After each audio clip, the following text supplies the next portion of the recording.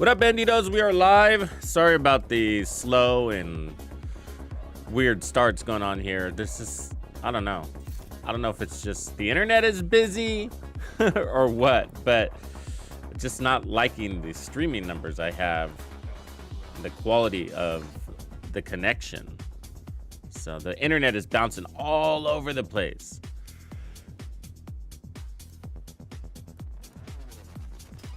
Like in the streaming kilobytes per second stuff. And, you know, I just want a good quality stream here.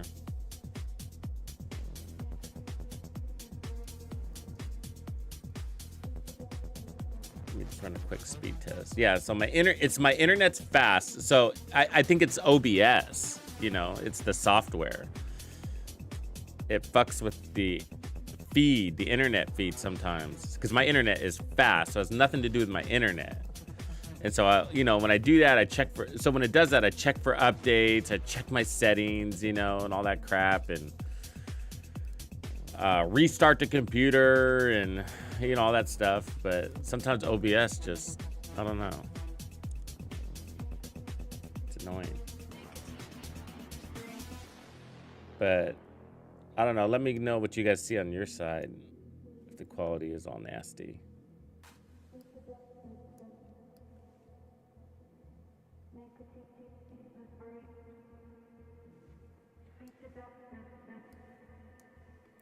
What up, Scribble Wizard? So anyways, sorry about that. Hopefully it works out. Because what I hate doing is starting the stream and then having to restart the stream because the connection goes bad. It ends up killing the stream, so. Mission of the day is builds. So the Lexington's pretty easy to build around. And so I'm kind of want to test another hazard protection build, but using this bad boy, the Lexington. And then I want to work on the Dread Edict. I want to see if that's viable at fully auto. Since we know that it's our power isn't an issue, we could go like really crazy on the weapon handling to make sure the thing doesn't bounce, and then go full auto on the head with the Dread Edict and get those auto reloads. So I'm kind of interested in trying that and just do the crazy weapon handling build. So that's the top two to start off with, and then we'll see from there. What up, boys? Turkey Day was good. Appreciate you asking, Squatty.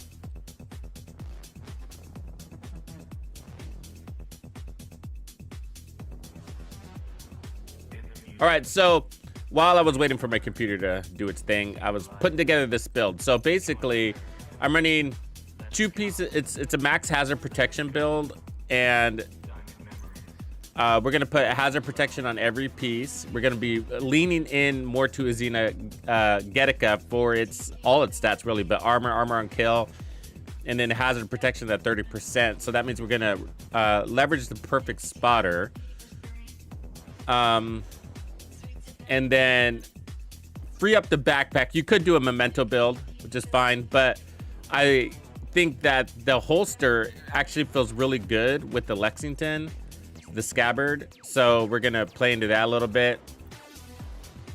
I'm gonna change the talent here. We're gonna run let's see here, the pulse one, flatline. There we go. And we're gonna end up running technician, and then if I could get, so right now I think we're at 100%. Yeah, so we're at 100% hazard protection. Two pieces of y'all of Cheska is better than one piece of y'all in the end. You know, you get that 20 there, but it does open up that slot down there. So we got a lot of room on this build. I don't have a perfect glove here. I'd prefer that to be crit damage instead of headshot damage. Let me open these real quick. I'm running out of weaves. I was driving some expertise into all my stuff earlier today.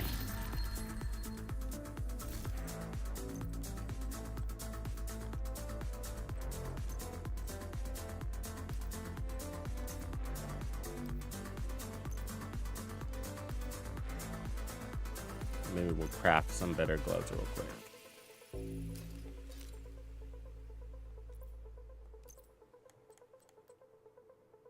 So what we're gonna do here, let me go put on technician real fast before I forget to do that. We're gonna run the laser pointer. And so the downside about that is that we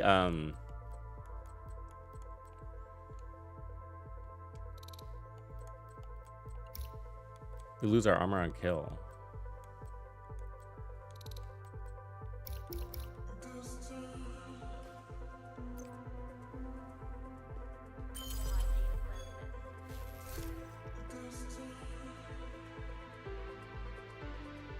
Yeah, I'm gonna do by the teeth, 292. That's funny. I like the 3-piece Legatus idea is funny. Shooting across the map, huh? So we'll probably end up running a shield on this. I'm not gonna run a scope. Over here, we'll just run a fixer because we're missing some armor on kill. The bonus armor on kill should be okay. Right, so that'll help us. We got 10% armor on kill, but I would like 20. We have a lot of armor. I'd make this armor if I could. I just don't have that. So we're gonna have to run some protection from elites to offset that anyways. And then we're gonna use the mods to drive up our crit chance. So we will go here, all out of course. We're gonna go by the teeth, lock in long range. We'll go retribution for more crits. And then here,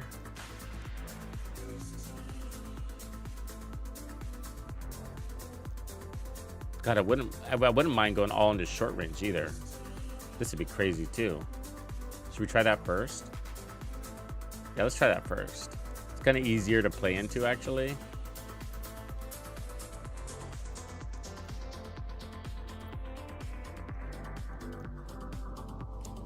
If we do that, I would have to look at my crit situation. Let me see where we are. 29, so I'd have to make up. I'd need at least another 20, which I could probably do here. Crit chance. This is go to laser pointer.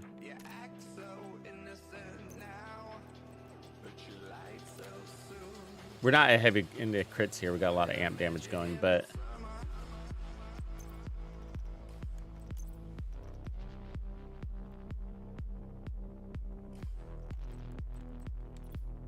okay, let's see where that put us. 40 over. Yeah, that's not bad. We could stay there. Okay. So when I'm under 120% crit damage, what I do is balance out my crits. So there we go. So we'll go draw back. We cut our mag in half, give ourselves more rate of fire, and then liability for that extra 30%. The drawback is gonna give us more weapon handling, 50% of our headshot damage. I don't know if we need that one. We could actually take this one away and put on retribution here. What just happened?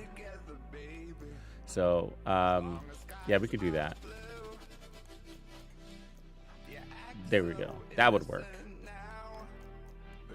I do like the long range version of this too, but when you're rushing, the short range buffs are really easy to play into. So we'll do this. We'll try this. And then we don't really need that weapon handling. And plus it's based off of headshot damage. I mean, it's still a lot, but this will be good. And then we don't have to worry about our crits. So I can change my mods back to crit damage or even more stability or something. So let me see what that looks like again. So we're at 40% crit chance. So yeah, we can shift that back out. So move this to crit damage. And then move that to probably crit damage also. I mean, we could put weapon handling. That's a very nice weapon handling mod there. 12%, I might stick with that. I mean, this weapon doesn't need a lot of weapon handling, but if we're gonna play aggressive, you know, that does put our reload time under 2 seconds. That's nice. So the only thing we really need to get better here are these gloves, headshot damage, but it's okay. Let's just go test it, I guess, and then we'll see what happens. What up, Sick Jam? Prosecutor.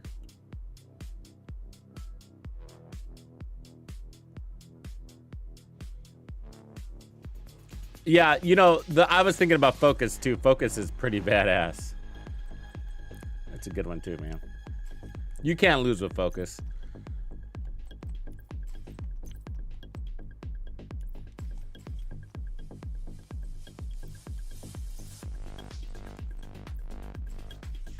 Shit, I ran this thing in Legendary, and man, I was running it with another build, but yeah, it does good.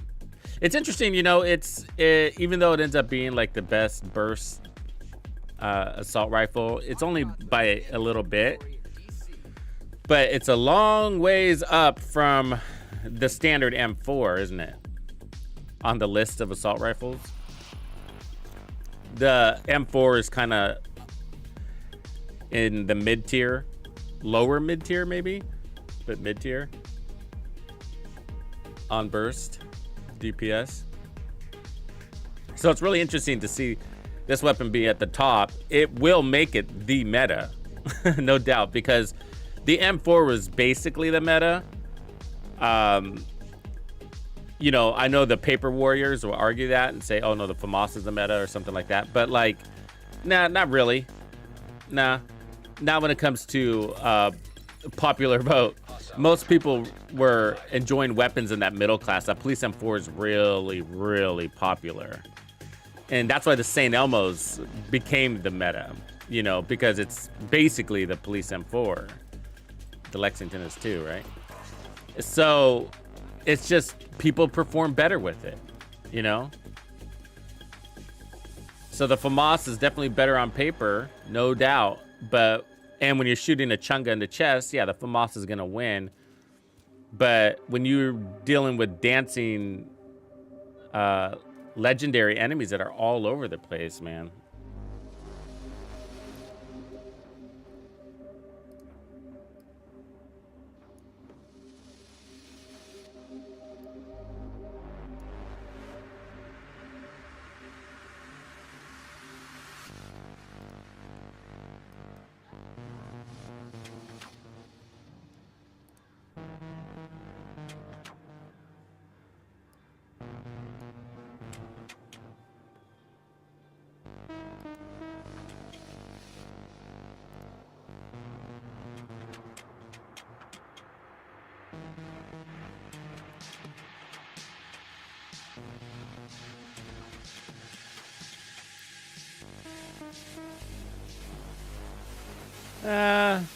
Sort of, Simon. I mean, I've used the Strega a lot. I just think the weapon is like really mediocre.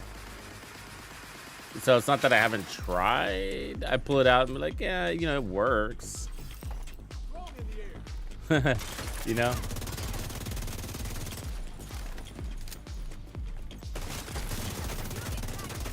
Fuck you.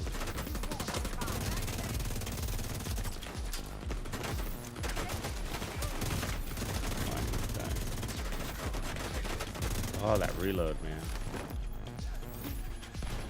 A lot of damage right there. Lucky we're not dead. So my audio's all screwed up because fucking software update they just did. Barely here. Just put my armor again.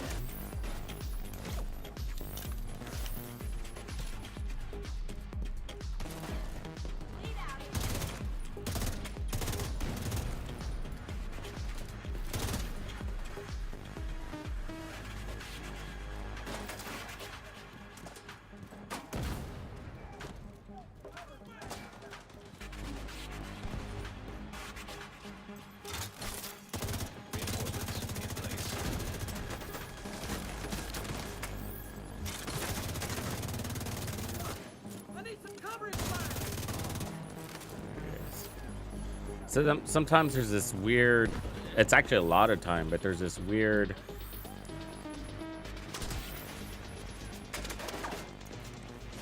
I gotta turn down this, I just can't fucking hear.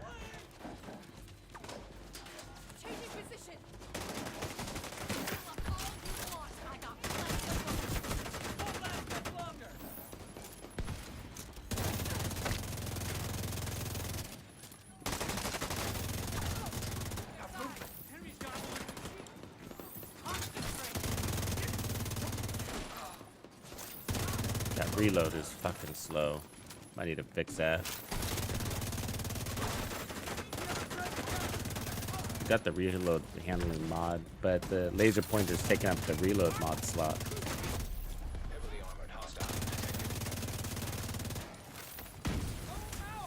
But it's fucking slow.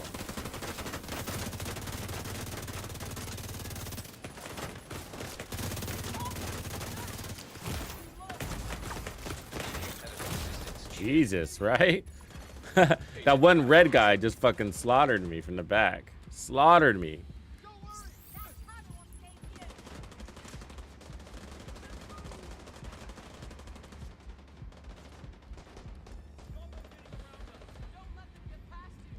Dude. Oh god, it's so annoying. It's like, take it easy with the right phone game.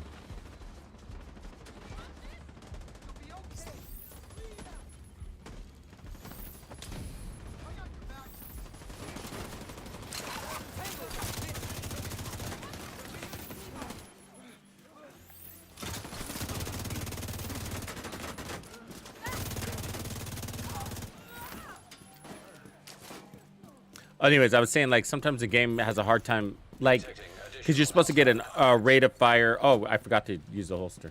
Gotta do that. But, you know, we get the rate of fire buff, but there's, like, this delay. It kind of bugs me. It's deciding if you're in short range or not, you know?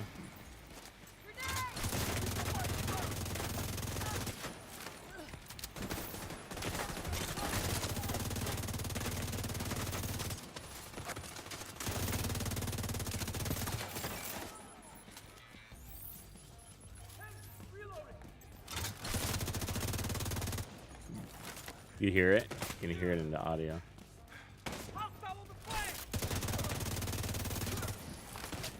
I just need to get rid of this shield. It's fucking slowing me down.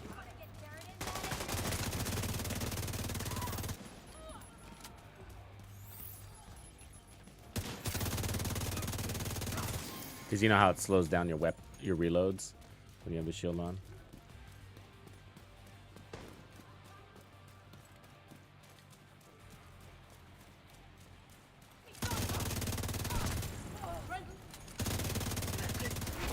Time to kill is good. I'm liking it.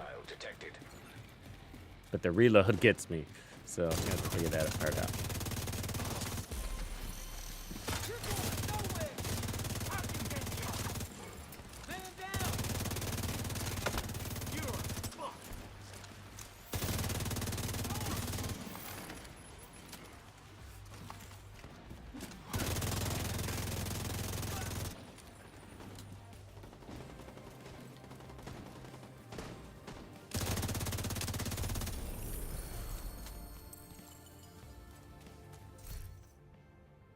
True Patriot, collect it. Devs are gonna buff it. Supply room access unlocked.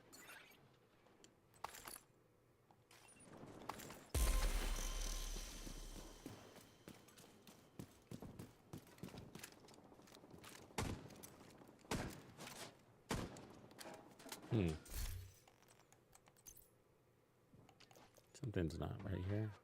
Short range, medium range, short range, rate of fire, reload time, and the mag size should be shorter, right?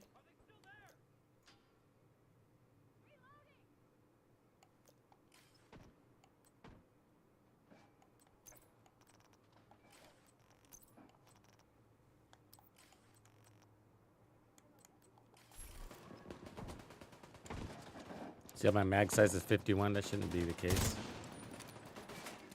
Should be like 25.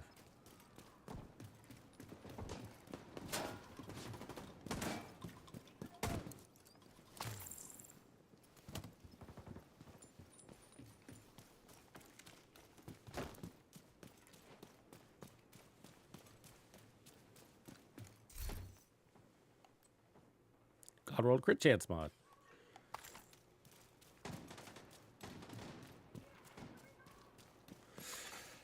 Detected. Nearby location. Guarded by hostiles.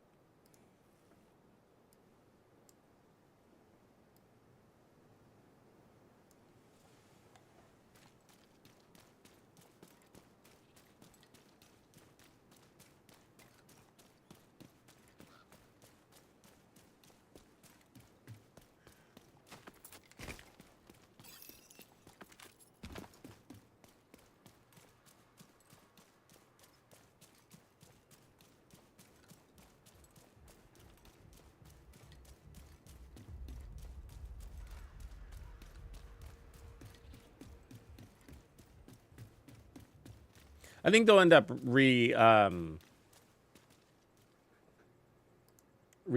out the assault rifle.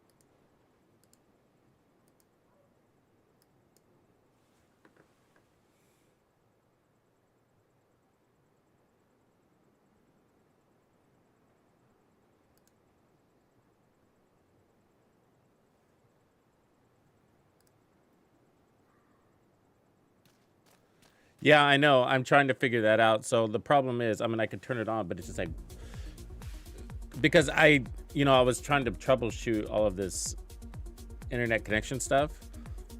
And so I updated my software, and now it's saying my audio software is like not installed correctly.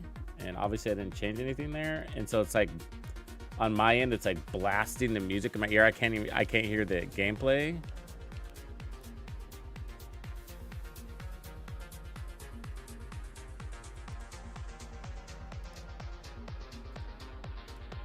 So I'm trying to fix that while I'm standing here. Actually, that's what I'm doing.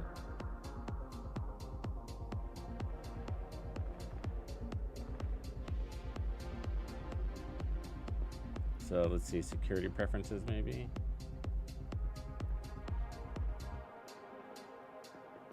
Sorry for doing this right now, but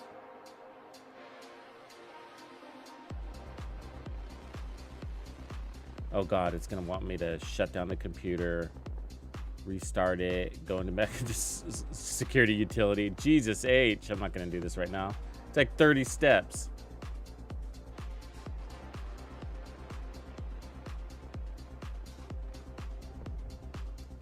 Okay, never mind. Okay. Let's do this.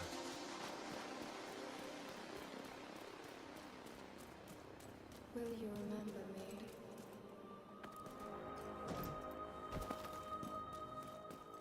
Remember. Okay, so the reload part is bothering me. There's a reload fix here, but can't use it.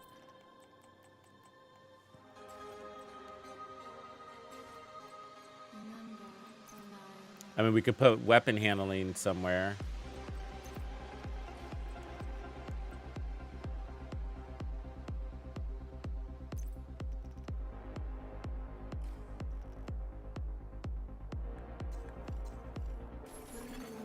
Detecting high threat enemy patrol.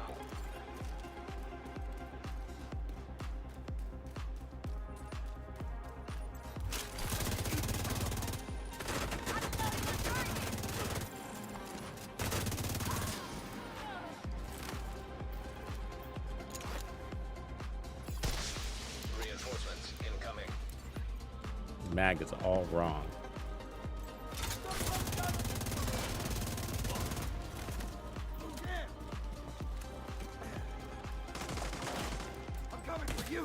all wrong. I don't know if you're catching that, but it's supposed to be like really small mag.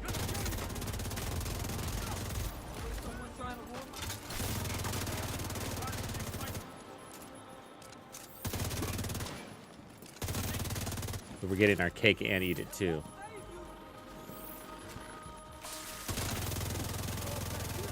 High threat enemy patrol detected. Fuck. We are 100% immune, folks. You know? And it's feeling good.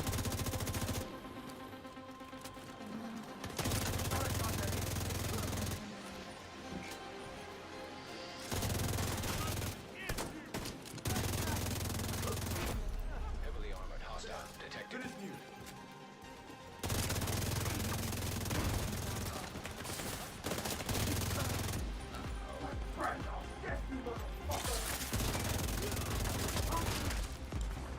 Classic.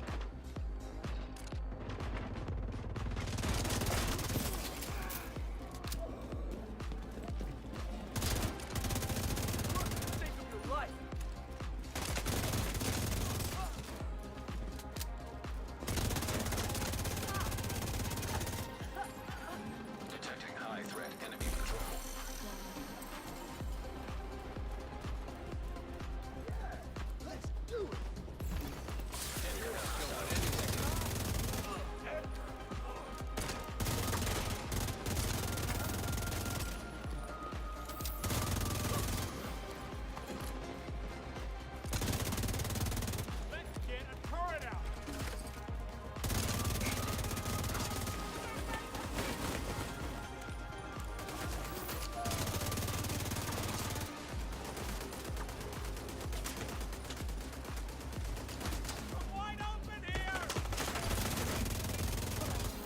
Yeah, I feel like we don't really need the shield. Time to kill is fast enough. Just shoot first.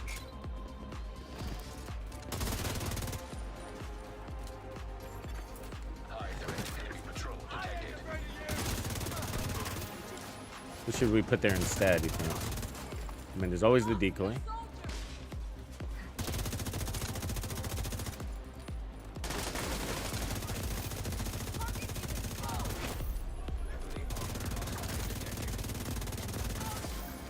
We could just put a reviver hive, I guess.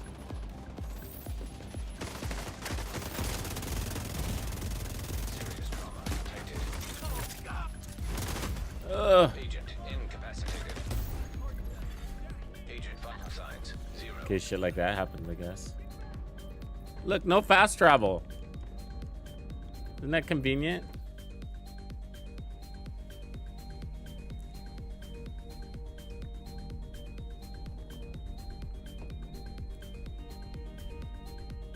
Yeah, I'm running the exotic holster. No, but yeah, I get what you're saying. I think you're responding to my thing. But the mag is still supposed to be in half when I'm using the number 1. You know what I mean? But yeah, you're right. It's the exotic holster that's conflicting with that. You know, so I'm running, of course, this one here. So our mag is supposed to be cut in half. And then, of course, this one doubles our mag, or not doubles, but increases it by 50%. But when I'm playing into number 1, we should have a mag size of 25 or 25. I think so.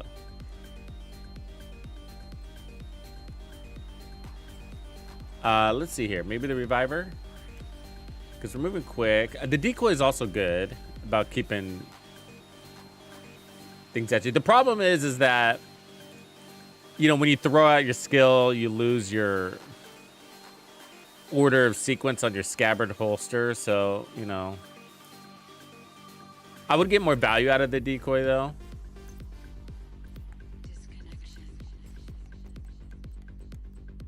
Die prevention, I guess. The Firefly is not a bad idea either, to quick trigger that and hit those weak points, especially on the riot foam guys when they're spawning. It'll hold everybody still for you. You don't need like crazy high cooldowns or anything like that, just because you're doing it for spawn killing.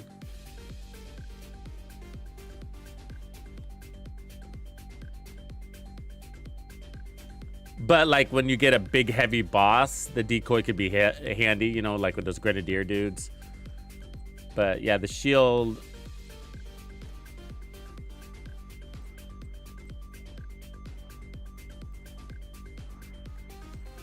I could also drop our crits and put on more weapon handling too. That would increase our reload speed.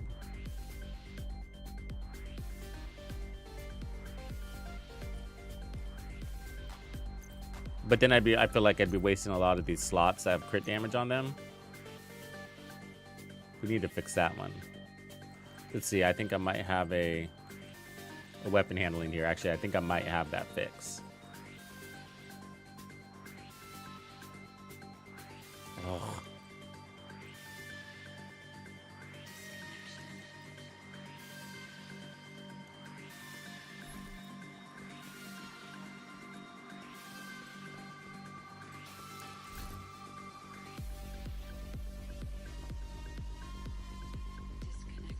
Yeah, I'll try Institute. Yeah, we can do that.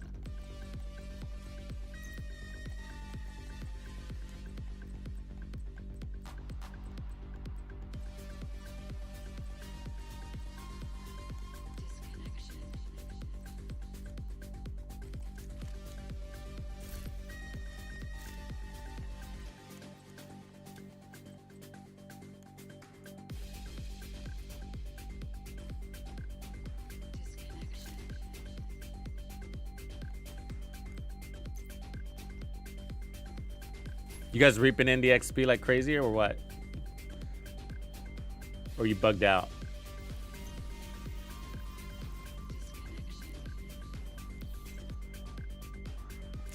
Yeah, I just don't have a lot of options. I need to craft. Did you see I had a chest of gloves? I don't think I do. Incoming backup request.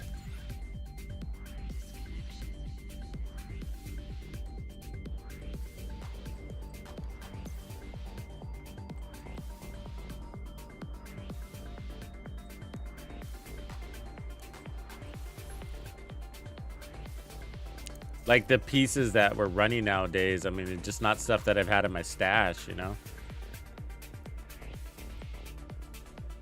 Hazard protection was just something we did not use a lot of, huh?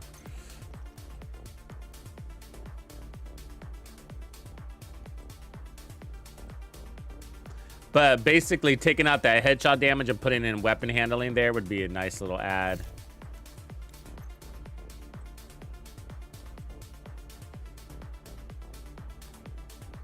For the reload boost. Get it down to like, if I can get it down to 1.6 seconds, that'd be a nice place to be.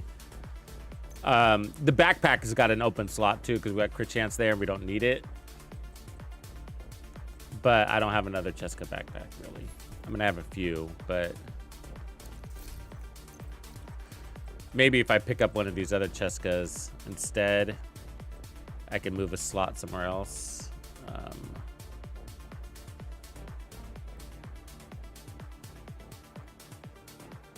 Yeah, they don't look very good though, do they? All right, we're stuck. You are here to discover the deepest truth about yourself. I'll just go to the crafting bench. We'll just get it done. It's all right not to know the answer I could already tell the build feels good. That's the only when you least expect. thing I want to fix.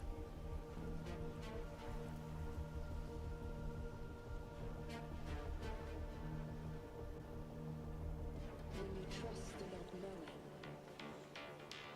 The season of hazard protection, apparently. Detected. Local power grid compromised.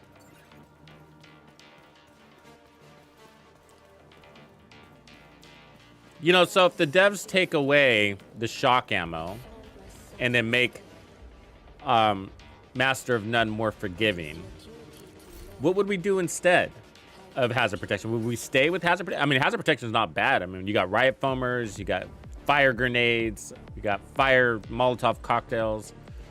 But is there something better? I mean, we could go more weapon handling. I guess you could balance weapon handling. You could go with lots of regen. What's better though, you know? That one kind of worked.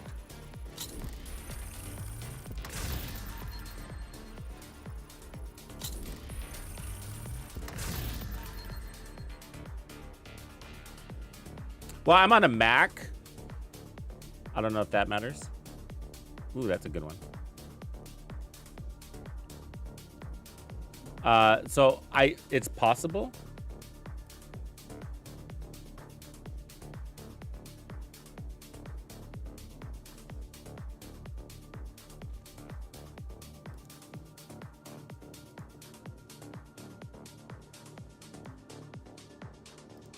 I'm looking right now.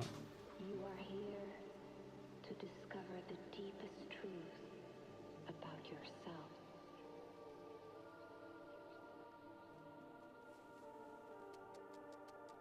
Explosive resist. That's not a bad idea. Legendary for sure. It's alright not to know I actually am a big fan of explosive resist. I sometimes feel like I'm the only one. when you least expect it. Am I? Is there anybody else out there like me? I'm a dork. Explosive resistance. No, I love explosive resistance. I don't care what anybody says, man. You will grow beyond the tension.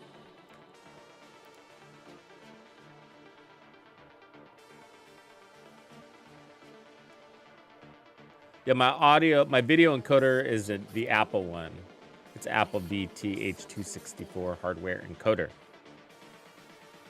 is your duty to learn how to enjoy. Yeah, armor regen works for all. So I like armor regen because,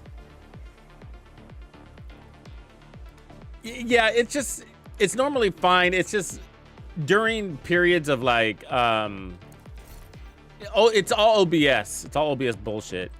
Pissing me off. I don't even know how to explain it good. Okay, we got this thing going on here.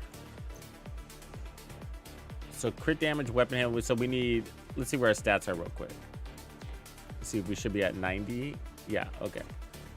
So let's put Hasbro here.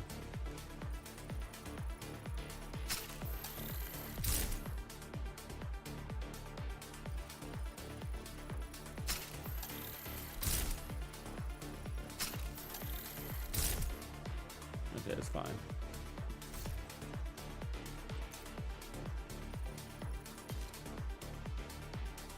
Yeah, I haven't had this problem in a while, but I have had it before. You know, about, I don't know, 9 months ago or 6 months ago, we were having this problem where OBS was just like constantly like, I'd start the stream and it'd be bouncing all over the place, but my internet was super strong. So it wasn't the internet or the computer.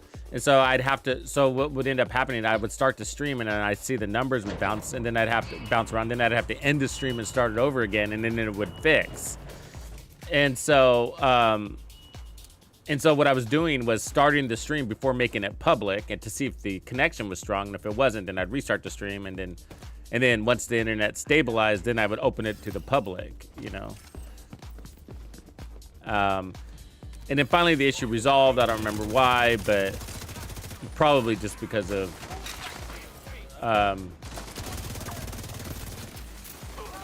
software updates.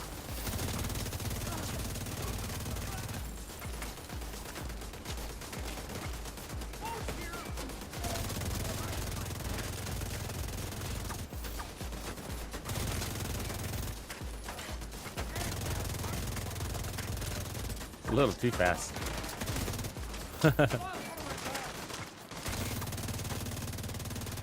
Holy shit though, right?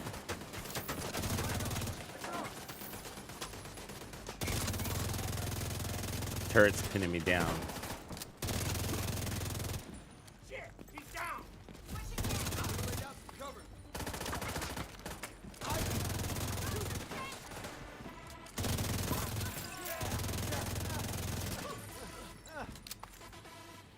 Oh, we didn't kick it off with the allies.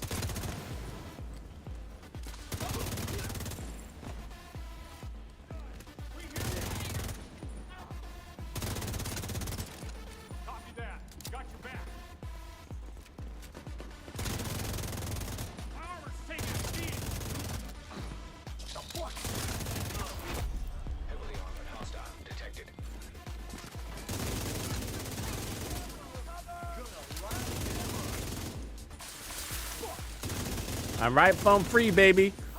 This is called freedom.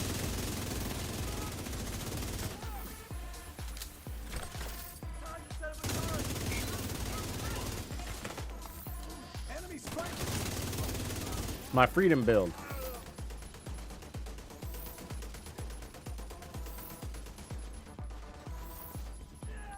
It's my Merca fuck yeah build. Okay, let's go invite the homies.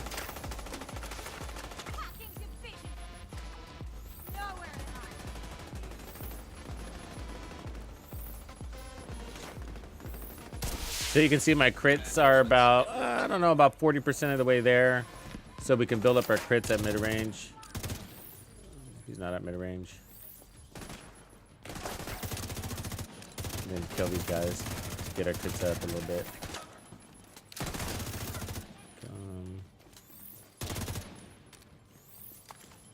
Because we're fighting in short range, so they don't move a lot. So once you get them locked in, you can just go about your business.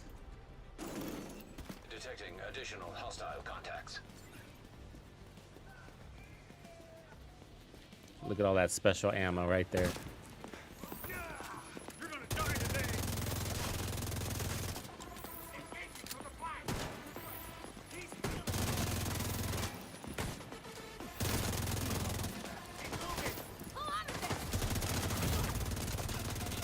Assistance needed.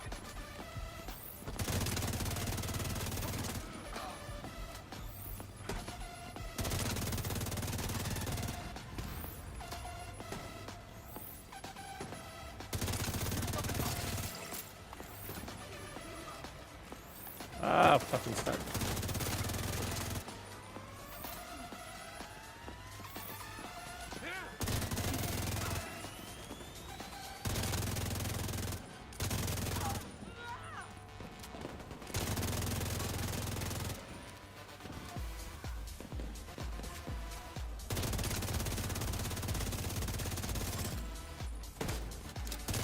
Saw that reload, right? Fuck. Hostile detected.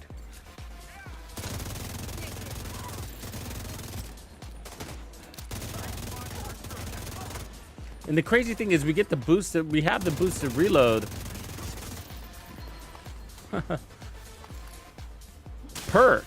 You know what I mean? We have the boosted reload perk. I feel like it's not always working as intended. Talk about the modifier.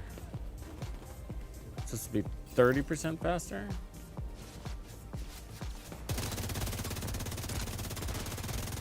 It doesn't show up on paper, but still. That was crazy though. Feels good. I mean, that's crazy strong for what we're running, right? I think it's over 1.1 million in body shots.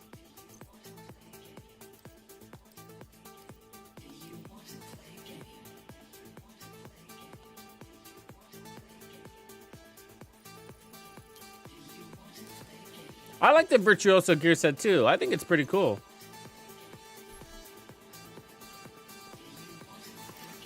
Supply room access unlocked. I mean, not for everything, but it's you know, I think it's not getting all the praise that it deserves. Partly because it looks very confusing, and you can interpret that in different ways when it comes to efficiency. But it ends up playing out way better than what you would think it would. Umbra was the same way. Umbra was the same way. I didn't think I was gonna like Umbra. I was like, oh man, that looks exhausting. In cover, out of cover, and you know, it's a little annoying if you're just slaying things, right? It's hard right now. Actually, I'm gonna be honest. It's hard to use Umbra right now because you know you get your stacks and you load up and you're just slaying everything because of your modifiers. And then you forget that you need to go in cover and rebuild your stacks. You forget, you know? And then you're like, oh, I'm missing out on RPM. I'm missing out on crit damage. I could be slaying even more. You know, but you're slaying so well. Your time to kill is so fast. Your crits are so high. You forget that you need to do that. And so that means, in other words, it sort of becomes an inconvenience. It also shows you how much damage you do and do not need, and how much work and heavy lifting the modifiers are doing. Basically, this is how builds are working now. And this is the big change into the dynamics of the build system, which is, you know how, like, if you've been playing for a while, you know, there's the striker gear set, right? And you got the chest piece, and the chest piece isn't run very often, right? Even though it's really good. I like the chest piece. But it's not run very often. And the reason why is because you end up being too strong for most of this content. Oops, I fucked up.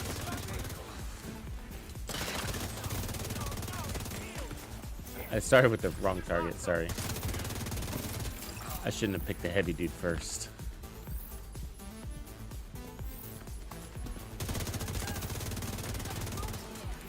And so what ends up happening is you never get your stacks because you're killing everybody too fast. And so the chest piece is just really, it's not optimal. Obviously, it's a shit ton of damage, right? But you're just not getting it because you're not getting the stacks. Because everybody's dying too fast. So what you end up having to do, like this was an Ouroboros problem, right? Because Ouroboros could actually build up the stacks. But even then, you were so strong, it was still hard to maintain them because everybody was just dying. So even if you did peak it out, people were just dying too fast. You couldn't maintain your stacks. It's a weird problem to have, right? You're so strong, you can't maintain your stacks. And the problem has returned on that for every weapon now, not just the Ouroboros. But my point is, so your way around it, it shows you like, hey, I got a lot of damage on this build that I'm not using. What do I do about it? You know, well, you can add more armor to your build. And you'll still be slaying, but now you're building up more stacks, so you're kind of offsetting that armor by allowing yourself to build up more stacks. Doesn't work out perfectly that way, but it's something. It paves the way for more armor, I guess is another way to say it. And so that's the benefit of the chest piece is like, wow, it's so strong when you got all of those stacks on your chest piece that I can run all armor and I'm killing as if I was running as fast as if I was running an all red build. So basically, in other words, you could say it this way, I have to nerf my build in order for it to get optimal for heroic gameplay, which is arguably the most difficult content in the game. Obviously, legendary is no doubt pretty fucking hard. But solo, at least, we're talking.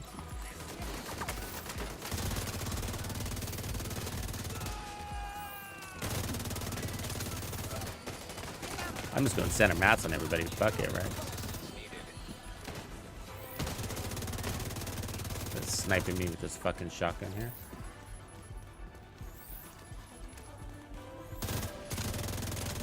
And so we're in that same pickle, I guess is my point, right? We're in that same pickle. Basically, I have to run max armor and protection from elites and hazard protection. Otherwise, my build is too strong. I mean, look at this, guys. This is ridiculous.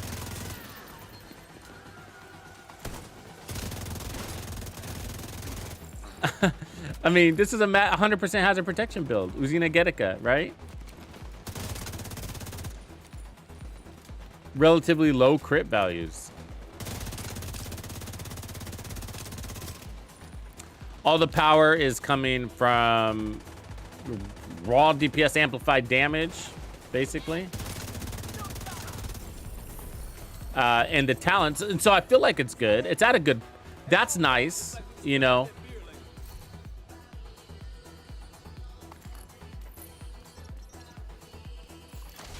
Supply room access unlocked. It puts the power where it belongs. So, like, I've said this for a long time, which is like, God, I hate crit builds because, especially on assault rifles, I was saying like assault rifles are really weak in the Division 2. If you think about it from a build optimization perspective, like they need every single possible stat to go to crits, you know, and you end up with this all red crit build. And then even then your crits aren't that high, you know, because assault rifles just don't come with a good base crit. So, you know, your crit chance ends up eating up all of your build. But, you know, so in order to get a really strong assault rifle build, you're all in many cases, you know, on the crits and the reds, and then it just doesn't feel that exciting, you know. You're too heavily invested to get there. But so I feel like with the current changes, it allows us, it opens up those slots now. The power is coming from the modifiers and the talents for the most part. And then from there, you can load in all your survivability and feel pretty darn strong and get more creative with your build. What's holding back, what up, Cold Police? What's holding back the build diversity at the moment is the shock ammo. So a lot of us are building around the shock ammo because it's such a pain in the rear. So that's what the hazard protection is all about. But with that being less of a concern in the future,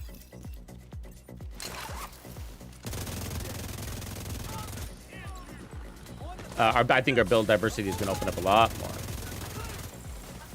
But hazard protection is pretty darn, I got to say, useful in this game. I mean, look, she just threw a fire grenade on me. Came out unscathed. Ugh.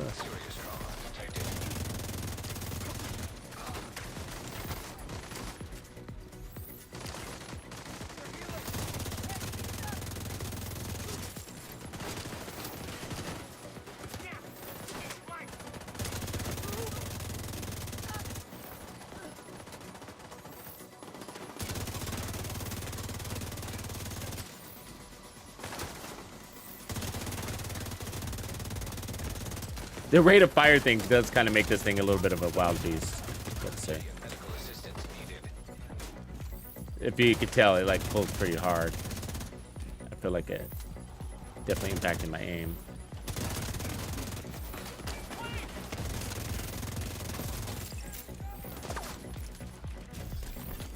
Detected hostile supply convoy. Heavily armed. Heavily armed hostile detected.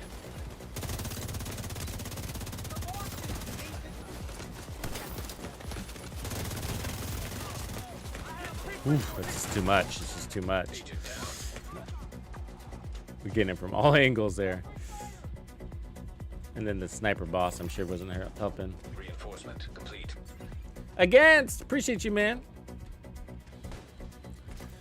I think we're all concerned about that. Low expectations, man. That's all I could tell you. Low expectations, man. That's how you survive the Division 2.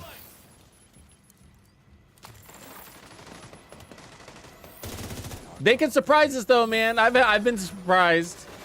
Appreciate your donation, man. Thank you. But I've been surprised, too.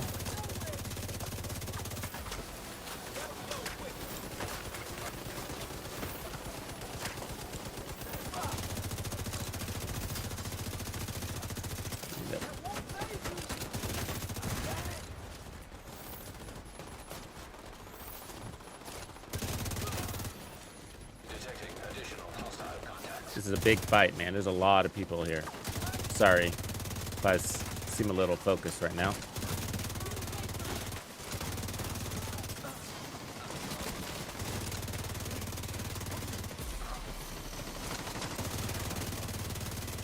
And a random group came from like outside too.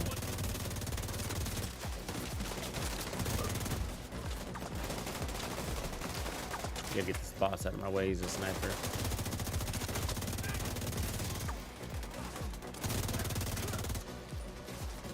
Let's go clean house.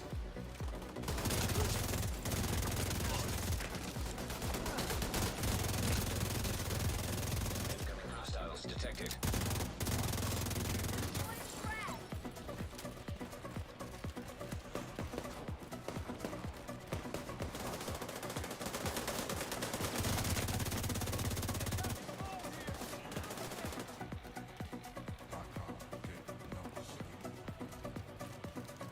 Yeah, today's Ubisoft is awful. It's messy out there. I mean, what's going on with Assassin's Creed? You guys following that news lately? Detecting additional. They have, apparently there's a lot of developers that they've recruited for this latest like, do I want to call it a rework? But that have never developed a video game before. Like, what? What is that? Why? Bold strategy. I guess.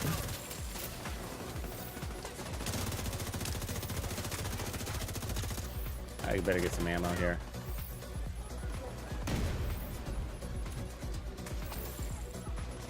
The question is, how much is Garrity going to be involved at this stage in the Division 2? Anything, you know? Oh man, these guys got an angle on me. Serious trauma detected. I mean, they're very far away, whoever was shooting at me. That was not coming from a guy that's close. God damn. Agent killed. Which is kind of bullshit, I gotta say. Because that would have been a very hard angle for some random NPC.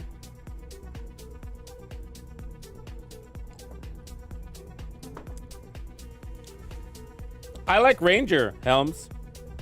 I'm a big Measured fan, but I do like Ranger.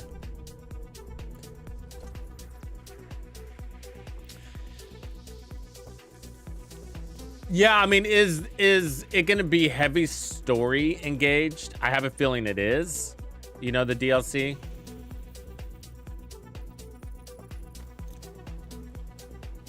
Can be driven on story more than anything.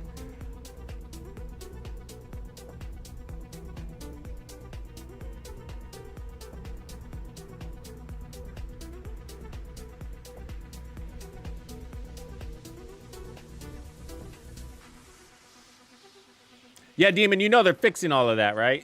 Like, yeah, they just came out with a big live stream with all the modifier updates. Yeah, I've been creating videos on it. I'm really rare with the current situation.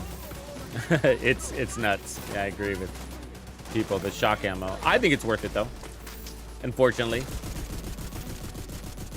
Because, I mean, I still want the changes, no doubt, you know, but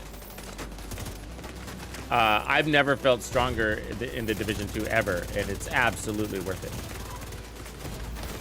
I'm getting tanked. Ugh, damn, those turrets.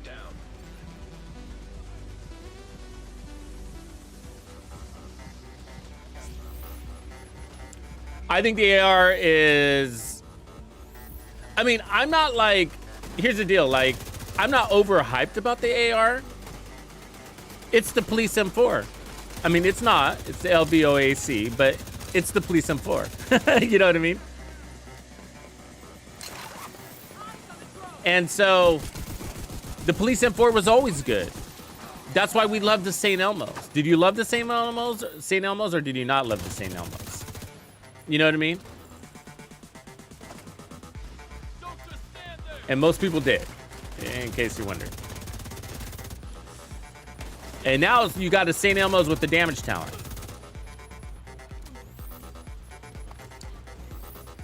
And flexible mods and all of that.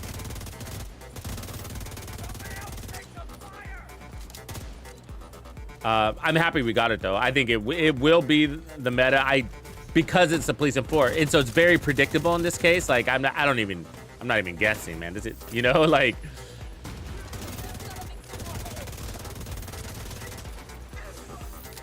Because the Police M4 used to be like the community favorite, you know,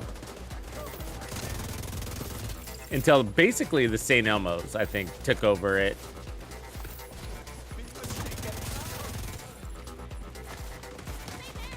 And now it'll be this gun. And so it's just, my point is that it's got the same characteristics, and it wasn't the damage. This is the thing. It wasn't the damage. That's not why people loved the Police M4. It was the effectiveness. There's a difference. Damage is part of it. The damage has to be there, but all of the assault rifles have enough damage. But the Police M4 gave you the ability to land shots, and it matters in this game. And a lot of people, some people pretend it doesn't, you know.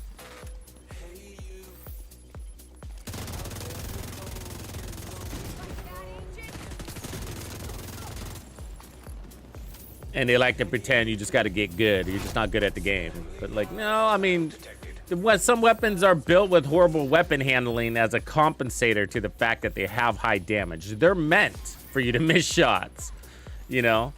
And it just shows you when the amount of people that love the Police M4 over the FAMAS, you know? Is an indicator that they feel like it gives them better performance.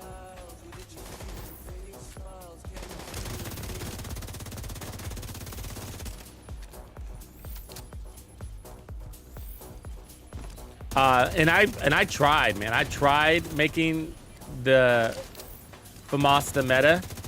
It just wouldn't hold, you know? I'd be like, because I like the FAMAS. Cool weapon. You know, I love the faster RPMs. It's got a full set of mods.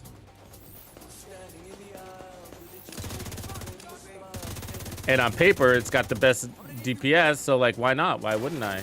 You know? But, and so I'd run in Legendary and I'm like, yeah, okay. This is my new favorite. This is good. And then I'd put back on the Police M4 and I'd be like, oh, now I remember why the Police M4 is my favorite. I feel like my time to kill is way better with the Police M4 because I'm landing more shots, you know? It's easier to handle. It's easier to control. The recoil pattern, the clustering of your shots, the accuracy.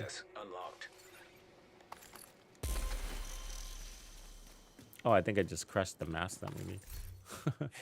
Nice.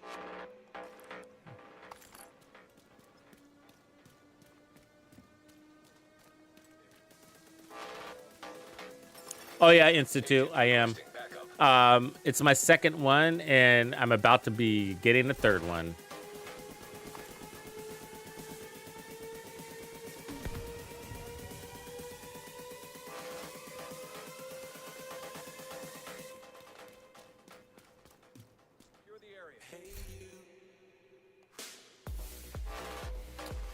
It was a big change. I don't think it's required to play the Division 2. But yeah, the tightening of your handling, you know, the precision control, you know, if you can do it into your controller in an analog way, because you can, right? There's a tool that you tighten your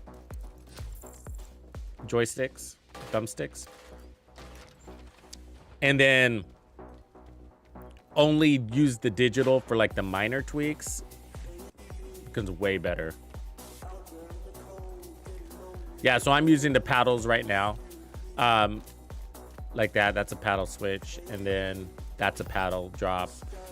But, you know, everything's made in fucking China, bro. So be warned.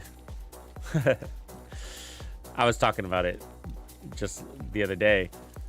And that's why I'm saying I'm going to go on my third Elite number 2, because this one's wearing out. It's always the same shit that wears out. It's the bumper, the right bumper. And it's every game calls on that, you know? every game calls on that bumper. And so you're just constantly pounding that right bumper and it wears out. And there's all these videos you can do. And you try all that stuff and it'll fix it for like 5 minutes and then it goes back to being worn out. So like I have to like slam on my bumper. That's a bumper move right there. But I have to slam on it for it to detect. And so I can't rely on it. It becomes, it's basically unreliable. So now I got to get a new one.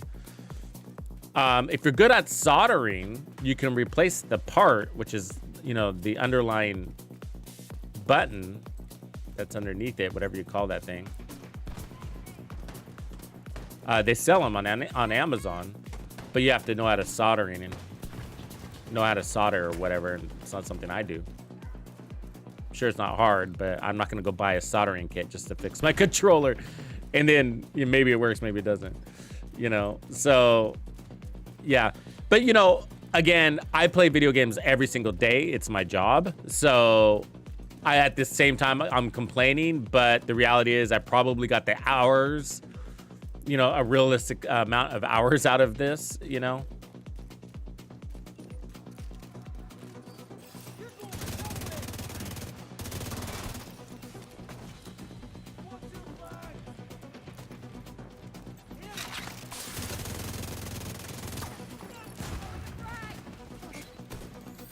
So the only thing I'm not liking about the build right now is like I need more like armor on kill. You see that? It's kind of a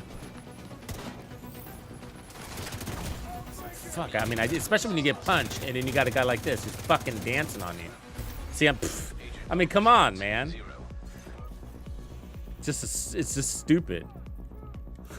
You know, like we had the edge, but he's fucking dancing on you. I can't get an angle where, you know, it's like fuck. And then he punches you, staggers you, breaks your armor, and then a second punch to kill you. Stupid. Anyways, that's the only thing I don't like is we need more armor on kill. Because they will bring that bonus armor down quite fast. Now you can go with the shield. That'll help. I mean, that's an extra, what, 3 million, 4 million in armor? But that's my problem right now. Let's tweak this.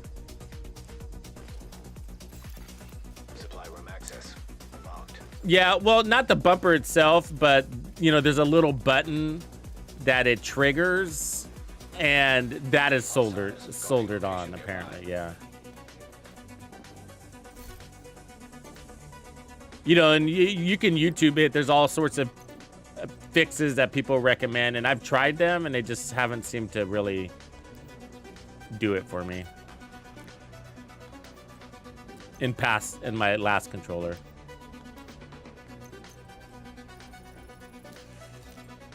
So I think they're lasting maybe close to a year though, probably. I've probably had this one for at least 9 months. But I still think they're worth it because when I play with the regular controller, I'm like, I hate my life. Just doesn't feel sturdy. Yeah, I play the First Descendant also right now. And I do try other games to see if I can be sold on them. Always have my eye out for other good games.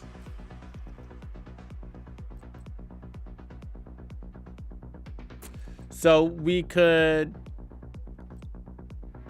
try, hold on, let me see if this works. What if I put a Hollow Man here and then put on a Palisades? Would that buy us the space we need?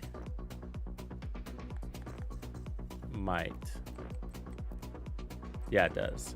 Okay, the reason why it works is because the Cheska didn't have a hazard protection. So that buys us our armor and kill that we need. Okay. So the Cheska I was running had crit chance and crit damage there. So the Cheska is more efficient. And I was also building that way because not everybody's got the Hollow Man mask or one piece of y'all. But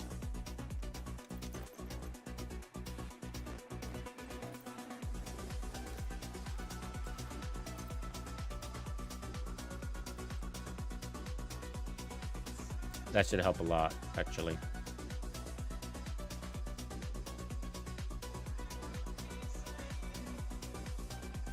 Okay, and then I'm gonna go back to the shield for emergency sake.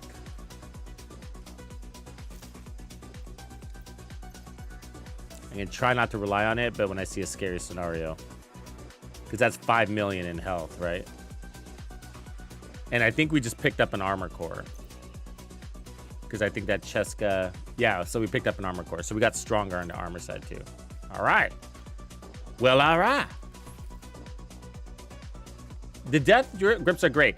Okay, that reminds me. Thanks against all. Next, after this build, we're almost done with this build. This is probably the last tweet. Next, we're gonna work on an incoming repair build. I was thinking about that. Remember how cool those builds were? And the 511 can be part of that because it has incoming repairs. I think it does still, right? But you remember those builds? The incoming repair builds? They were fun.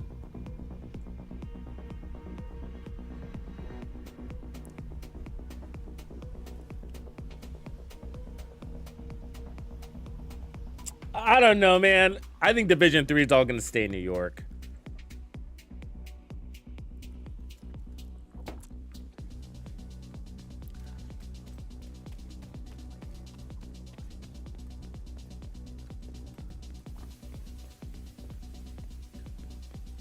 I guess one of the questions they're going to have to ask is, like, why was Heartland a fail? I think, did you guys think Heartland was going to be a fail from the get-go like I did? Like, I was like, I don't know where Heartland fits. Besides, it was a PvP side. I was hoping it was going to be my Division PvP, so there was that. But I didn't know where it fit in the Division universe otherwise. It didn't really have a straight-up identity. And the multiple characters thing that they had going, oh, that was going to be nuts. So notice my mag is 36 now.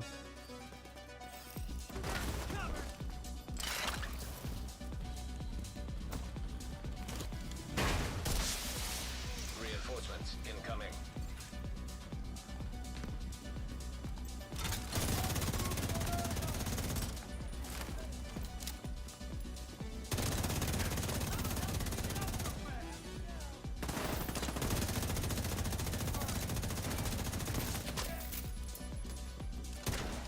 Yeah, this will be a better version of the build.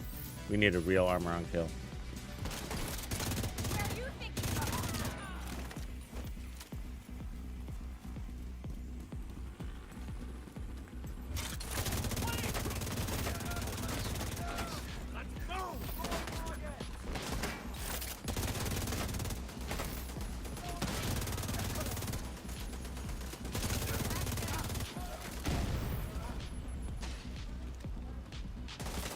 The other thing we could do is change the modifier if we still feel like our reloads are bad. You could take off the crit modifier and move it to a weapon handling modifier.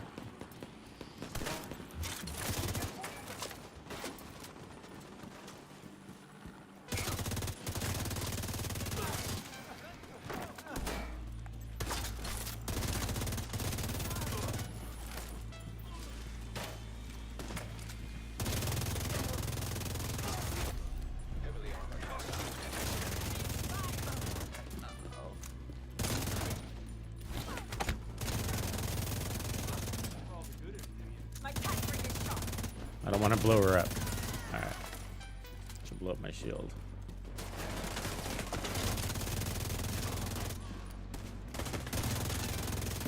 Yeah, much healthier.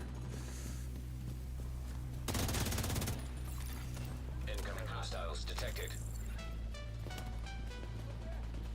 Because we're still taking a lot of damage, so we just want to make sure we're healing our white armor too.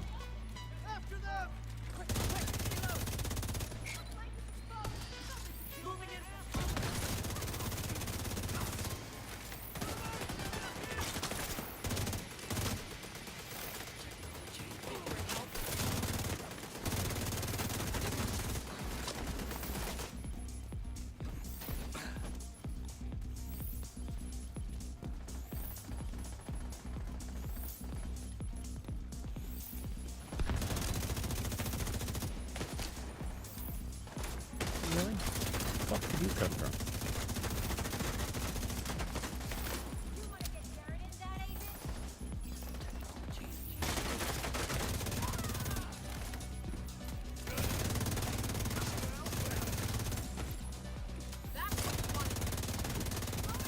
Ah, missing all those shots. It's hard, man. It's so fast that it it amplifies its weapon handling issues.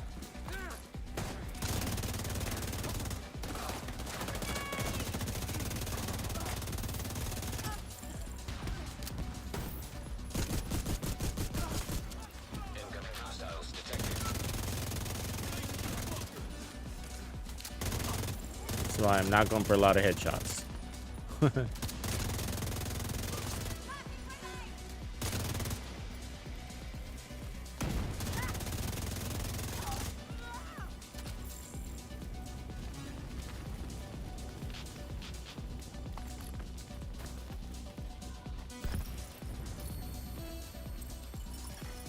Clan member in need of backup. This person has been alive here the whole fucking time. It's irritating. Irritating.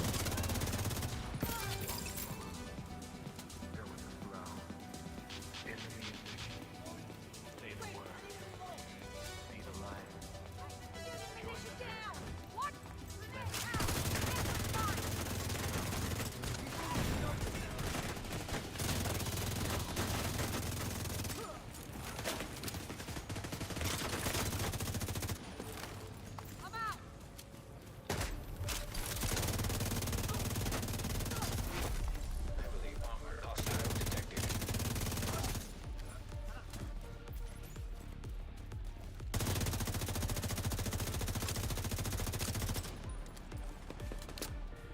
Fucking stuck on this. Dumb. Dumb.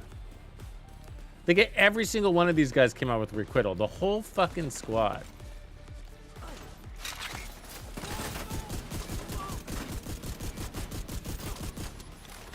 Really?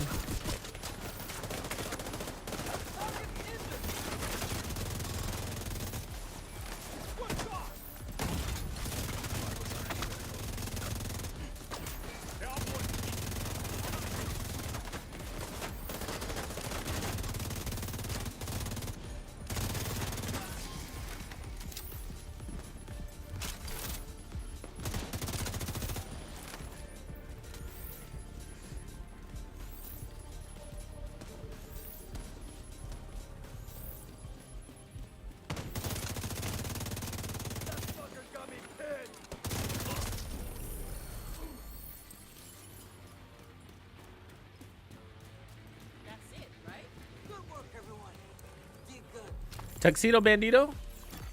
Supply room access. You know, it wasn't anything too crazy.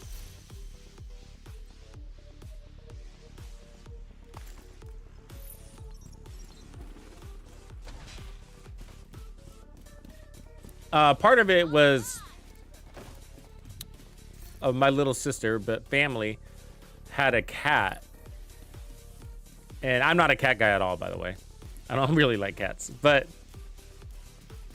we had this one cat that was really cool, man. He was a cool dude. And his name was Louie. And he was a black cat, but he had a white kind of like chest. And he was really kind of fat and kind of fluffy. And so we called him Tuxedo Louie because it looked like he was wearing a tuxedo. So it kind of came from that, kind of, not directly, but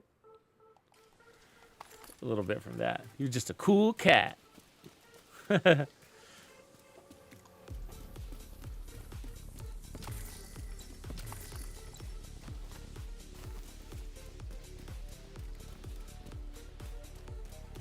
Yeah, they are looking like they're going to be increasing our stash space, by the way.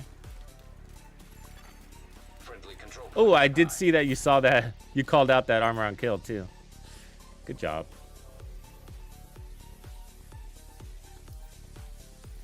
All right, I think we're good.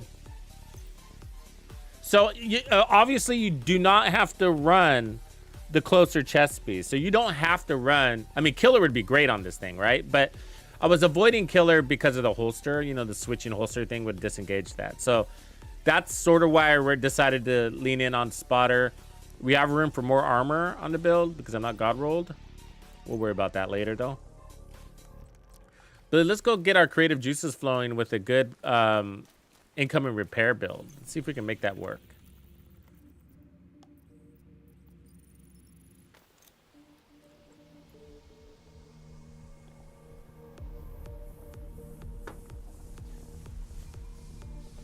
Yeah, it's nice when you got two right foamers hitting you with right foam and you don't get stuck even a bit, right?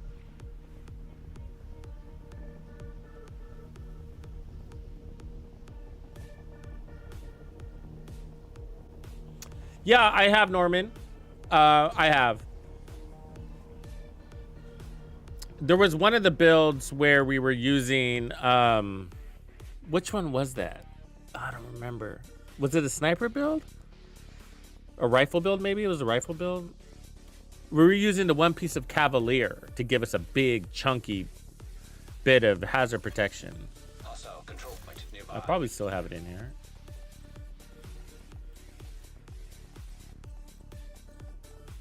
There it is, right there. Is that a sniper build? What is this one?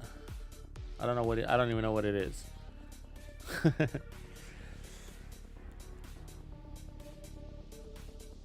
Yeah, it's a sniper build. It is. It's a max hazard protection sniper build. That's a Cavalier holster. And that gives you a huge chunk of hazard protection. Then I'm running 2 pieces of breakpoint, 1 hot shot for the handling. And then we get armor on kill from the chest piece, and then armor on kill from the back from the specialization. It's actually a good XP farm build. It's a play from cover because we don't have bonus armor. Let's overwrite this one now. Yeah, I'm a big fan of the ninja. I actually am. And it would work for this build if you're going to stick in cover too. I just like the holster. In my mind, the holster and the Lexington is almost the best pairing. Out of all the weapons that we've paired with that holster, I feel like the Lexington is perfect for it.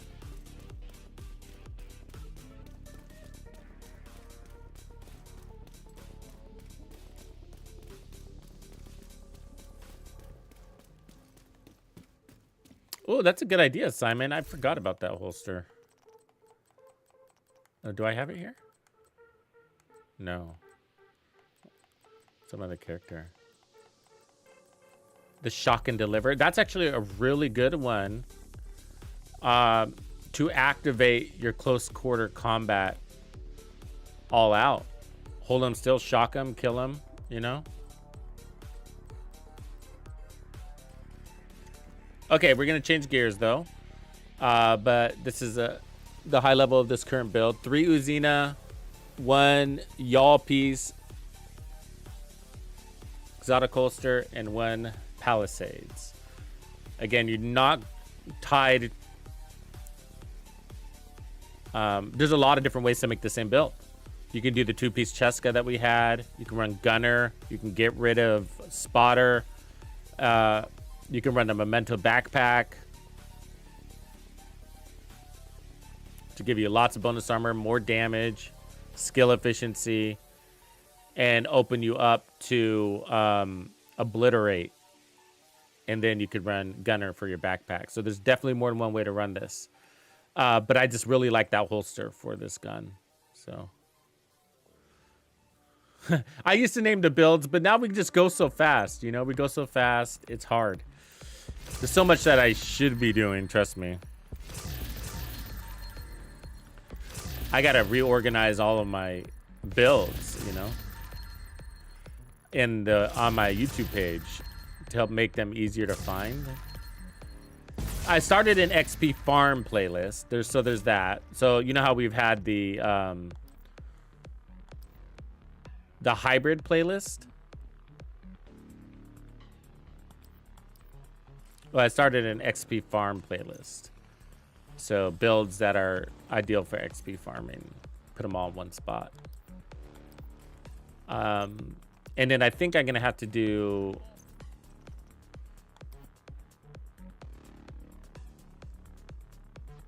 I don't know.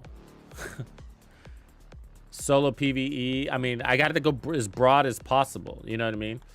So like probably from there, solo PvE and then group.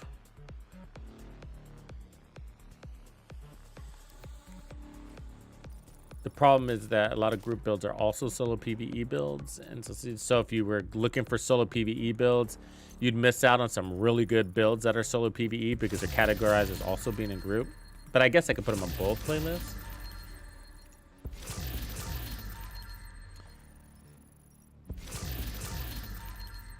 They don't right now, Norman. They reset when you kind of log out for the day. Kind of annoying. Because you have to remember, right? Like, what did I have? What was I running? What did I decide on? But they're aware of that issue, so hopefully they fix it. Sorry, I'm just buying some weaves here is what I'm doing. So that we can. Okay. So let's think about it. It's been a while since I've done this build, but they're pretty darn cool. So we're talking about incoming repairs, which means you're gonna need repair skill. The idea of incoming repairs and repairs is that it's not reliant on armor. It's an independent armor, right? Repair skills isn't based on armor like bonus armor is, armor regen is, or armor on kill is. Doesn't mean we can't have those elements too, but it does allow you to leverage more red cores as an example. Not that we're doing a lot of that. So what I want to do is kind of get a layered system of protection. So it's basically an invisible shield concept. So we still want protection from elites, I think, because that's going to help against the burst damage. We're still going to want bonus armor to shield us. So that's our shielding.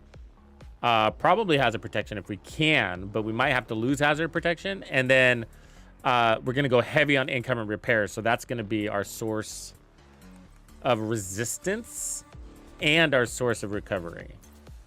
So like the chill out mask could actually be interesting up here. I'm just gonna slap some shit together and see if we can get going.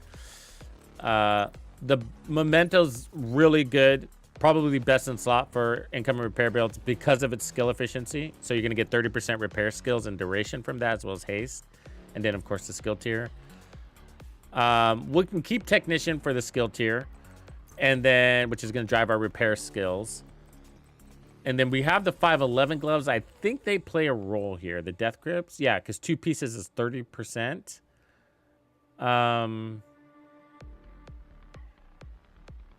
What gun should we use with this, guys? I mean, the capacitor is a yellow-driven weapon. So you could run like all skill tiers. You don't really need to do that. We could also run the same gun we're running and run reformation, Emmeline's guard, and pick up preservation. That wouldn't be bad.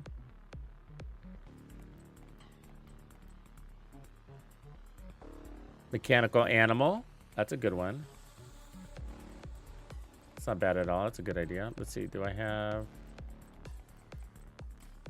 Might already be on. No. It's not a bad idea. I like that.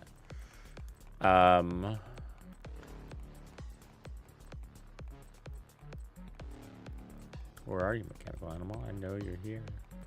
Oh, don't tell me I just put you on my other character. Don't tell me I just did that. No. Okay, mechanical animal. I'm with you there.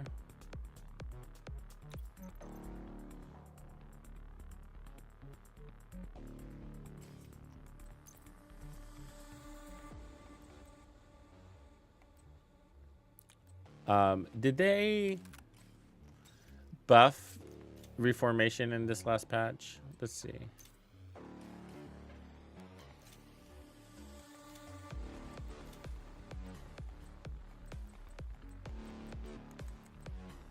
60% skill repair. Fuck. And it's just a headshot.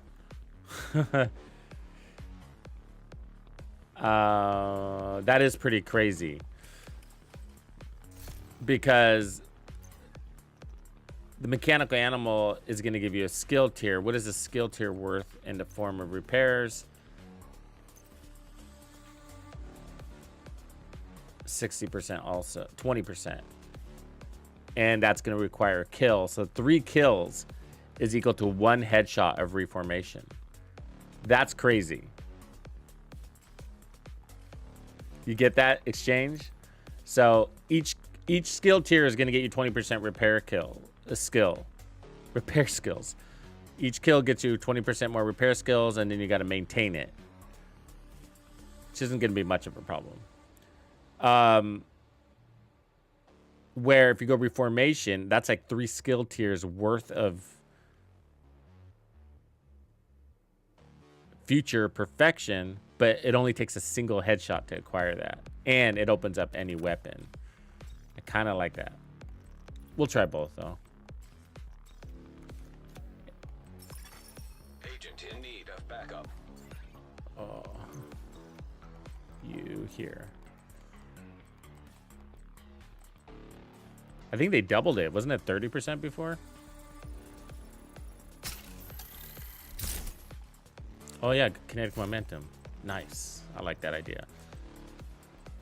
Okay, so we're gonna need at least 1 piece of RNK, and then we can run Heliguard, the chill out mask that will drive the mods, incoming repair mods.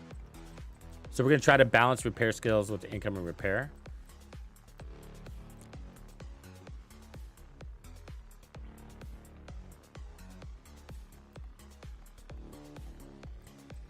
We could do the Picaro's holster too. 2-piece Picaro's. Does that make sense? No, probably not. I have to think about that. We could put 1 piece of armor on kill also. I don't know. What do we got? I would like an Alps on here if we could. 1 Alps.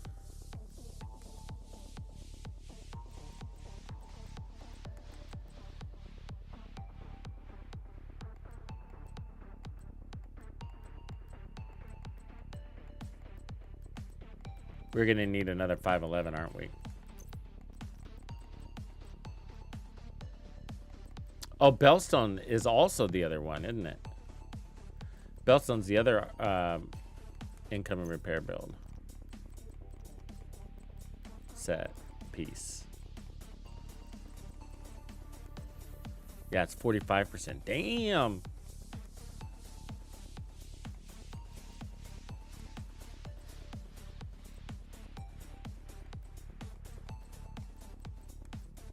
Okay, so there's an RNK.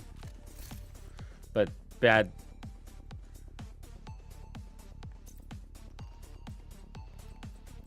news is that would replace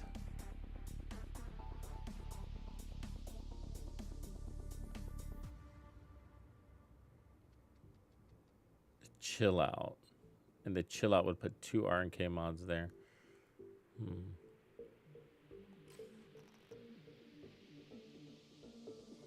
Yeah, I was thinking, but you're thinking the same thing, Grumpy. I was thinking that too. But we'd lose the 30% skill efficiency. That's a lot. And the bonus armor and the regen, you know?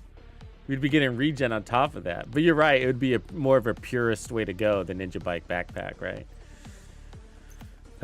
Okay, let's do a Bellstone chest. I know I have that.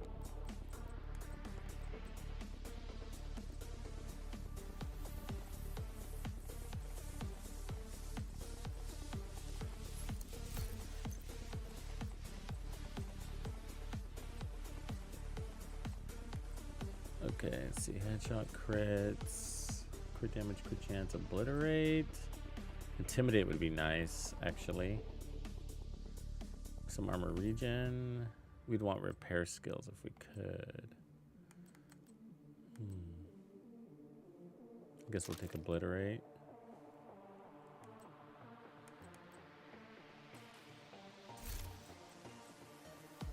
Eric, what's good, man?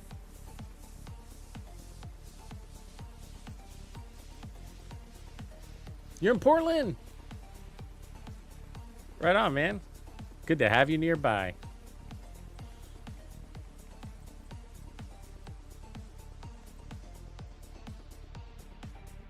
Okay, so let's see if we can get 3 pieces here. If we do that, 3 pieces, we're gonna need the R and K on our gloves. That's what we need to happen. So we're gonna get rid of the death grips. I mean, 2 pieces. It's tough. I think Grumpy's right. We're gonna end up going with this, aren't we? For creative sake, for creative reasons. You get more creativity out of the ninja bike. Damn you, Grumpy. Damn you. It's always Grumpy. Always Grumpy, ruining my creativity.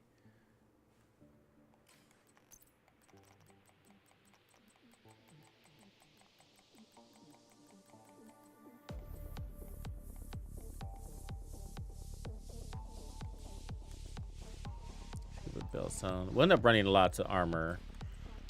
Sucks not to have bonus armor though.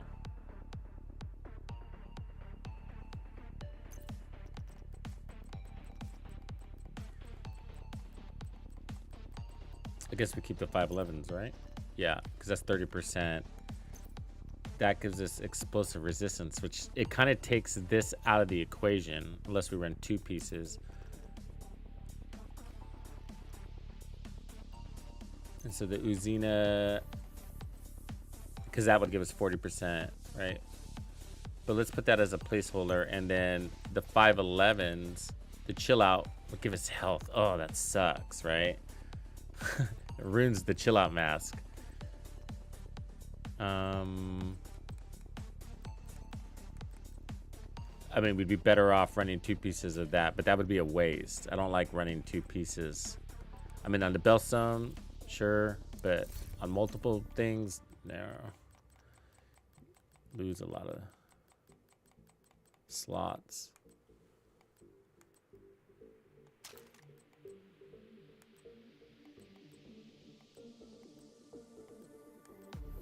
I mean, Brazos would give us more repair skills. Which would be the Picaro holster.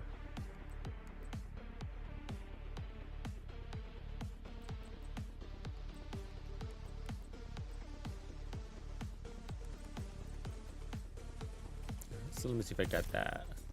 Yeah, so let's try putting the Brazos here. It's a roundabout way of, it's like another, like an Alps in a way, right?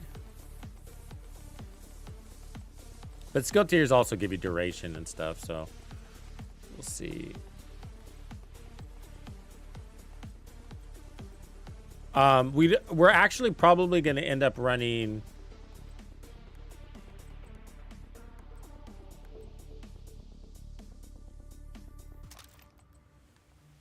what's it called? Survivalist for the double heal.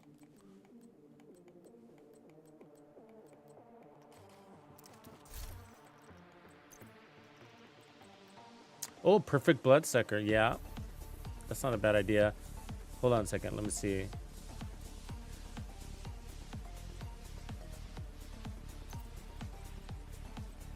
It's a good idea, actually.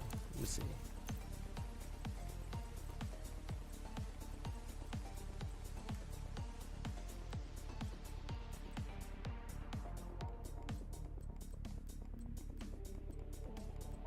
Where are you, perfect bloodsucker?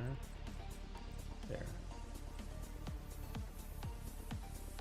That one would work, actually. Put repair skills there. So the status effects. All right, all right. Getting somewhere.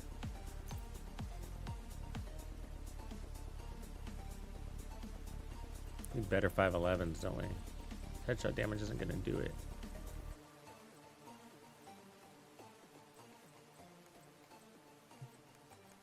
Could also go improvise and put on more incoming repairs and repair skills. That'd be efficient. Could you get right at it, right? Where y'all or the death grips requires health first. So I think you would be better with improvise. So because I can go here, I can change this to repair skills. So it's like an Alps, and then here I change the mod to an incoming repair mod. That. And then you would want repair skills everywhere. So that's going to be the trick. So let's see here. So let's, yeah, and we would, let's see if I got a better Brazos. One that would allow for, what's it called? The talent.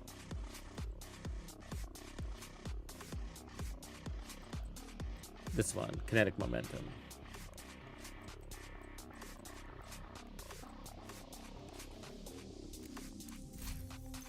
I could also put a Brazos chest on if I needed to. RNK, Bellstone.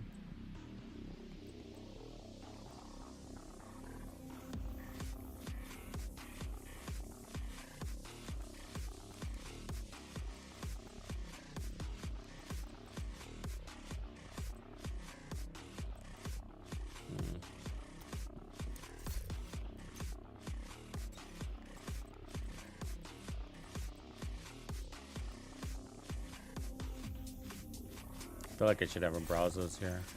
I think I just moved them all off my character though. We have that one. It's got armor regen, but that could put the Bellstone down here. We want repair skills everywhere. We'd be missing out if we didn't have repair skills everywhere.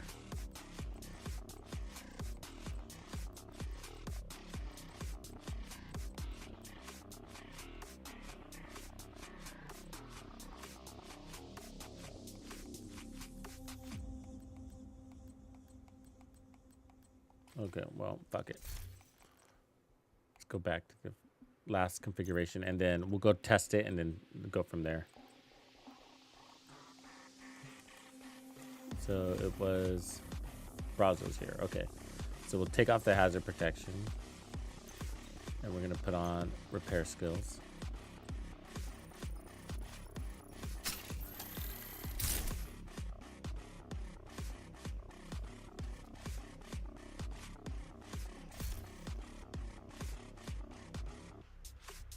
Well, they did say they were going to put out another apparel event. They're going to try to figure it out. Might not be till next season, though. They're going to try to bring back apparel events. Some version of it. Not like we're accustomed to, though. But yeah. I liked apparel events. I did. They were one of my favorite things to look forward to, actually.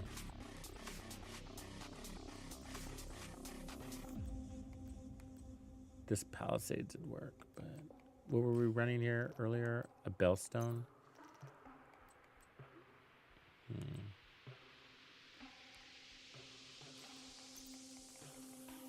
find that one again. This one? This one? No. This one. Okay. And then here, I want to run armor.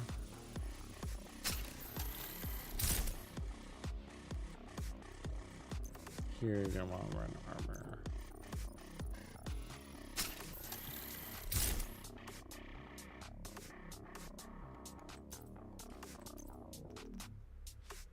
Here, we want repair skills.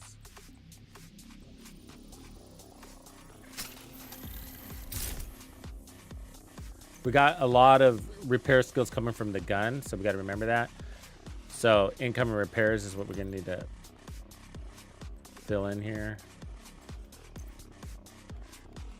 Try to keep it as balanced as possible.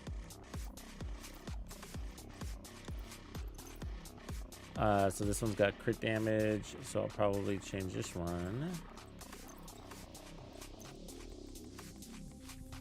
Repair skills.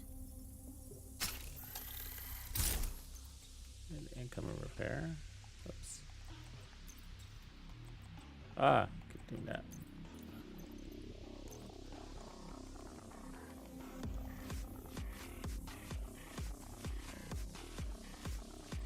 Back here. Our last income repair mod. All right. So we're not fully optimized. We can be stronger. So we can take off crits there and put on repair. Same here, right? So there's still a lot of room to improve this build, but let's get out there. And we got a shield. We're gonna run. We're gonna get rid of the shield. The idea is to go shieldless here. So we're gonna run. Actually, we should put a little bit of protection from elites on here. Now that I think about it, so we're gonna do that, and we need survivalist.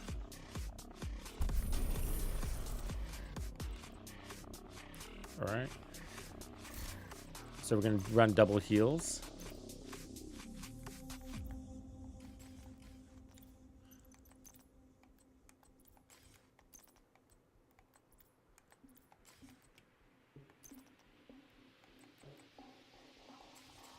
All right.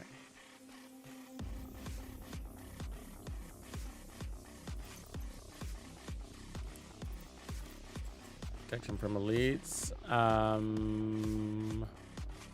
Let's put 2 on.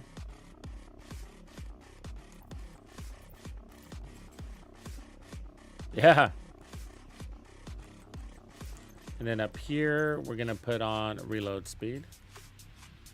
Here, we're gonna put on crit damage. We'll keep that crit damage, and then weapon handling. All right, let's look at our stats. So 2798, good. That's good. We'll be at. We need to actually pull off crit chance. So, because we're gonna pick up 50%.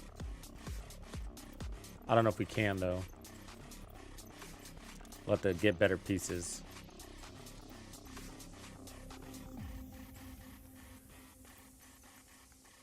Yeah, so we'll keep that as is. All right, I think we're good. Shieldless incoming repair build. Stage 1. Testing, go. Favorite weapon skin? I think it's the FAMAS one that's got like the crusty blood on it. I think it's a FAMAS one. Like the blood is all stacked and crusty. It's pretty cool.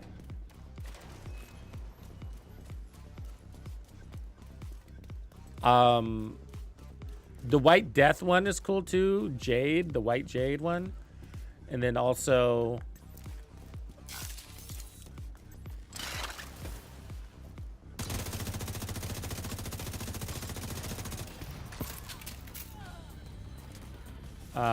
I think the Raven one. I think which is the Ecom Long Stick. Is that right?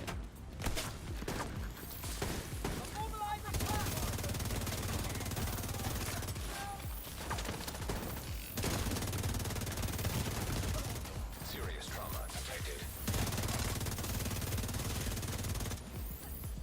Eat this!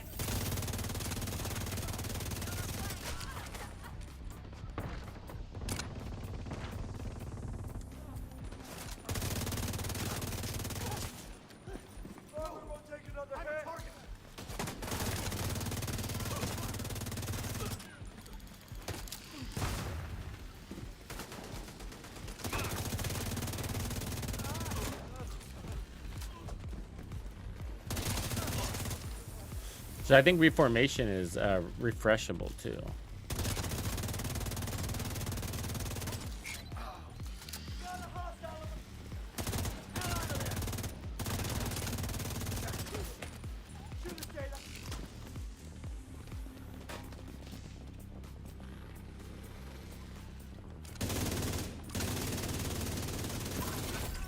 Heavily armored hostile detected.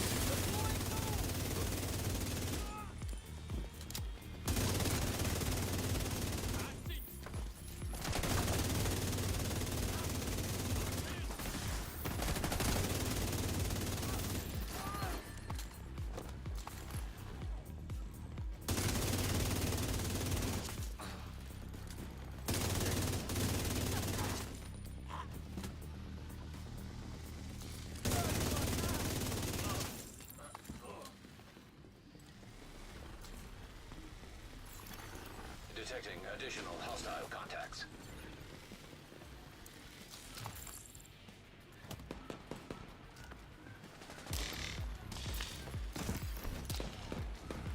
Maybe one more protection from elites on this.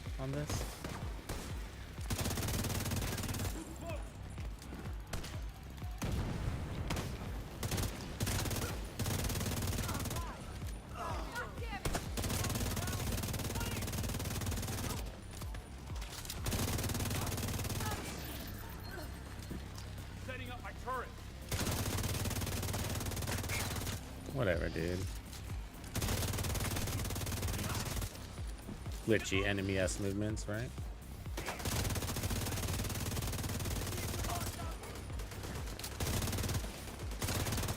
Damn, lady.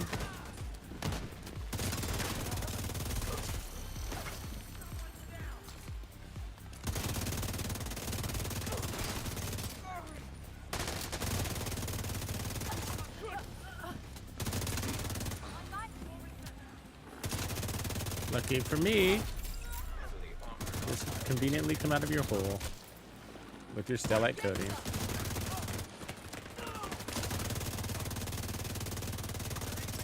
What? Are you kidding?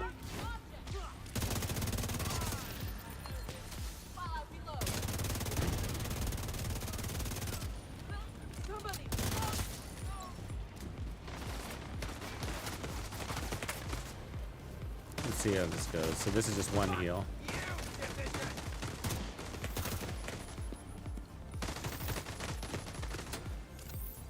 Drop the other.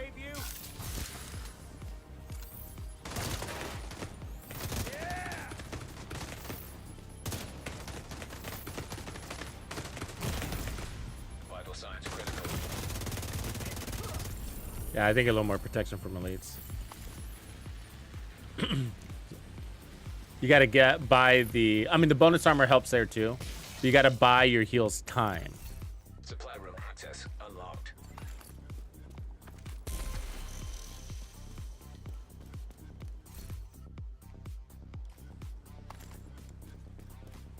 I was thinking about the catharsis mask too.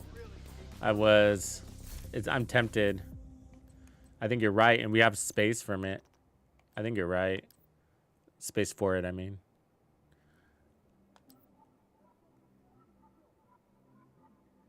Hold on to you for a second. Yeah, I think you're right. I think the catharsis would be a better fit. It just feels weird to have an income and repair build and not be running RNK, you know? But we have so many options now, especially with the Bellstone boost. It does seem like the 3-piece Bellstone is a key, a more impactful income and repair build, right? Because you got the bonus armor, you got the liquid engineer option, and then a strong 45% income and repair.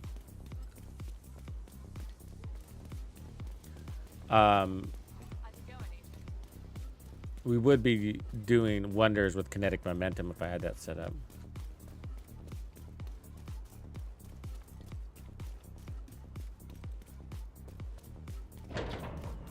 Does it? Oh, okay, Grumpy. Thanks for backing that up. Let's go check it out.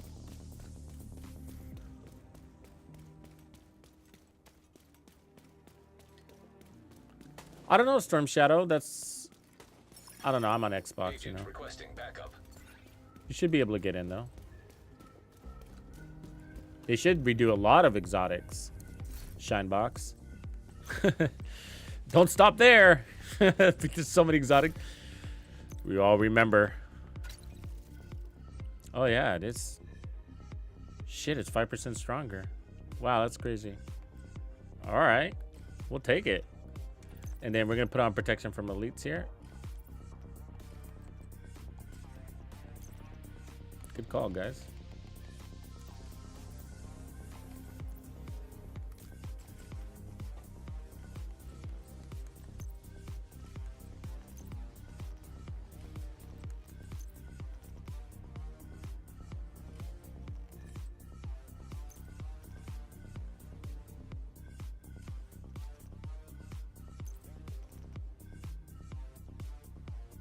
feel like Brazos isn't doing much for me here. Because we're not running 2 pieces. That's a mistake. I think I forgot about that. We do have an R&K though. But we could move the Bellstone down here if I can find a better piece for that. Yeah, I might have to craft that Alps, huh? They nerfed Alps a little bit though too, didn't they? I guess that's okay though. And improvise would also work as the same concept, huh? We do have this Bellstone, which isn't great.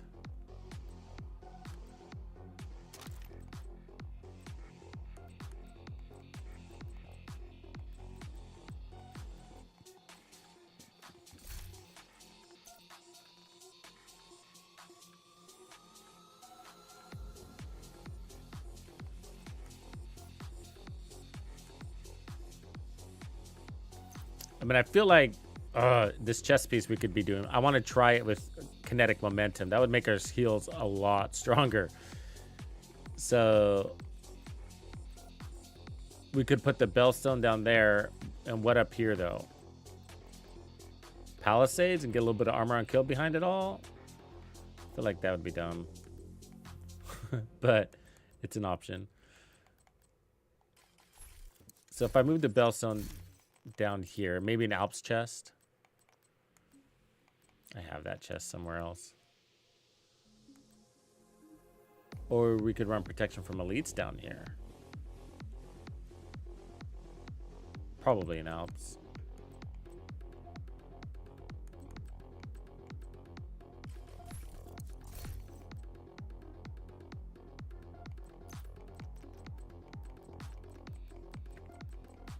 Yeah, but the gun gives us 60%, you know, from a single shot. Is that what you meant?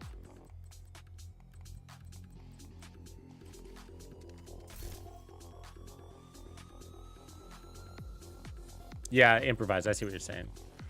Let's try that. I think I'm with you there. It's a red improvise, but we'll deal with it.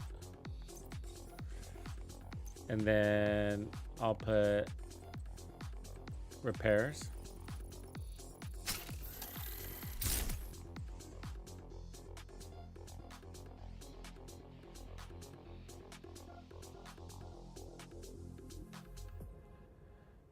And then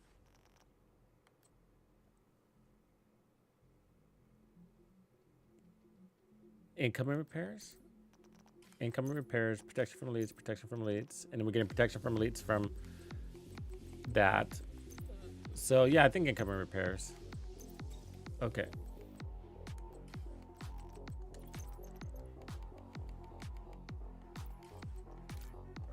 There we go. Let's try that. All right. There we go. We're a beast.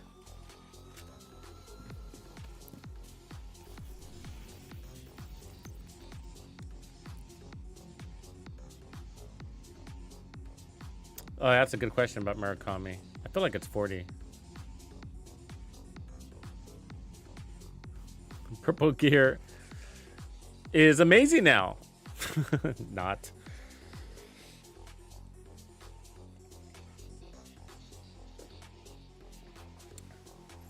Still need, speaking of purple gear, I still need to go to that hoarder. I think he's glitched still. I don't think he's dropping what he's supposed to be.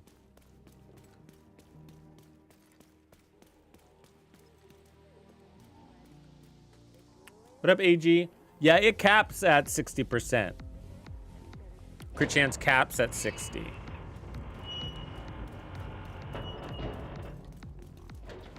So it depends on the aggressiveness. Are you playing in a team? And then your weapon type. You know, like if you're going to be an SMG player, then your crit chance, you're going to hit that cap pretty darn easy.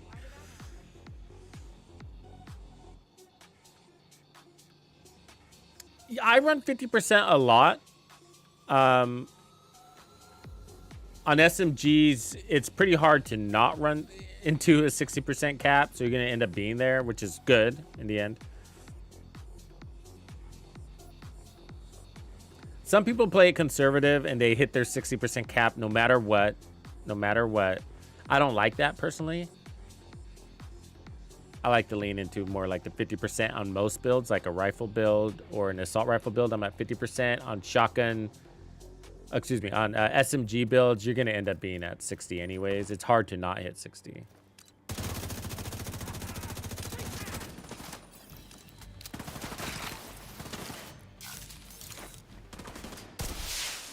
So yeah, so if you're an assault rifle and rifle build, go 50. But if you're running obliterate, then go 60. Because obliterate, if you're running any talent that is mandatory crits, like obliterate or killer, you're gonna want to make sure you stay at your cap. Does that make sense? So there's talents that say, hey, in order to get this damage, you got to have crit chance. You got to crit. So anything that says crits are required, go for maximum crit chance. Even at the risk of some being wasted.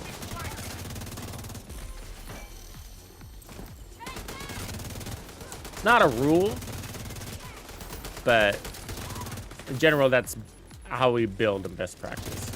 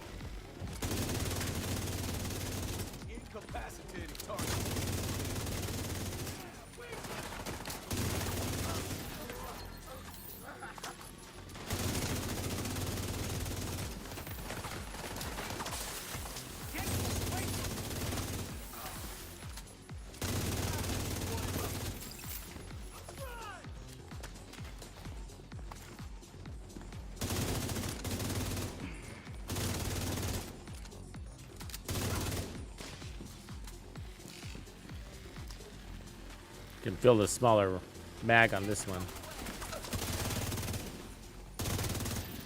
What is this? Just the frequency of reloads. Incoming hostiles detected.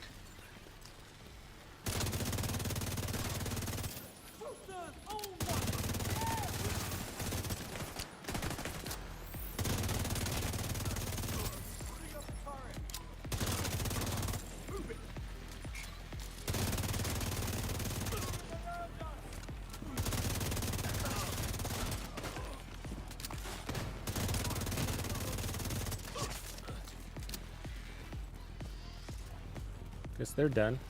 I think it's working.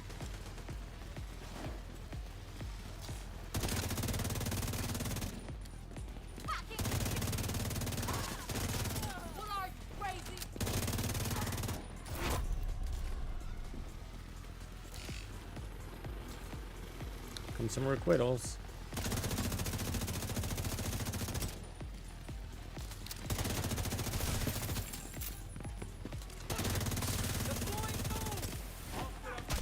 Really? Daddy long arms. All right.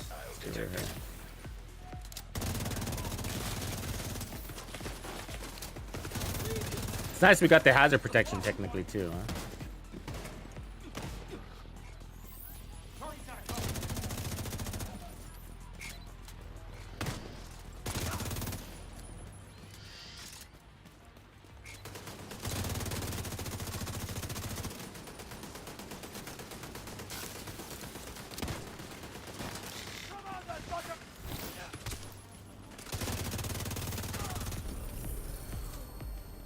All right, let's go put it to the test. That feels good.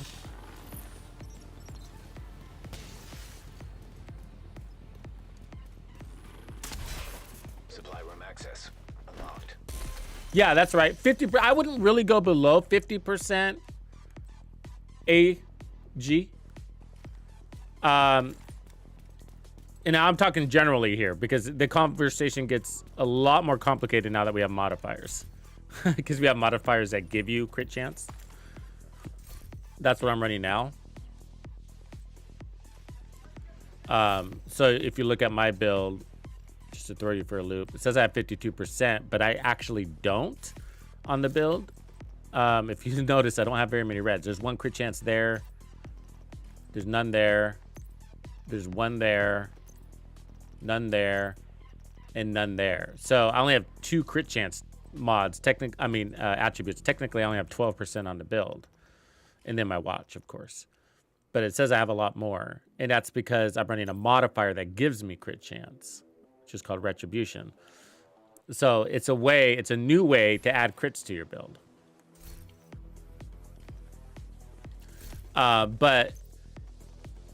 So if you're playing at medium range,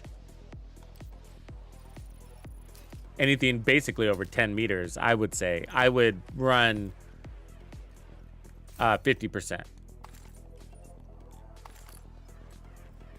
Because even there's rifles, like rifles can play even deeper and give yourself the opportunity to earn 25% from the Coyote Mask, but it's really hard to maintain that deep range because enemies are always kind of moving in on you.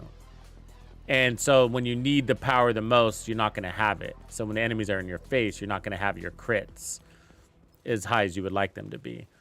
Unless you're playing like super deep. But with a rifle, we're usually not playing that deep. So you end up in that middle range most of the time. So yeah, 50% is a great place to be. Long story short. Late bloomer. Thank you. Late bloomer. Speaking of late bloomer, I started the stream late tonight because technical difficulties.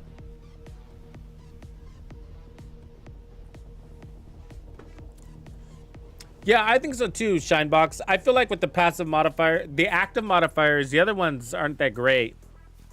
I think they know that. In their feedback, they said that they're going to try to make the modifiers last longer. And I think that's what they were talking about. I think they were talking about the active modifiers. Nobody's choosing the other ones. I'm not. I mean, I haven't used them since I've unlocked them. I'm all out all day.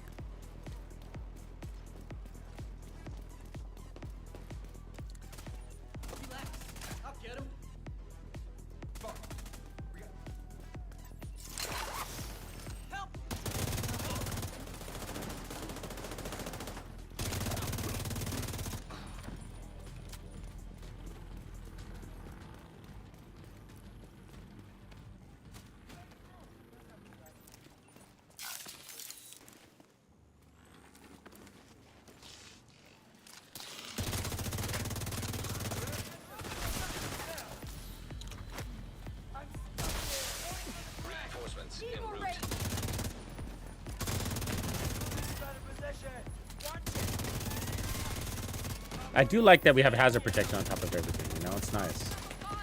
Come on, hold still, lady. How are you dodging my fucking bullets?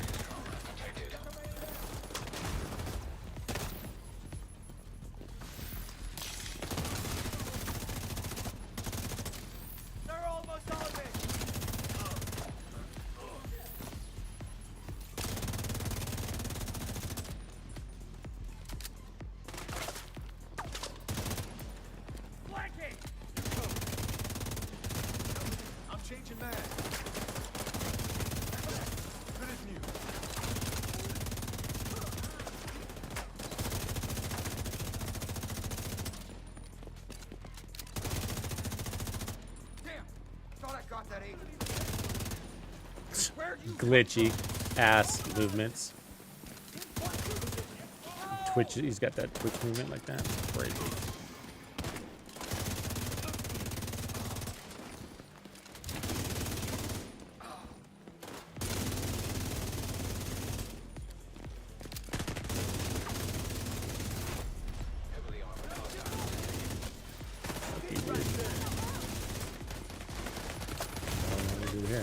Damn, I'm getting punched in the back. That's right.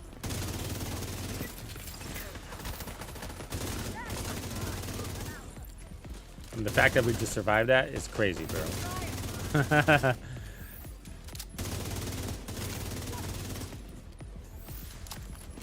That's crazy that we just survived that.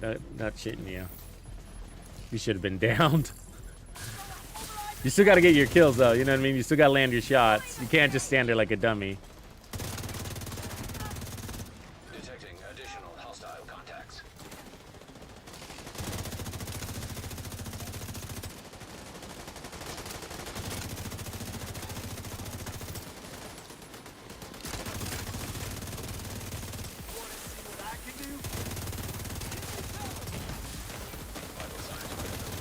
Oh.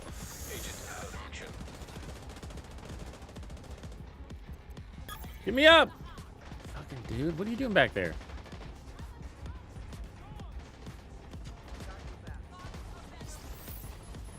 I'm wondering if kinetic momentum over obliterate right now.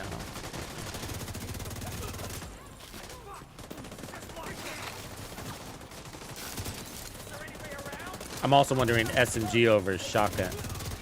Like, what if we ran Emmeline's guard instead?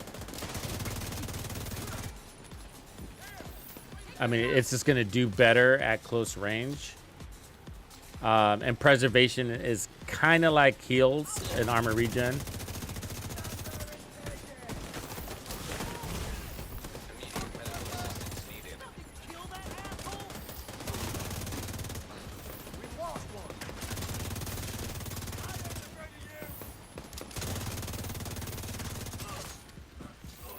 Reformation has a nice synergy, of course. Obviously makes sense. But this works, it's fine.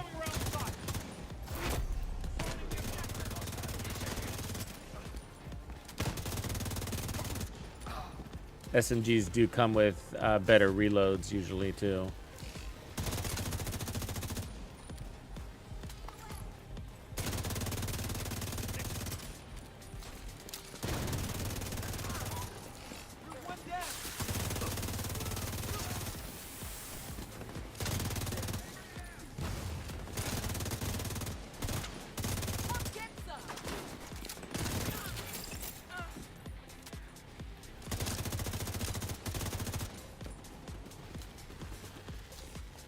You could also go the other way too. It would take a lot of pressure off the build if you played into range.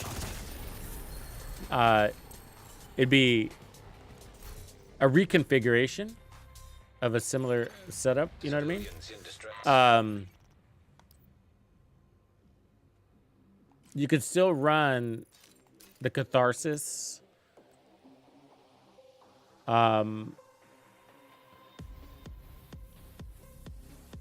You could take off Bloodsucker. You could take off some protection from elites.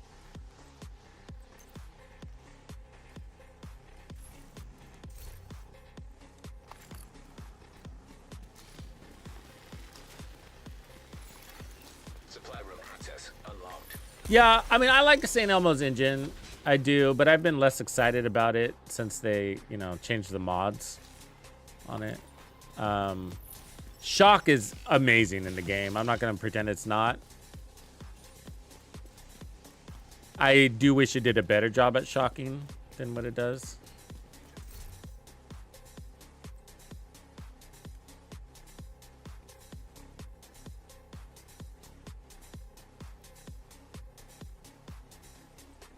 We could do perfectly unbreakable. I'm running all, well, I'll just show you. All out, of course. I always run all out. And then liability. And then retribution for crit chance.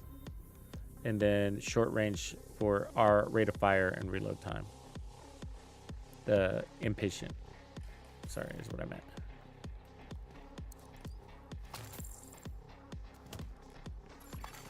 Hostiles guarding location nearby.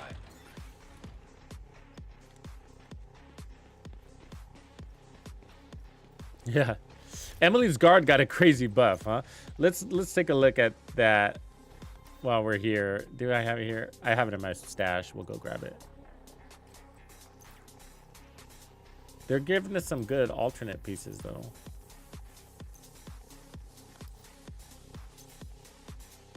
Oh, there's the Alps we were looking for. Kinda.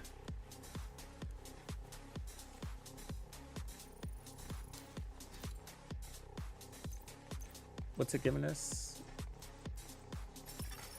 Incoming backup request. 18. Yeah, improvise is basically the same thing.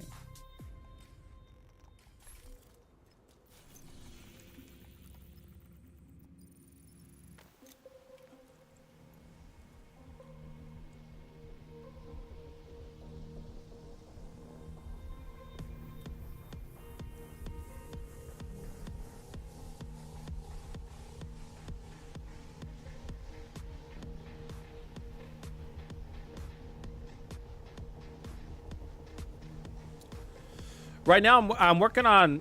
It's kind of a cross between a series of builds I created called Invisishield, and then an income and repair build.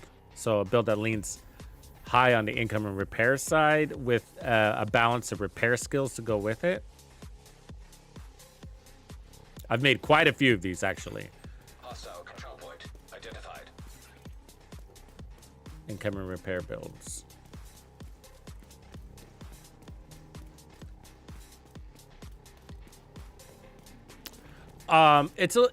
It's a little harder to justify the income and repair build, so it's sort of just for fun. The reason why is because your slaying power is so good now that armor on kill is fine. You know, armor on kill with some bonus armor, you're good to go. It's easier to build too.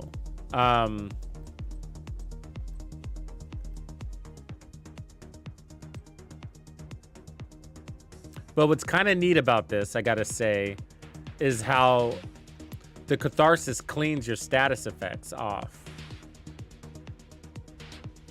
So you're kind of getting a hazard protection on accident here. And then, you know, they buffed heals so that they have a little status effects removal also. I haven't really played into that very much, so I can't remember exactly how it works. The hazard protection is part of heals.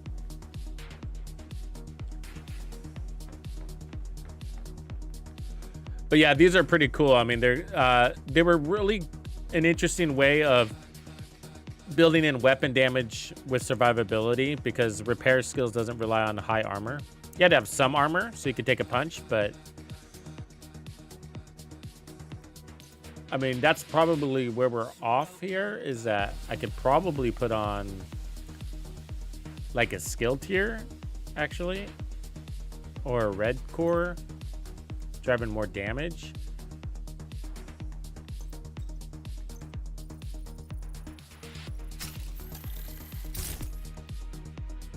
Stay consistent with the concept. Let's bring in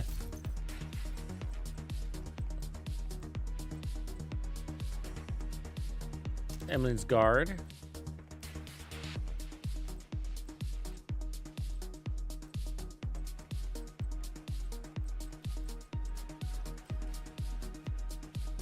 But just, I'm thinking SMGs would play a little bit easier, better. So the other way, I was saying this earlier too. The other way is we could play into the long range. Play from cover, play into the long range. And then that would cause a reconfigure of the build. It would open up space for some other things. The assault rifle with the hold for that playstyle. But what I'll do is I'll just put the Emily's guard on here for now. Go crit damage. Crit damage. This is gonna bring a lot of crits onto the build though. The good news about that is we would allow me to take off retribution, I think.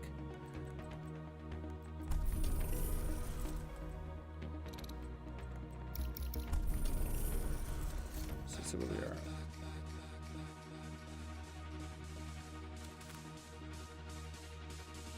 No, we could still keep retribution. But I would want to rearrange my crits here.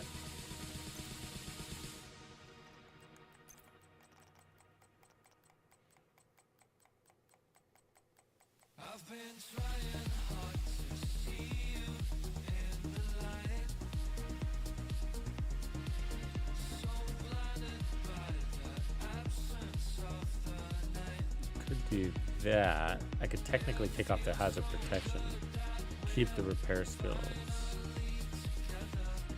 Let's see here. I'm trying to get rid of this one.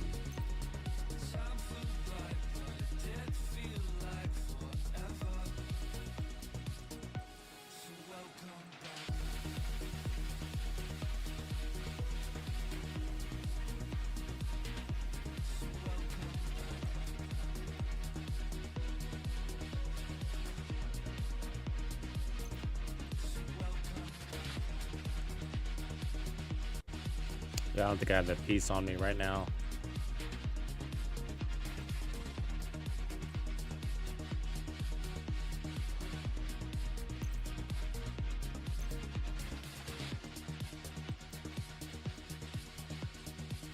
I guess it's fine. We'll just roll with it. Go back to improvised.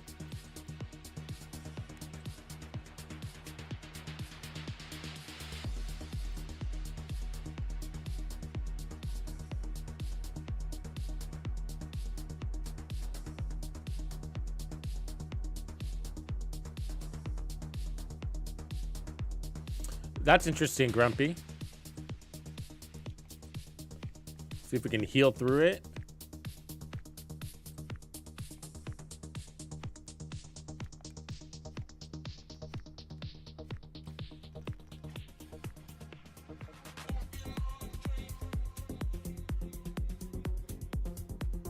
You know what? Let me change this to a skill tier instead of red.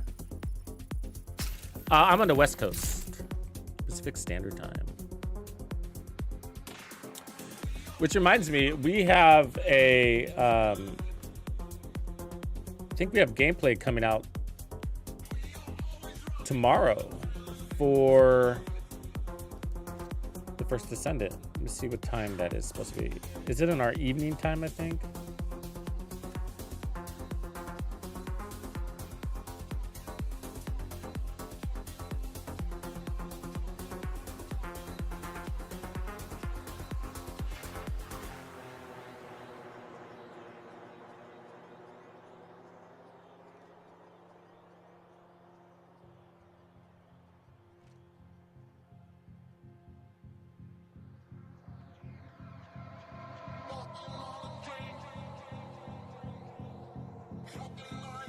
Sorry, I'm looking for this. Hold on.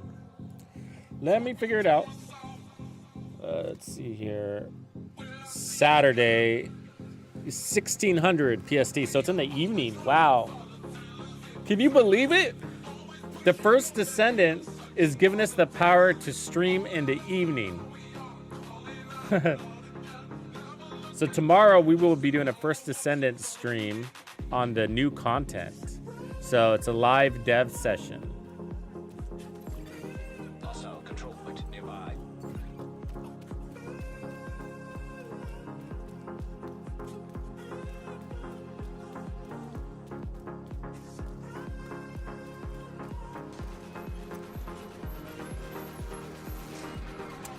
It isn't.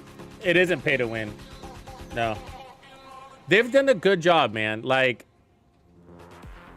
I did a very slow and thorough review and entry into that game, right? Because it had a reputation. I mean, they had a reputation. And so I feel like I did a pretty thorough job in vetting that game. And there are some annoying paywalls, but it is a free-to-play game, and, you know, you deal with that. But they've been taking player feedback and responding to that kind of stuff and making changes accordingly. It's amazing. So far, they've been the best devs I've ever worked with. We're talking about Nexon here, right?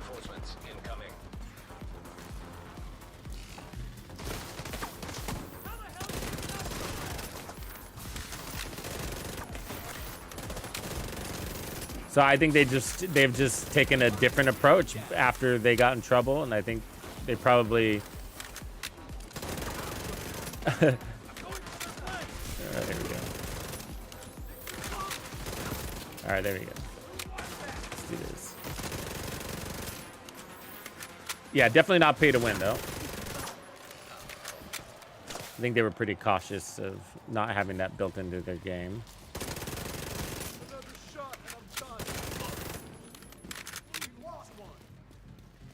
I mean, it's not a perfect game, but I'm really excited about it. I am, because first, I really like being part of this game from the ground zero experience and watching it grow to become something potentially great here.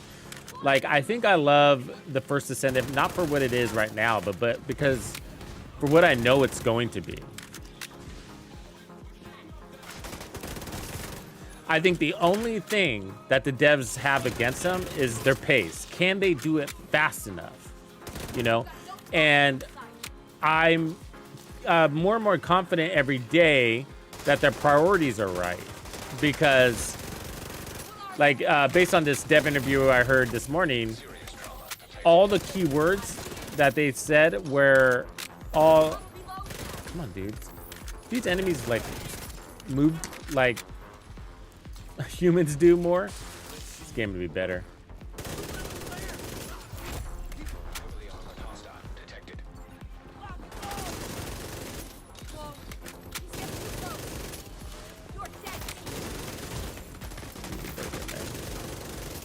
Big mag here. Like, how did I fucking miss that kill? That's annoying. The mag is too small. Way too many reloads for that gun. Sorry about that. No, it's 7.5 hours for the most commonly used thing. So there's things called catalysts, and it's the thing you're constantly crafting those. If you're into builds, you're constantly crafting them. It used to be XP was a pain in the ass. They fixed that. You can level a character in like 40 minutes or something. 30 minutes, 20 minutes, 15 minutes. I mean, I think it's actually more like 15 minutes. Sorry. But you can, like, you have to level a character like from like a brand new character. You have to do them about 8 times. You have to level them 8 times because every time you apply a catalyst, you have to re-level the character. So that means for every descendant, you're crafting 8 of these catalysts. So you're constantly using them.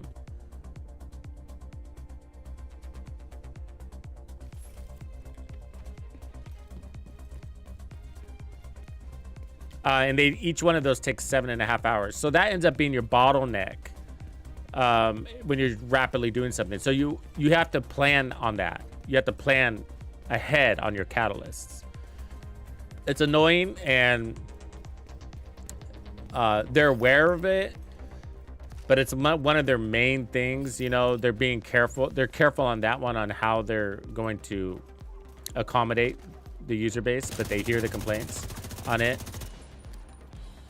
But it is a way for them to make money because it's a free-to-play game, and, you know, if you want to skip that time gate, then you pay for it.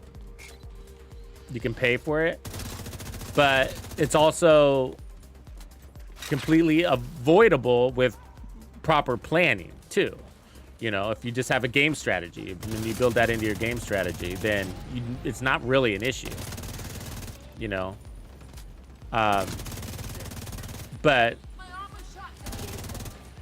I feel like I do a pretty good job of planning in that game. I mean, I have a lot of builds, a lot of weapons, and a lot of characters, and, you know, I still run into issues when I'm, you know, working on 2 or 3 weapons at the same time. And anyway, so in this latest dev interview, one of the things that really impressed me was the constant verbiage, terminology they were using. It was constant. Core players. We're working on enhancing our experience for the core players, the core players, the core players. So they weren't talking about new players, about bringing in more new players. They said making a better experience for more players, more diverse gameplay types for core players. They kept saying that, like, that was a big emphasis, is like, we don't want to be focusing on people that haven't fallen in love with, that haven't fallen in love with the game. We want to support the players that are loving the game right now and listen to their complaints and get them to be longtime players forever and ever. And I think that's smart. You know, I think that's where their head should be at. Not growth, but retention at this moment. Because I think our feedback matters the most. Because it's a sign that they're building a player base, and now they need to start listening to them, and then from there grow the player base. But they're defining a customer, right? Who's my customer actually going to be?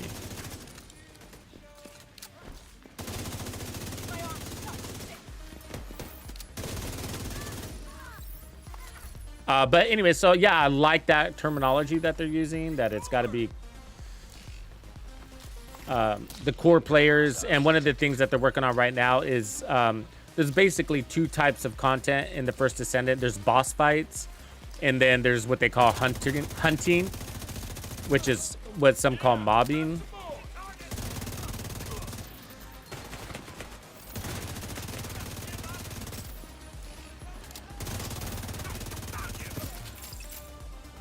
And so they're looking at actually increasing the types or the category of content.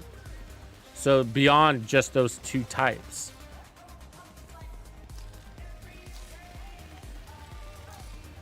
I don't know what that means. I don't know what other types they're thinking about bringing in, but tower defense mode, who knows? I don't know, but we don't have the details on that specifically, but that's what they want to work on.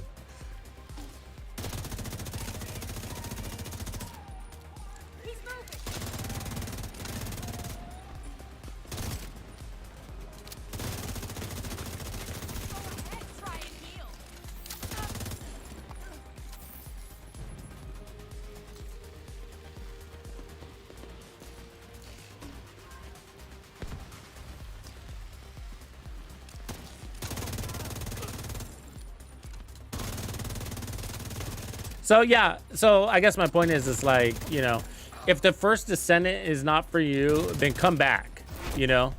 Oops, because I think it's going to grow into something pretty darn cool. And they're modeling after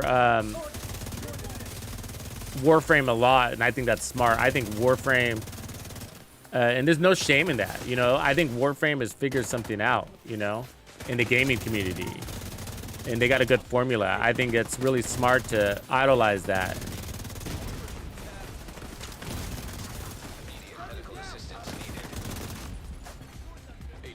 Yeah, we got slaughtered by that purple guy.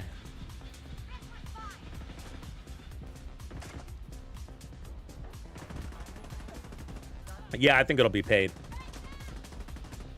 Good morning, JD. Unless they're really into this monetization of apparel right now. Have you guys noticed that? So if they believe that the apparel monetization is where it's at, then they might consider the DLC being free.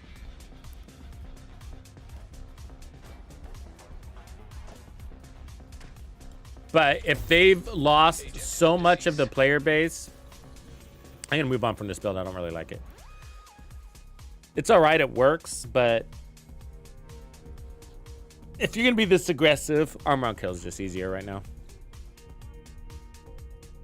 Yeah, it's supposed to be upcoming season. Season 3. Not sure if it's gonna make it, but we'll see. We have no real reason to think it won't at the moment.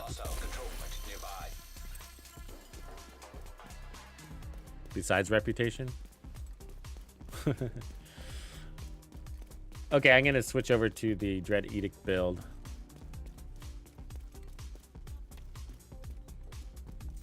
Someone's kind of boring me.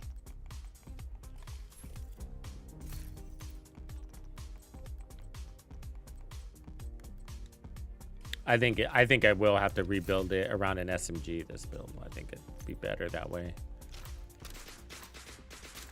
Kind of strip it down. I also think the memento ends up being probably better.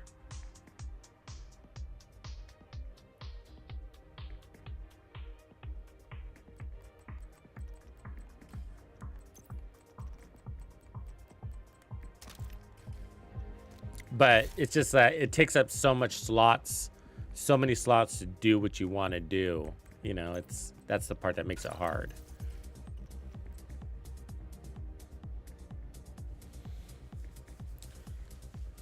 Clean out my stash, mostly. Phenomenal.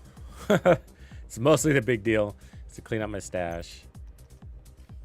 Also running your mules, you know, spending your mule down, like if you have mules, extra characters, spending their watches down to load up on all your resources and make sure everything is at least expertise level 12 on all your weapons that you use a lot. And then from there, I'll basically crush that character and recreate it to refresh their watch.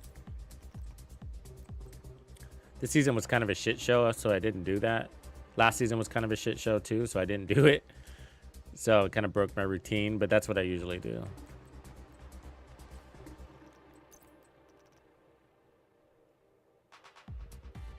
Okay, so what we're looking for here is a really high and heavy weapon handling build. It's not going to be a run and gun. It's going to be a play from cover, but it shouldn't be that hard. Because we know that the Dread Edict is really strong. And with us being stronger now, that means we can go even more in on that weapon handling. So the one piece of hotshot probably maybe maybe the Eagle's Grasp here.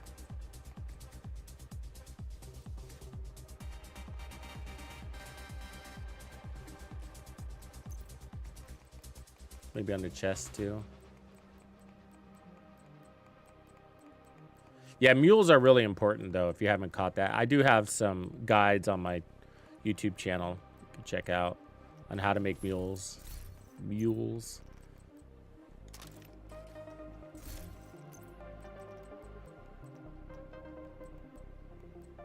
That's mostly what the focus is, though.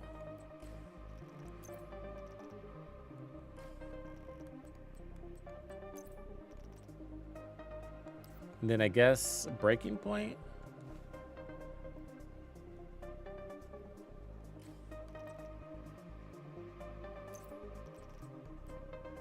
Overlord's also another way to go. Oh yeah, Lexington is going to be easy. It's one of the most versatile weapons in the game. Peace out, Eric. It really is. Like, honestly, anything. And I'm not just saying that like to brush you off, like anything. That's going to be its biggest thing. You know, that's what's going to make it stand out from all the other weapons. It's not really that it's DPS.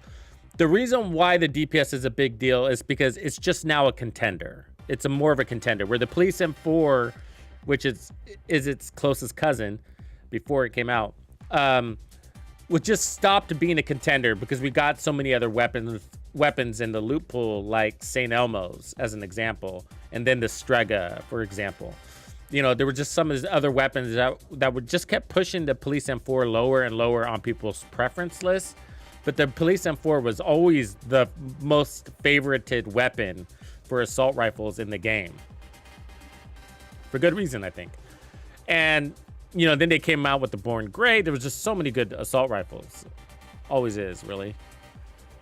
So what they did is they took one of the most favorite assault rifles in the game and they put it in the class of the strongest assault rifles in the game for burst DPS. So now there's really no excuse to not use what was already your favorite assault rifle. And it was your favorite assault rifle because you performed best with it.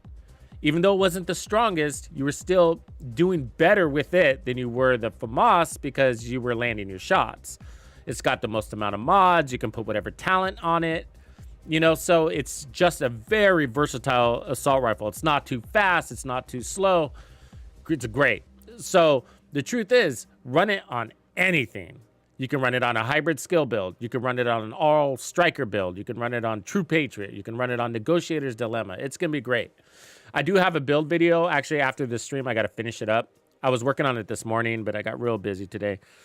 So I do have a Lexington review and build video coming out tomorrow. After the stream, I got to just finish some edits. But that'll get you started. That'll get you started. But at the beginning of this stream, I was running a Lexington build, and it was slaying. I was really happy with it. It was actually a max hazard protection build. So, yeah, so just be confident that you can use it anywhere. It's a good assault rifle.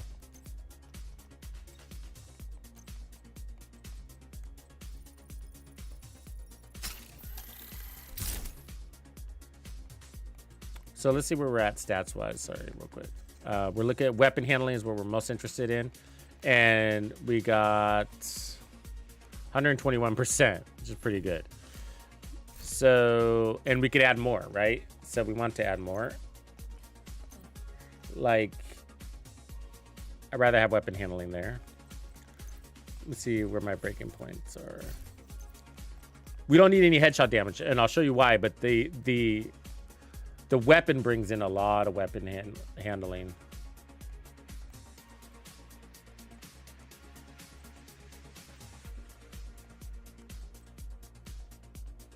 I mean, sorry, headshot damage. We don't need any headshot damage. The weapon brings all the headshot damage we need, so. If I can. The problem is all my pieces are built for damage. Let me see if we can craft some weapon handling ones here. Okay, what do we need? Weapon handling down here. Hazard protection is not horrible, but this one. Well, let me hold before I reroll it. Let's look at those knees.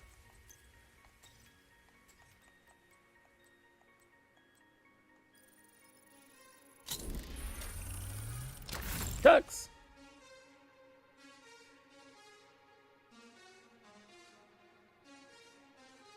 I use Premiere.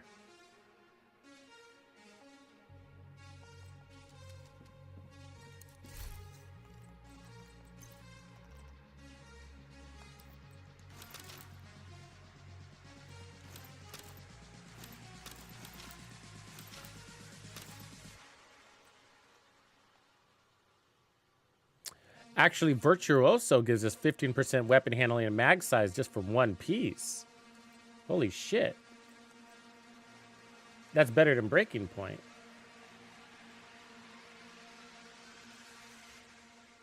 That would save us a lot of space.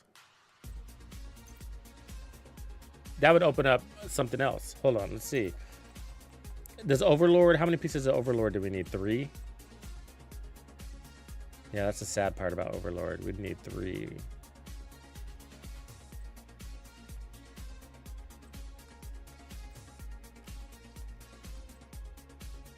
Which ends up being 2.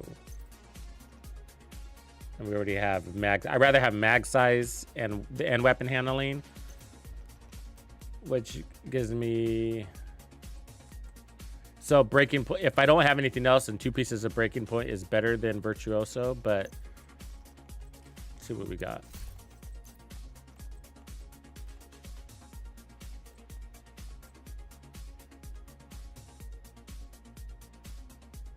We could also run Cavalier with it.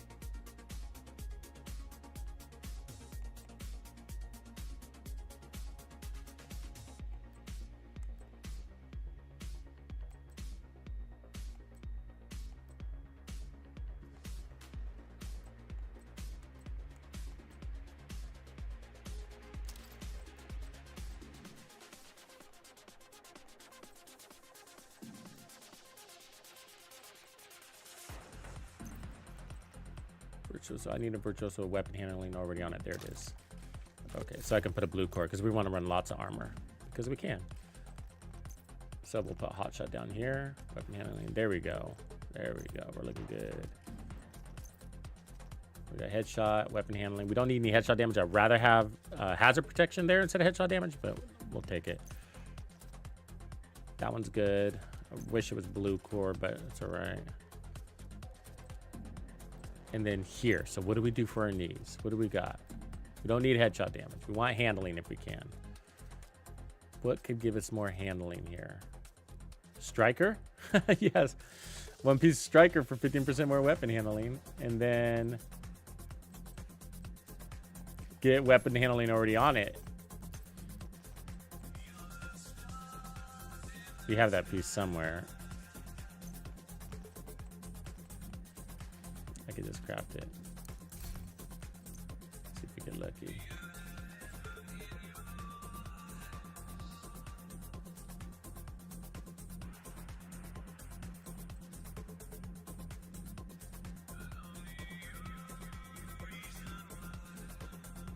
We might be overkill on the weapon handling. I'm sure we are. But the weapon handle, I mean, the hazard protection from Cavalier might be a smarter way to go.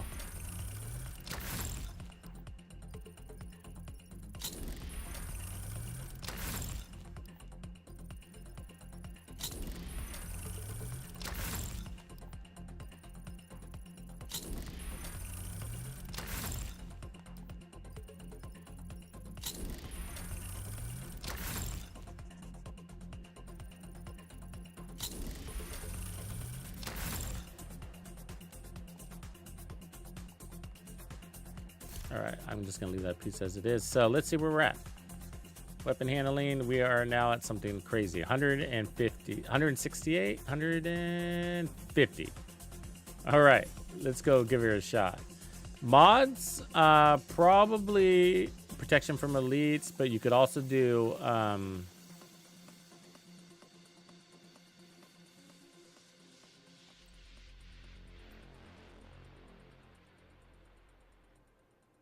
maybe actually some repair skills too, like just one.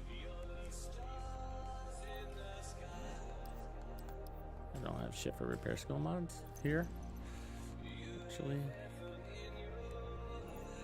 So I'll just put one come and repair because we don't have any armor on kill. We will have a little bit of bonus armor from time to time.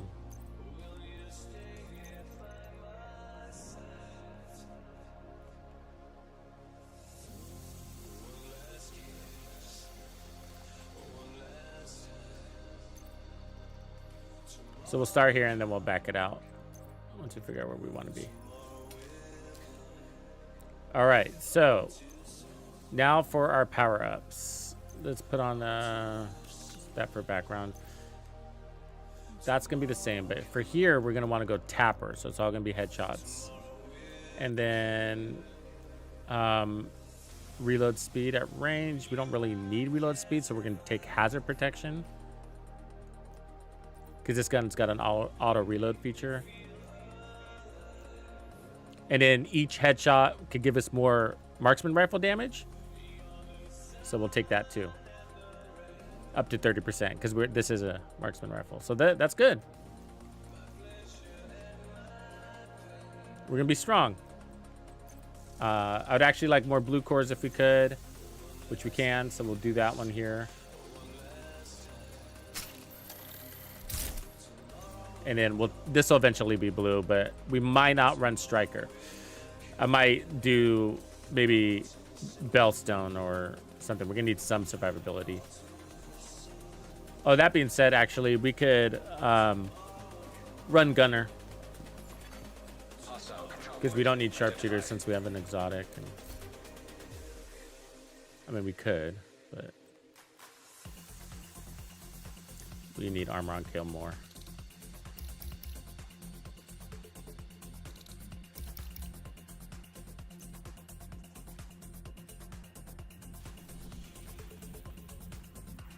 Bruce, are you out of the loop?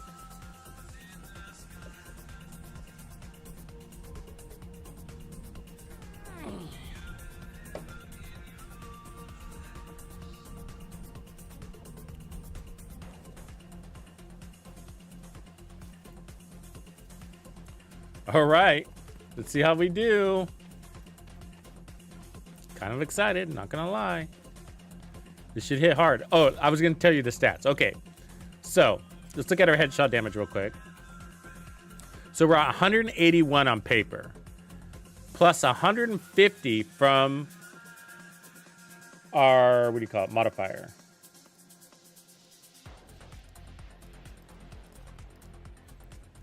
And then this weapon is going to give us, let's see, headshots grant 2 stacks each. Let's see, headshot damage and 5% headshot damage at 20. So another 100. So we're at 431% headshot damage plus 30% weapon damage plus 1.5x amp damage. This is going to be crazy strong. And we get auto reload. And so that's why I wanted the weapon handling to be way up there, because I want to play into the more of the RPM than we have in the past. And I'm still running Headhunter. So.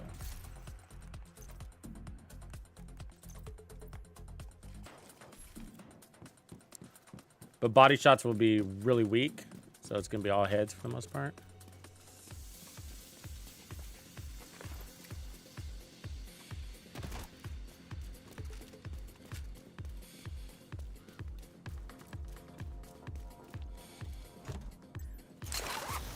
See how this does. 5 million one hit.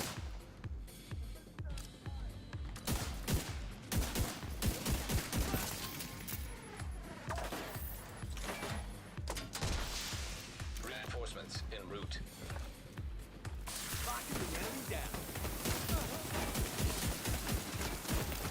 Ah, get me out of here. I'm stuck. I'm stuck. Sucks. Agent deceased. Now I gotta go back. Luckily, I got that flare off.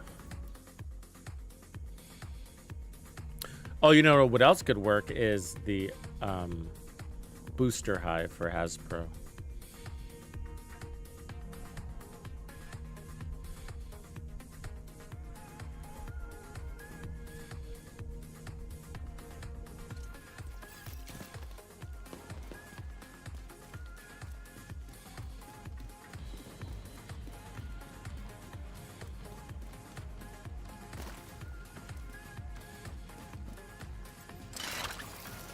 Reinforcement complete.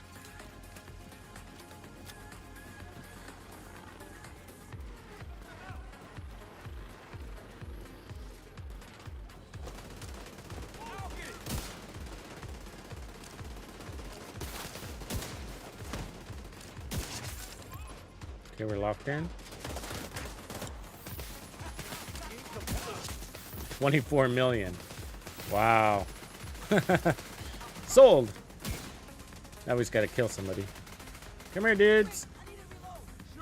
Technically, we can push in. We don't have to play deep anymore because we're locked up. Nice.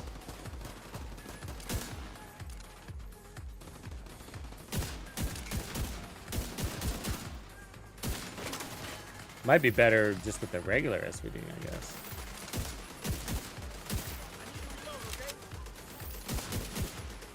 Fuckers.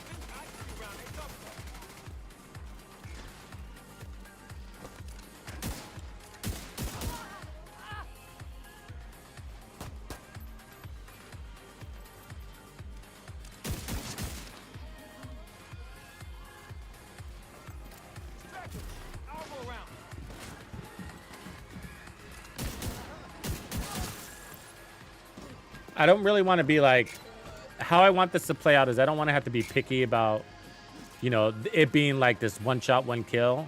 I want to spam, you know, I just want to go wham, wham, wham, wham, wham. So I don't care if I lose my headhunter, but with a body shot.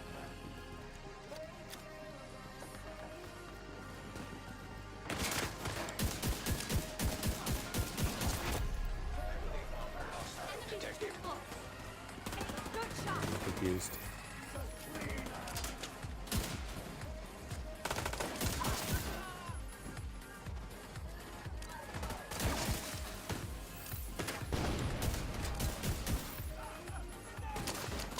I'm being sniped by a shotgun.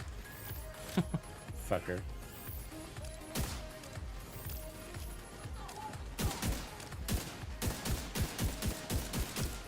Oh, you dick. Not enough handling in the world. Manage these dudes.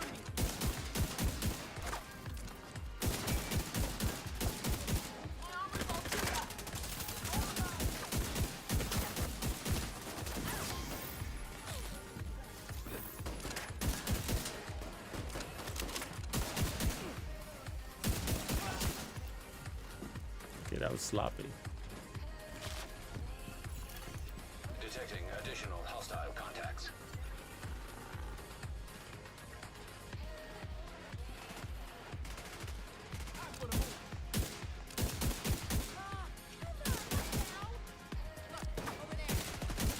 See those body shots, how small they are?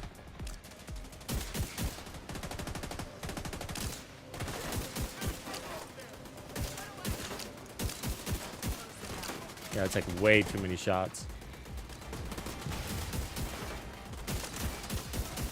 Why is it so hard right now?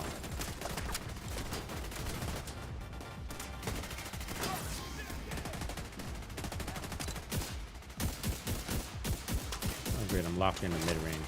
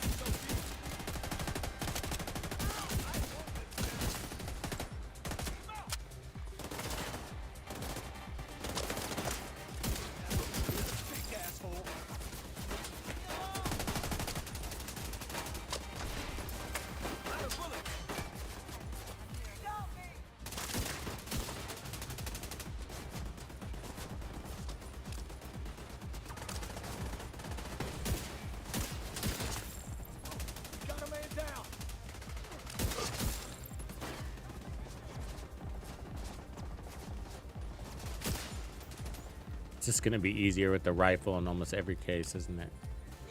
Isn't that how this pans out in the end? Did they officially put the nail in the coffin on SVDs?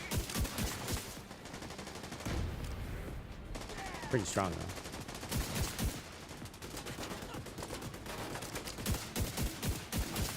I mean, that's cool right there. But I'm still impressed that I have 100 and something weapon handling and still feel the fucking bounce. That's because some of it is weapon design. So it's design. It's an animation that they've built into the weapon. So even if you like put a bazillion weapon handling on it, it's still gonna have that bouncy look because the reticule's still. See that? But the weapon still bounces. So you'll notice the bullets all still go to the same spot. But the weapon still has that weird little bounce. You see where it drops down? But the bullets all still go to the same spot. But so visually, that's frustrating. Yeah, I don't know if I like it. And then part of I also have a part of me is thinking like the RPM rifle thing. You know, rifles are obviously easier to use than the SVD. They're more flexible, and you can shield up if you needed to. It makes it harder on the SVDs, and that sucks because the Dread Edict is a really cool weapon. Dread Edict, however you say it. Yeah, and then they nerfed its damage on top of that. It's like, why did you do that? You didn't need to do that. Nobody hardly uses SVDs. I think they just wanted more separation, you know. We just got this. Oh, hold on though.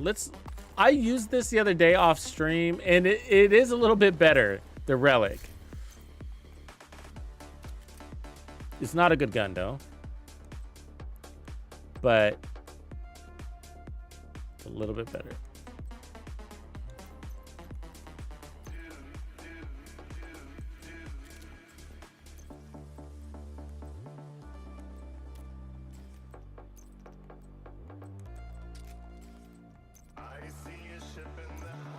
What's also cool is that you have. I felt a little too zoomed in too with that weapon. It was kind of bugging me. I do want some zoom, but let's see how this one works.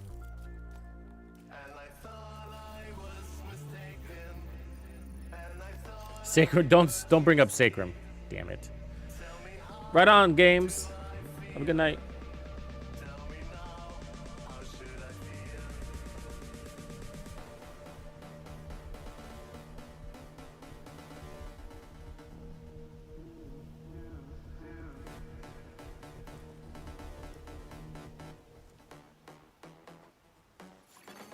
Hostile control point nearby.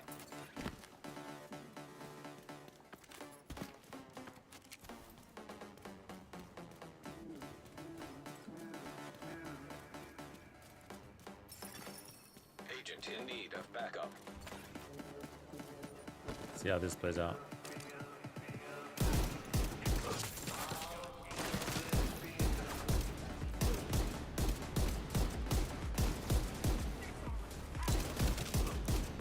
It is fully auto, or whatever you want to call that. Not very strong though.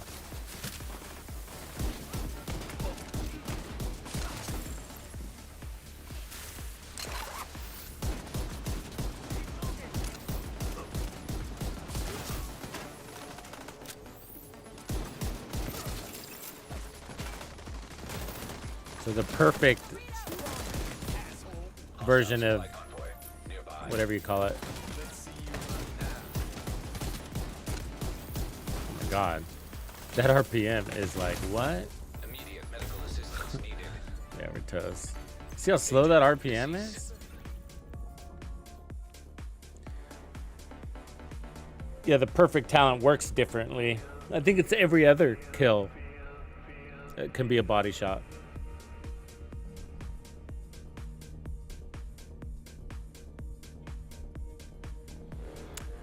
I think it did get it. This G30, G6 or G30, whatever it is, got a buff.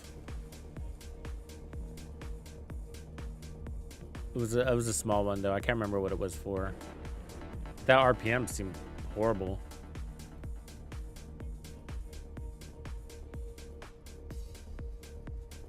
Still a long ways from being worth it.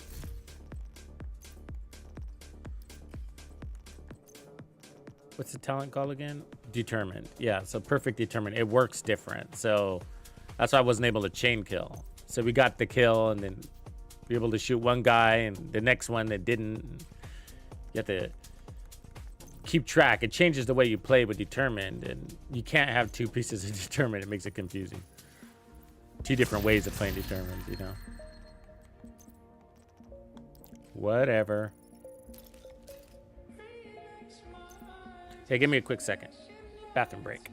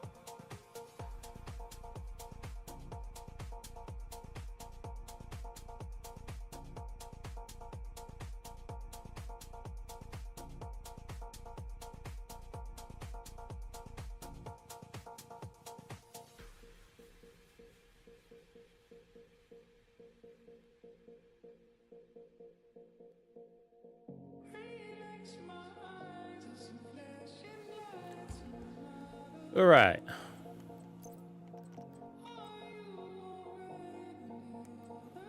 So Dread Edict was a Hostile fail. control point identified.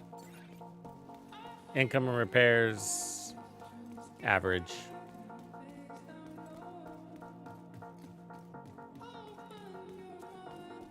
Yeah, they kind of destroyed that class a little bit, didn't they?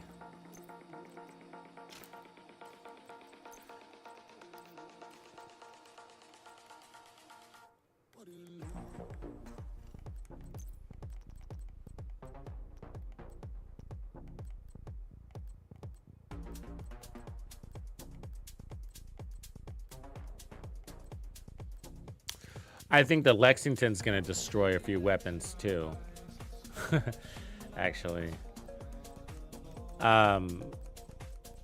Because the Born Great is a really good weapon, but the Lexington is so stable.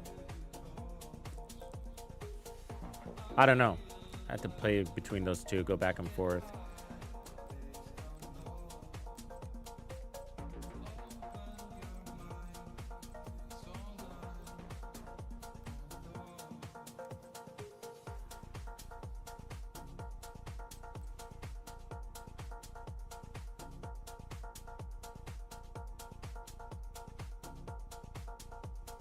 Yeah.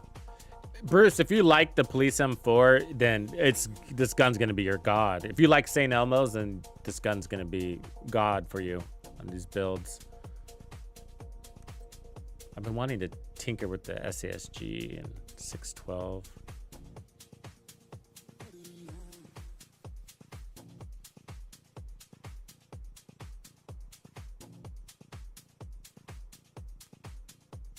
What about the Tsunami? Do we like that right now? Oh, the M1928. We got to try this one. Yes. Let me put it on. What do we want to run it with? M1928. What? Do we run it with a Hunter's Fury set? It's a nice little assault rifle. Probably with the Scabbard. Do we run it with Strikers?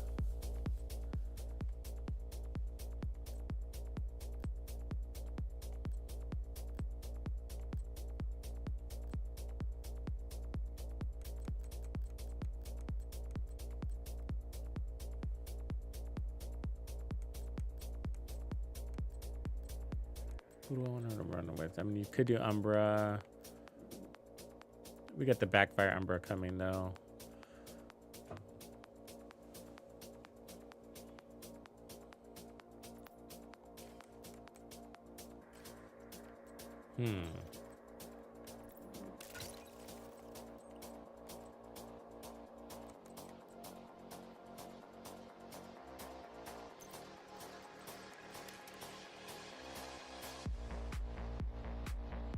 We were running Outsider before.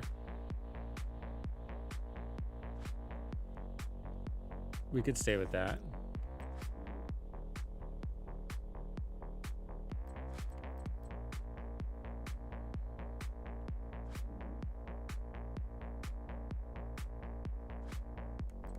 Except when we get the kill. I mean, killer would be good on this too. I don't want to just run Strikers.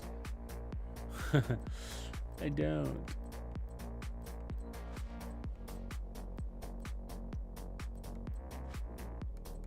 Do we go high end?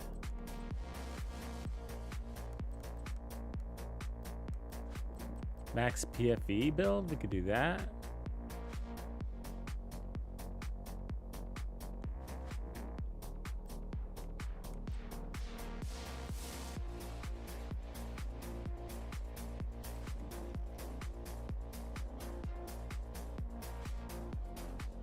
I like the Scabbard holster for it though.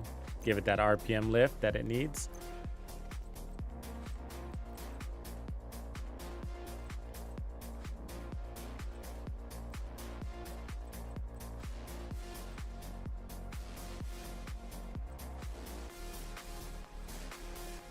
Probably Hunter Killer. Actually, that'd be fun.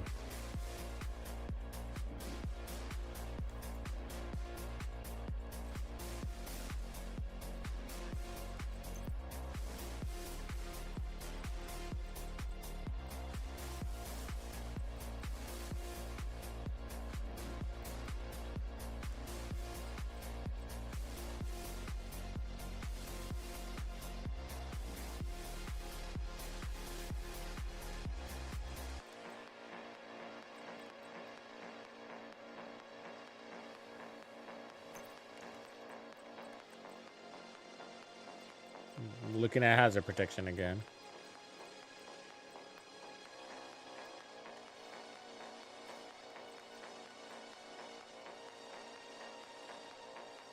Because what else does an LMG build need?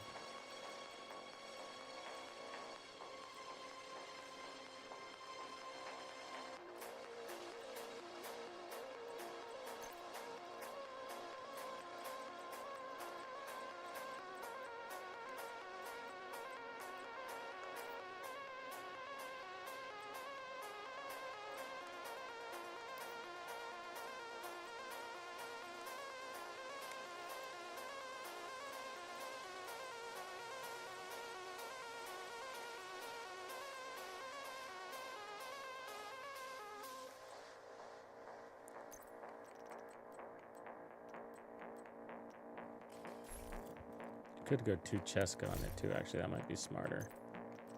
And 3 pieces Xena, because then you get your crits.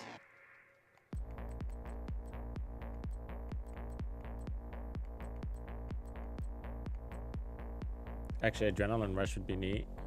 Be different. Intimidate Adrenaline Rush. Might not hold though. Adrenaline Rush resets too much.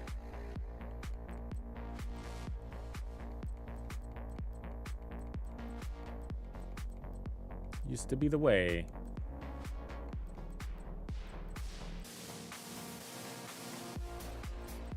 I'm looking for a Xena.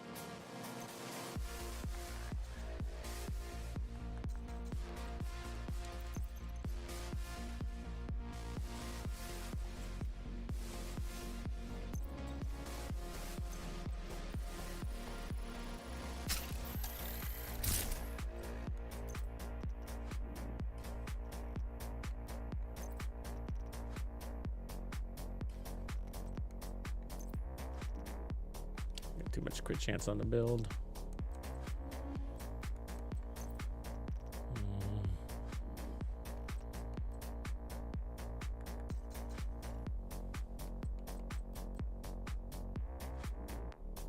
We're decent place hazard protection, 70%. Because I could change the modifier here to hazard protection. Let's see here.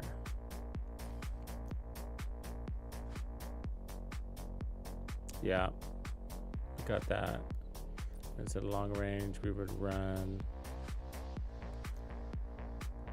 that one.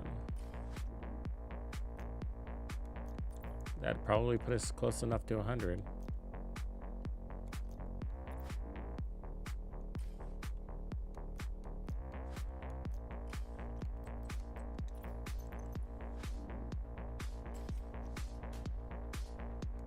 And then that would justify our crits for being that high.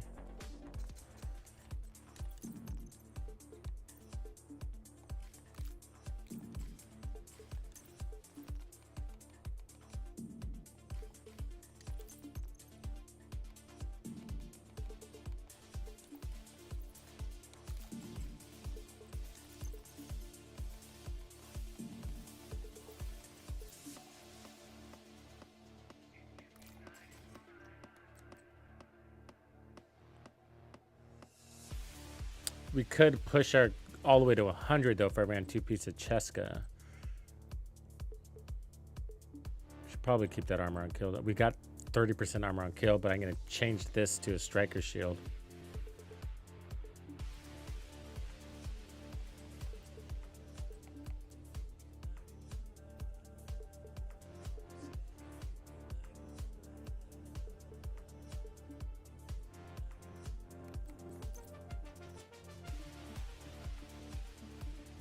Actually, let's go. Let's try to get Cheska on here and get rid of the y'all because a lot of people don't have y'all.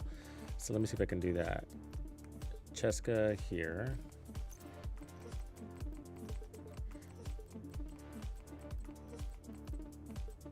Actually, maybe Cheska chess piece. Get rid of the perfect hunter killer.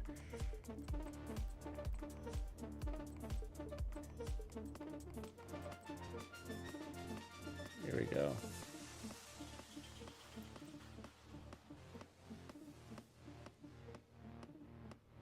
That's not bad. God damn it.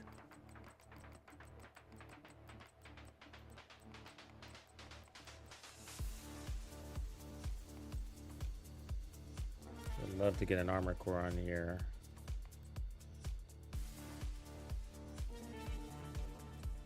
Could do gunslinger.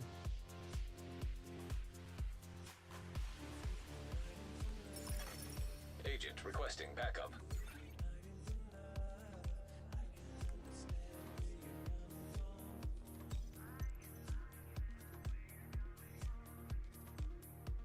I think this one's better. Okay. And then let's change this one. This needs to go to Uzina.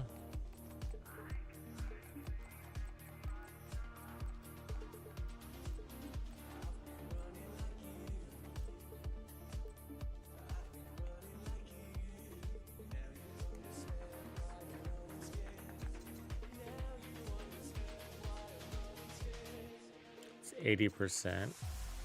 Before stats change, so I can push that to 90 and 100, so we can be 100 here. Okay, so let's change this.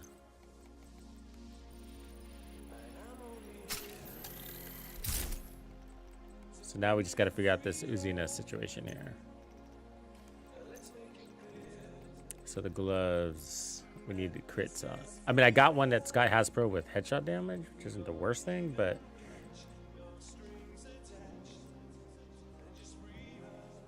there's weapon handling.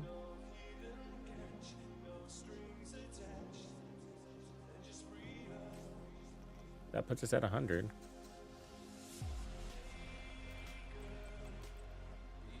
Yeah. Guess we'll take it.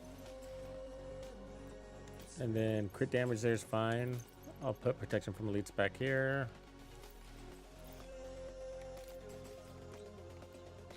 All right, we got 2 red cores, but that's what we got. All right, let's go put on, and we got 20% armor on kill. Do we? No, we got 10. So we have to keep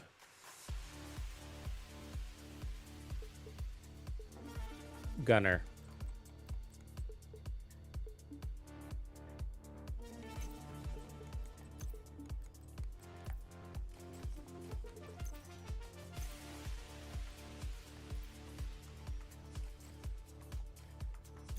Probably take a decoy.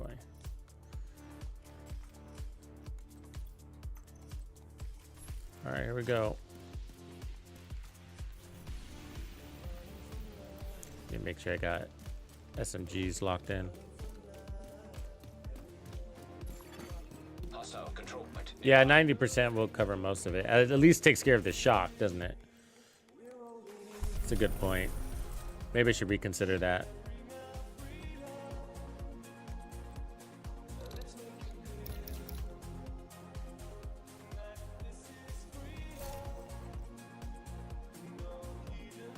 It's a good point. What do we have here before? Golan? And then y'all.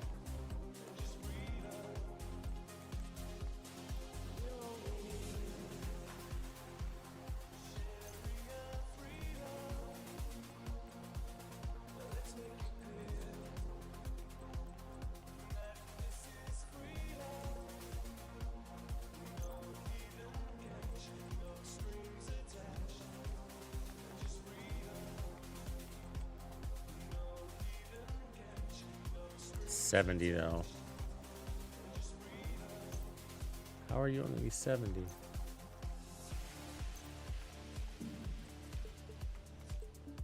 Oh, it's because I lost.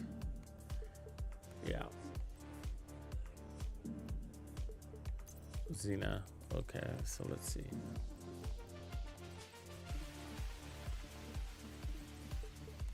We had something here different before. Xena. This one? Yeah. We don't have hazard protection there though, so let's see. What does that take us to? 90? Okay. With an extra crit stat.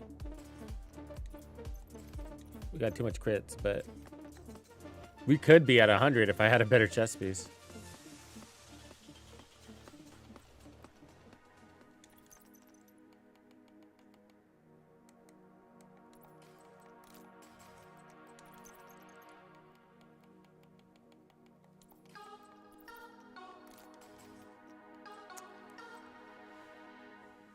Yeah, if I had a better chest piece, if I had, instead of crit chance there, you put hazard protection, would be at 100.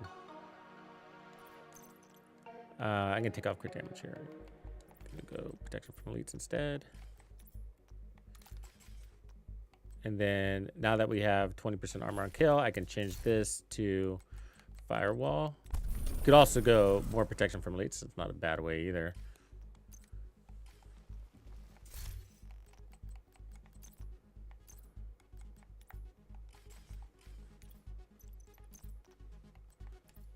Damage bonus all the way. Why not? Active regen. And then damage bonus. All right. Looks like a build to me. We'll look at our crits. I just need to change the modifiers. Because we don't need a hazard protection anymore. Hostile control point.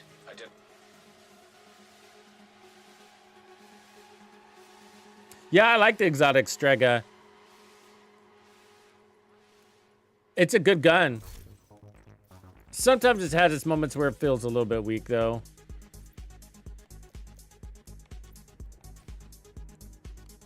I really don't need crits, though, do I? We're pretty high on our crits. I mean, we're at 50, 88. Or maybe I do something different there. But yeah, so I have a hard time building for it because I'm like, something else keeps taking its place, but I like it. I guess we can take weapon handling. Or movement speed. Yeah, let's take movement speed. That'll be cool. All right, playing into movement speed. So we got the optimal range thing going on here. Is that what we want? Outsider or do we want killer?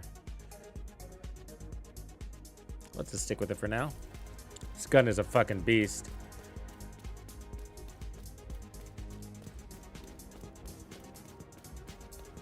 Oh, run to backfire. No, huh?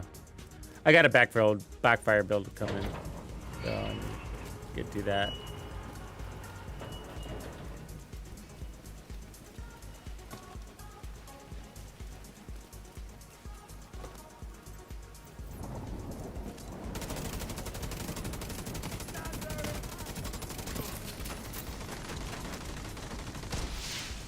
Reinforcements incoming.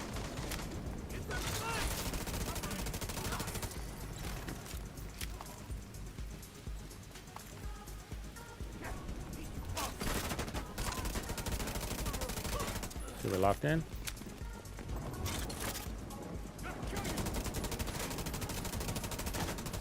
Measured could be cool on this too. Give a little more burst. Some speed.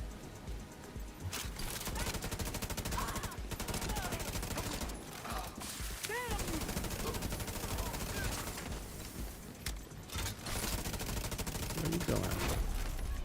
I mean, if we're playing this close, we don't really need the optimal range.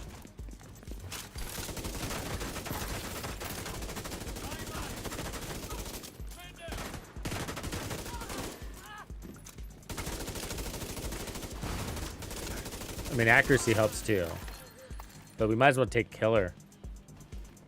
Especially since we're not using the Strega holster, because killer's pretty fucking badass. And then instead of movement speed, I can make use out of retribution. Or what else? We could go preservation.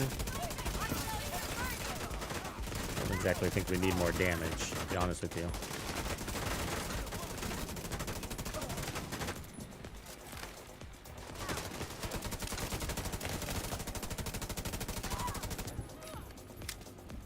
We got the half mag thing and it doesn't work all the time. Isn't that weird?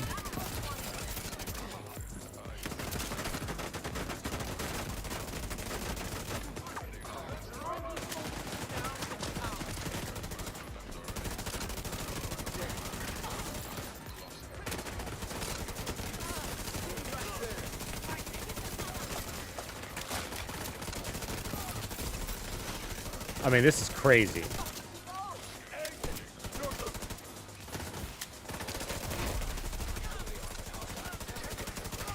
I mean, that's crazy what just fucking happened there. That's insane. And we're gonna get stronger here in a minute.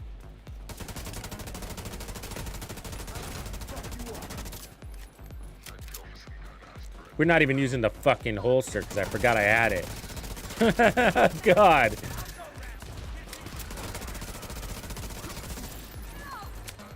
Yeah, this build's gonna get insane. I do like the movement speed though.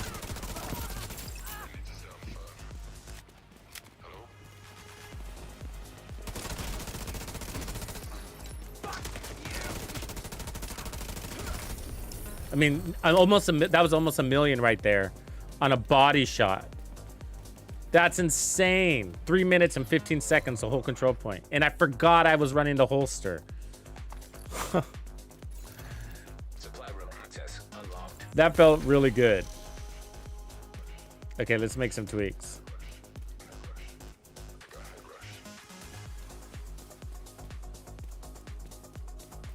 Yeah, it came, Outsider came useful like one moment there. I noticed.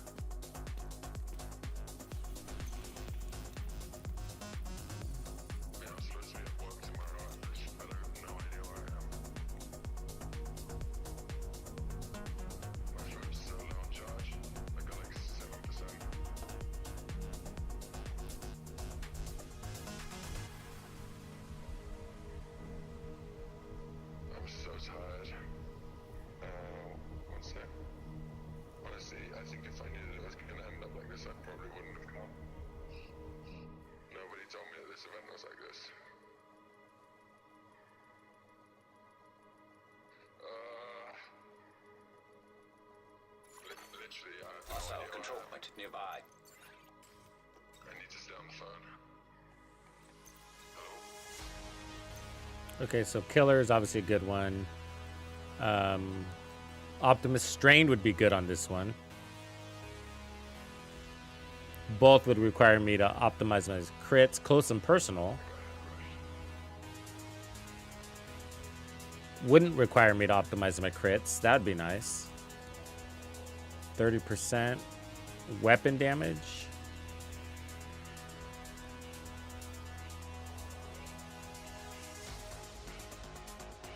And then measured.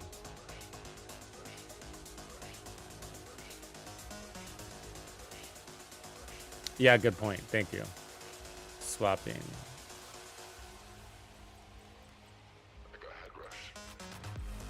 Close and Personal, but well, you would lose that. Strained is the only one you wouldn't lose. Unwavering. I know. Unwavering's kind of hard to... requires a little bit of focus to make sure you're getting it. Where's Unwavering? Let me read that one on this one. Testing in the past, I felt like the faster the weapon, the better. And I don't know if I'm fast enough here. Swapping to this weapon grants 300% weapon handling. Yeah. I mean, that could be kind of weird fun, right? Your reloads. Let's fucking try it. Why not? You just got to remember to start with the other weapon, huh? You kick off the fight. All right, let me open up a few of these mofos.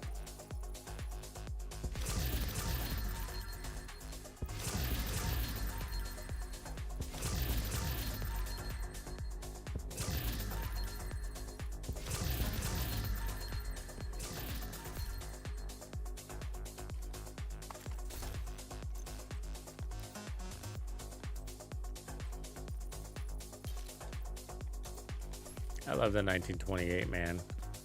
And it just keeps getting better and better every season.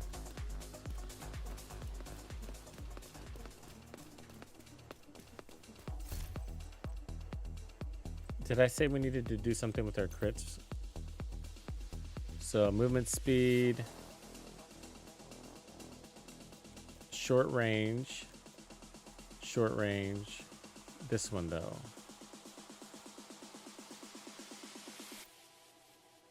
We could take weapon handling is increased by 50% of our headshot damage.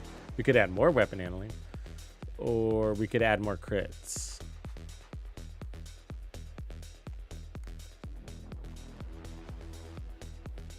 I'm gonna hold. Hostile control point identified. Because if we're wondering, oh, actually, with wavering speed, you want to be fast because it's on a timer.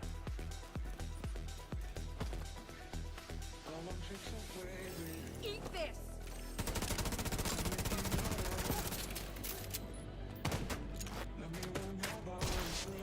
Like, is it active right now? I can't tell.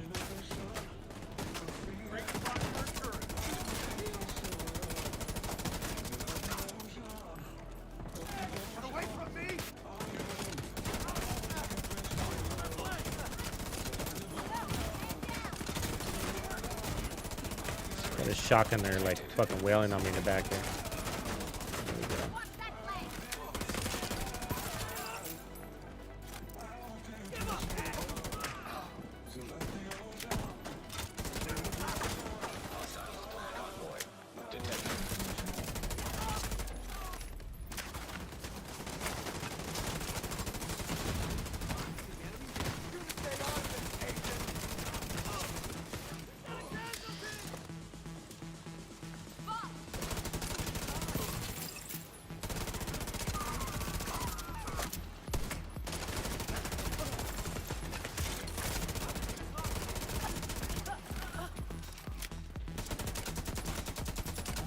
Come on, dude.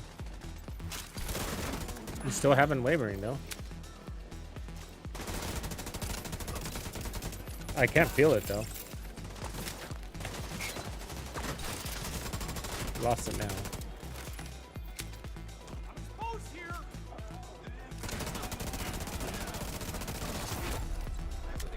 Hostile detected. Feel the movement speed though.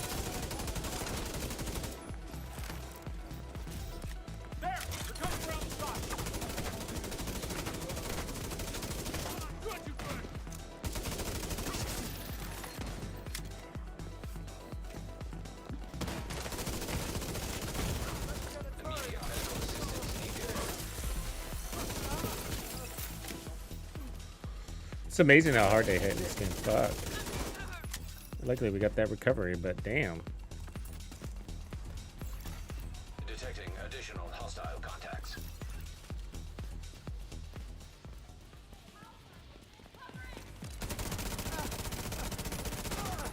Get off me.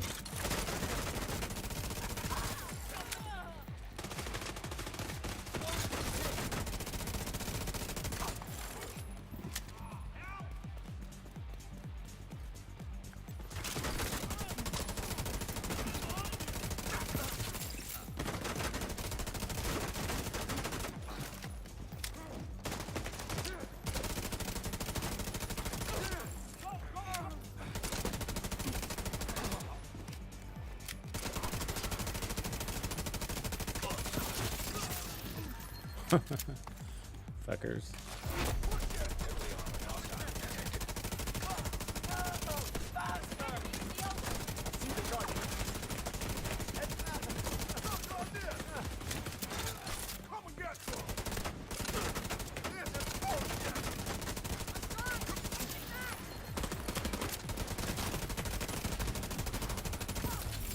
Little fucking beast.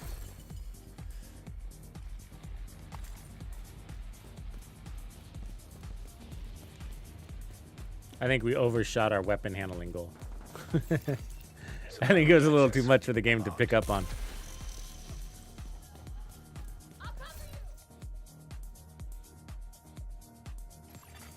Hostile supply convoy nearby. Try.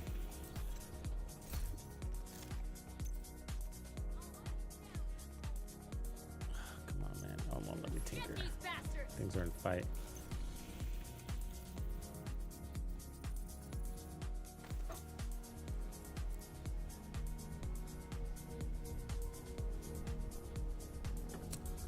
Yeah, and I don't know if I want to slow down. You know what I mean? I probably am swapping too fast. I probably strained is easier.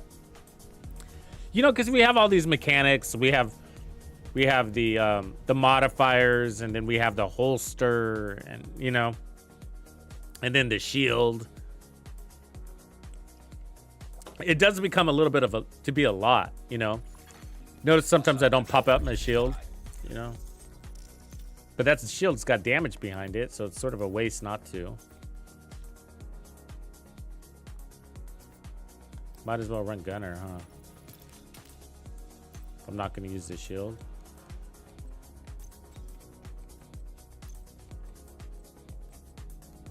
Strained, Optimus, close and personal. Probably strained.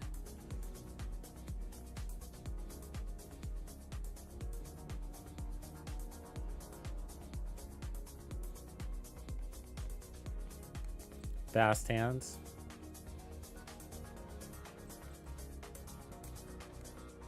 What do you think about fast hands?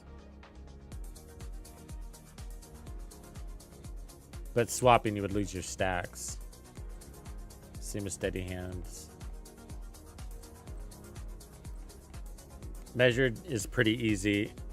No crits required. Let's try that.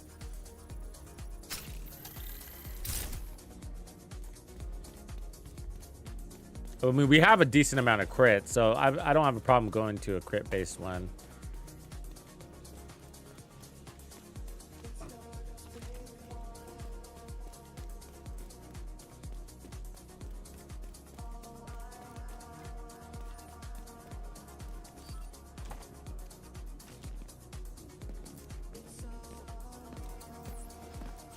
Target's hurt. Get away from me. Oops. Reinforcements incoming.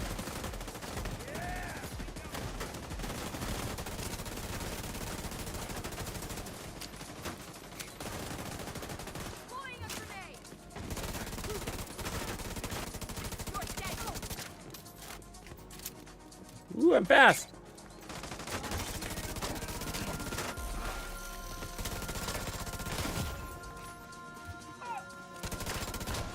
Oh, whatever. Serious trauma detected.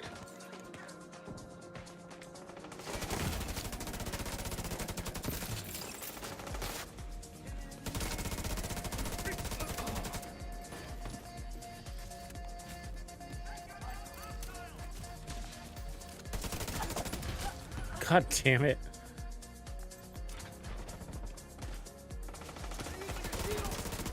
Ah.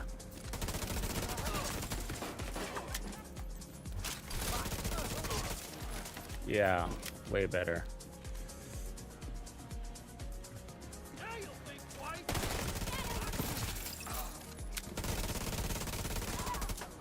Insane RPM, right?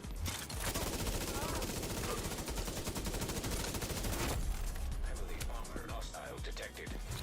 Shit, I'm stuck. Fucking rat.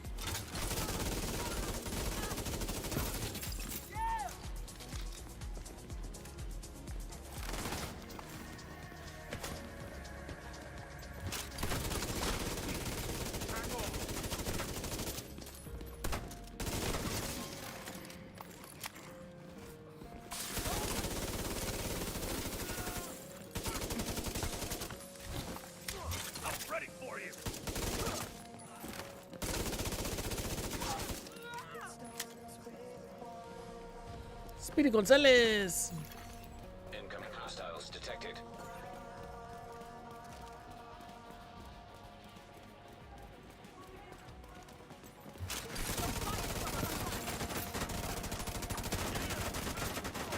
Hold still. Damn, you require way too many bullets. Oh, you're still not dead? Fuck you!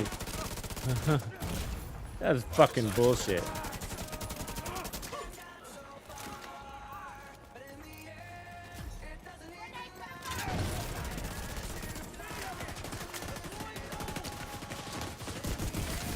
Oh shit, my shield. God damn it.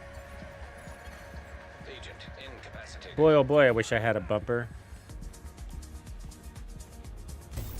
Start that Agent over. killed.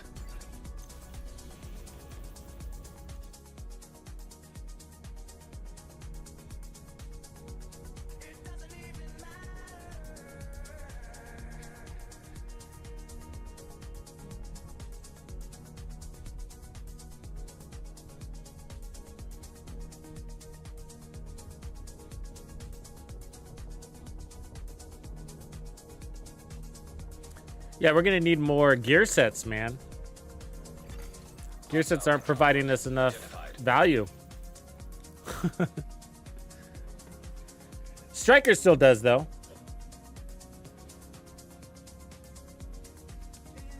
Heartbreaker still has the same problem. You have to run the pulse. And getting creative about the pulse is just not it. You know? Ongoing directive only provides you power. You don't really need it. Negotiators still holds value, though. Multiple kills, same time, like that. Hunter's Fury does, too. That holds. Umbra, yeah, I mean, you get the rate of fire. Striker at least has that weapon handling component with the rate of fire, which is also really nice.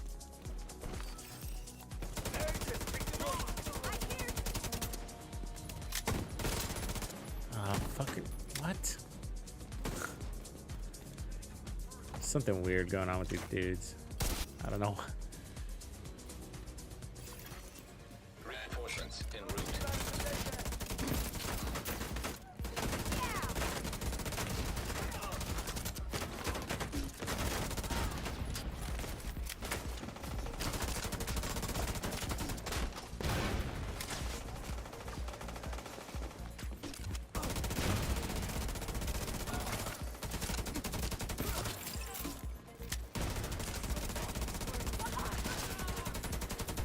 Why? Are you dead?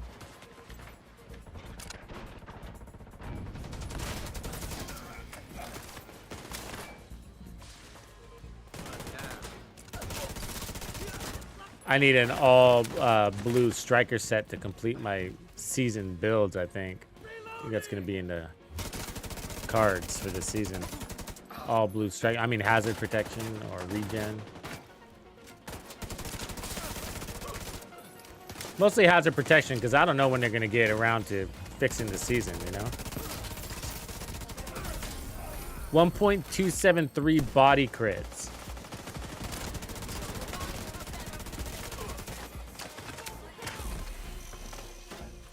And that was the wrong damage setup, too.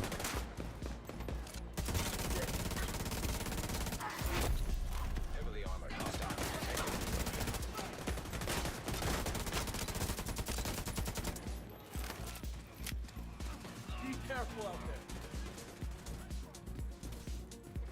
I do like having the speed of Lady Death. God, you must be crazy fast when you stack that together.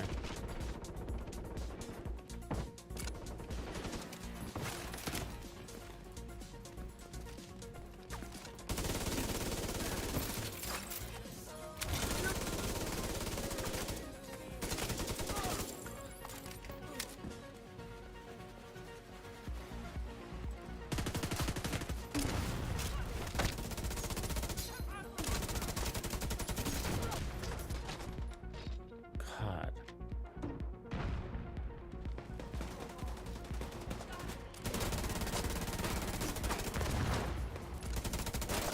How does he not get staggered from his own fucking explosion? You know what I mean? He's immune to his own explosions. I don't get that shit.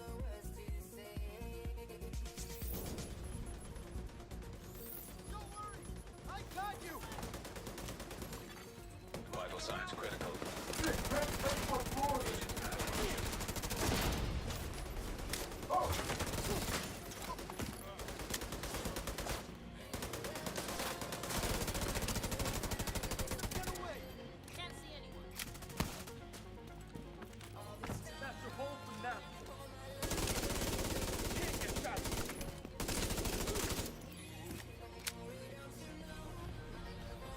Need ammo.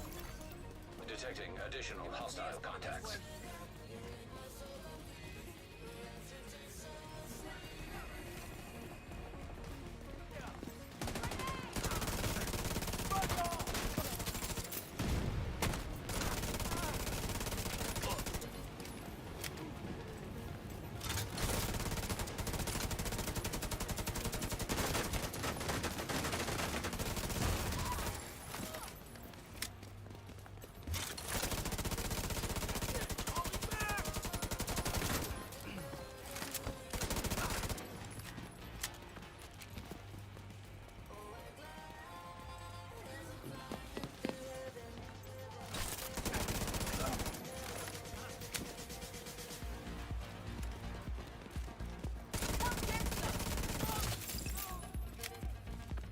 God damn, I'm fast.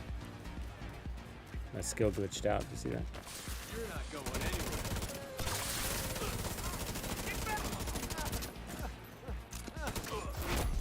Heavily armored hostile detected.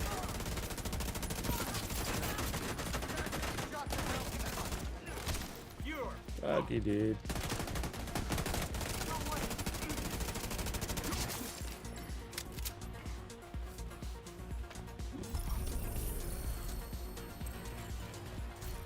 Crazy. I like it.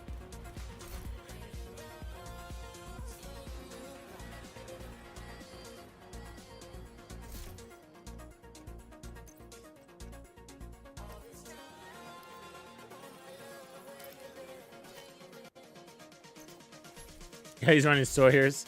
Probably is. That makes sense. That does make sense.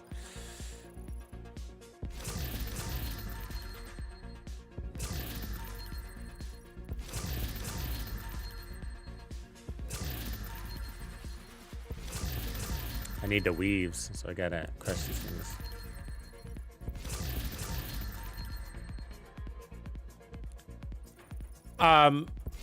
Actually, Killer is really good nowadays. Killer is really good. They buffed Killer. It's really good. If you're playing in group and you have a hard time getting your kills, then Optimus is fine. If you're running, it will hold the laser pointer, so that's the other really good one. But my other favorite one, what do you call that one? Sorry, I'm forgetting names.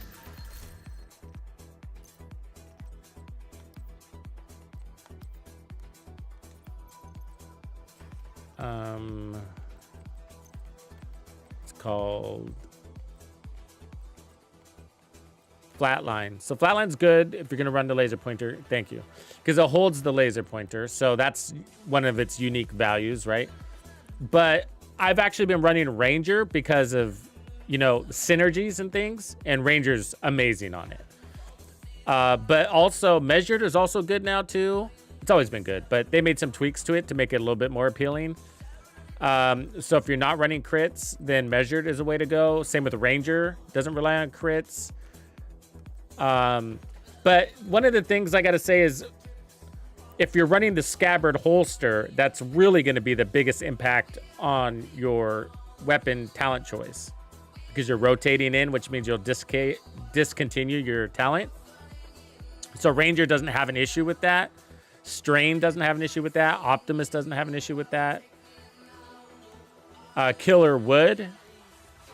But Killer's, I mean, that's crazy. Look at that. 70% crit hit damage.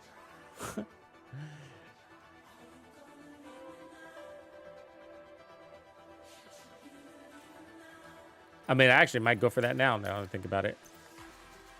What do I got right now? 50. Yeah, 50%. I could justify that. Yep. Because I don't know if I really need the, well, except when I switch.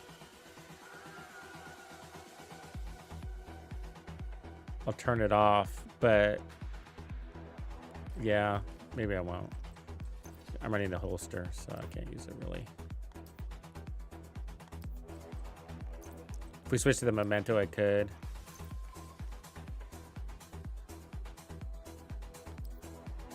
But the other thing is, like, there's kind of a glitch with the holster, so it's counter. I don't know if you guys are noticing that, but my mag isn't small. I mean, oops, there we go. I mean, look at how many rounds I have. That's 75 rounds, right? So, and that's the rapid fire one. So it's kind of this funny little glitch. Let me reload. And it pushes me to 50. I shouldn't have 50. I should only have 25 rounds, as I understand it. So there is value beyond the surface of this holster. This is helping me run it. Ooh, there's a nice Cheska.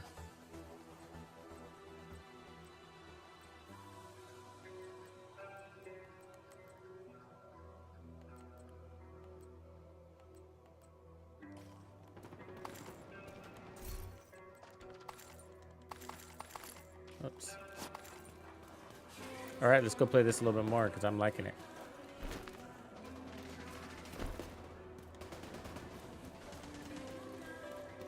We need more build diversity, guys.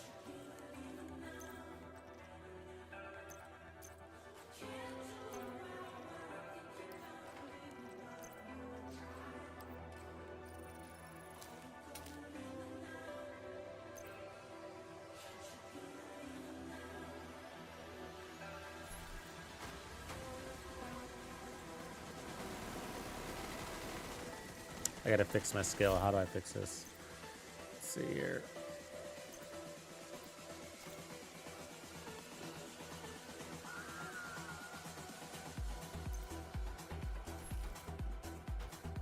Oh, didn't do it.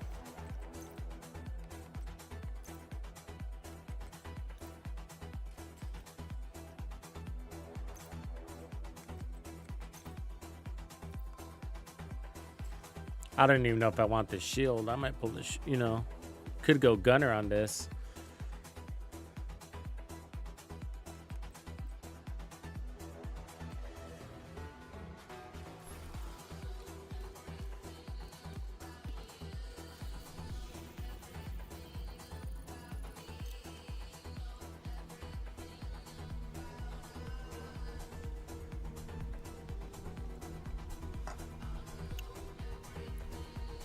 I need to craft more catalysts in the First Descendant. Ugh. I'm lucky if I get one a day right now. I've gotten to the point where, you know, it's the blueprints that I run out of a lot. The catalyst blueprints. Obviously, I have a bazillion amorphous patterns, but, you know, it requires you to go and fight the Colossus.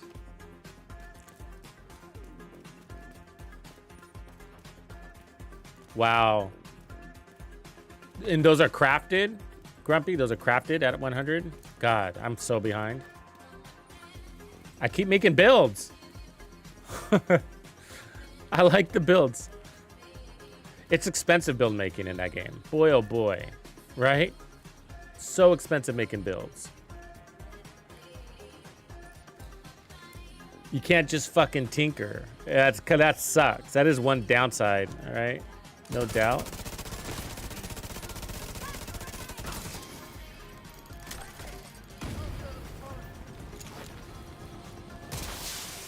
Reinforcements incoming.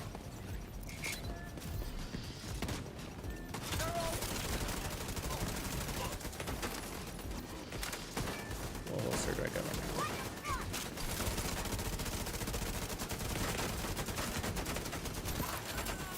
Sometimes she doesn't like to fucking die and it irritates me. Oh, I'm locked into mid fucking range. God damn it. It's stupid when that happens. Need more of a buffer on that.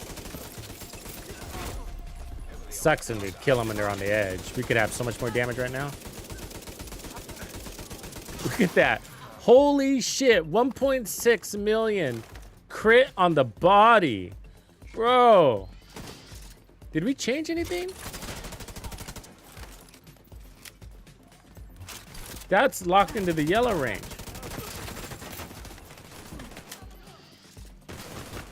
So we're missing half of our fucking damage.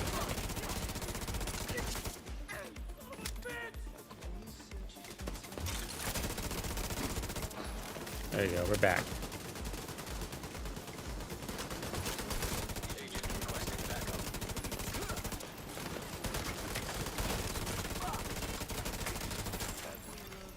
Incoming hostiles detected.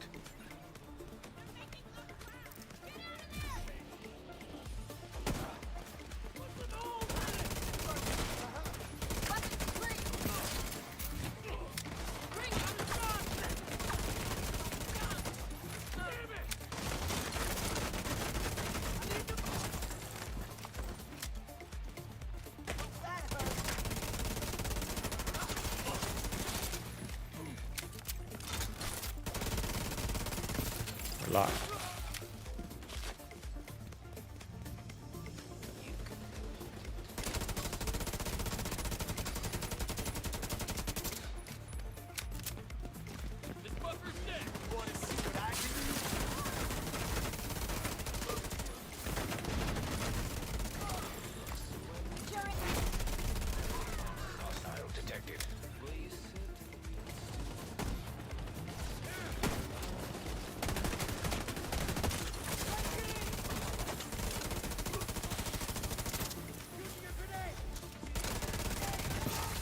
There's some squirrely fucking dudes, huh?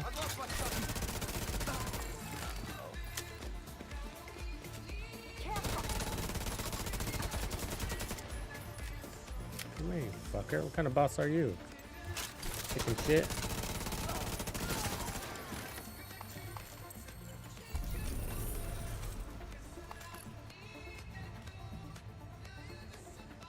That went fast.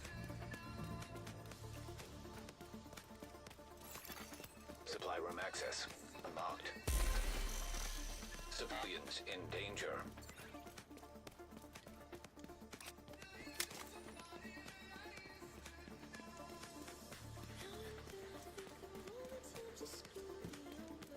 Don't you like to try new weapons though? Like for example, what is the one called? Like the final measure, the one that does a bunch of status effects or whatever. It's obviously like not the strongest weapon in the game, but it is pretty cool in a different way of running those dungeons. You know what I mean? Like it can shoot shock around corners, and it's the only gun that can do that. Yeah, that's pretty neat, you know?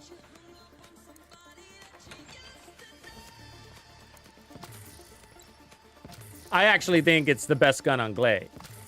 It makes Glay way more interesting, you know? Because, you know, you could put the Python on Glay, but what are you going to do with it? Just run around shooting people with bullets, but it's sort of like, well, it doesn't feel special, you know? I mean, she doesn't reload, but not reloading on a weapon that also gives a kind of a crowd control element is really nice. It's fun, you know, it's different.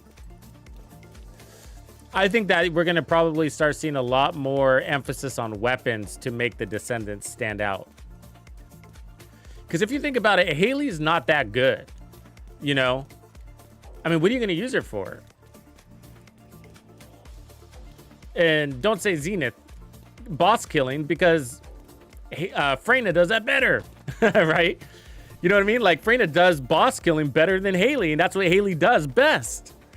And so you turn Haley into a mobber, but what does she bring to the mob table, really? Crits? That's it, right?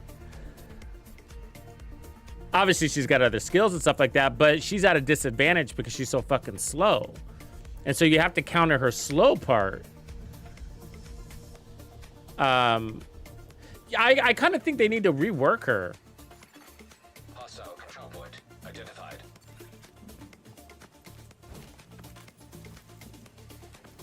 I think they need to rework Haley. Isn't that crazy that I think that? But she's the only Descendant that I can think of. Maybe there's another one, but she's the only Descendant that gets a nerf from her own capabilities. You know? She nerfs herself. Who wants that?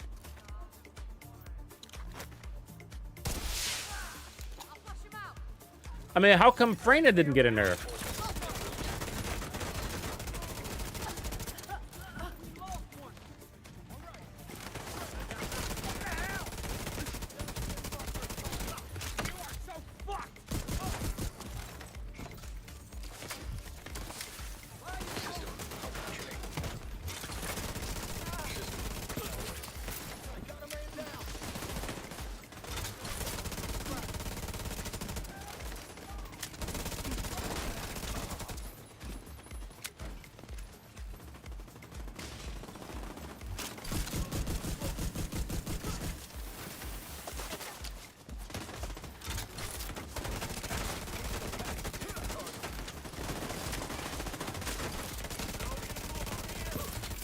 Yeah, I think they need to remove her speed thing. It really, I mean, that would make her a better mobber.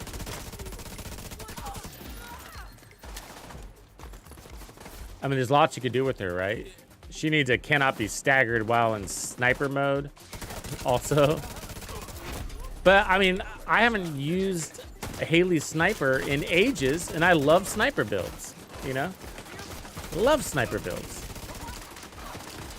But I think Sharon's a better sniper than her, because Sharon, you can actually use Sharon. You can hit and run.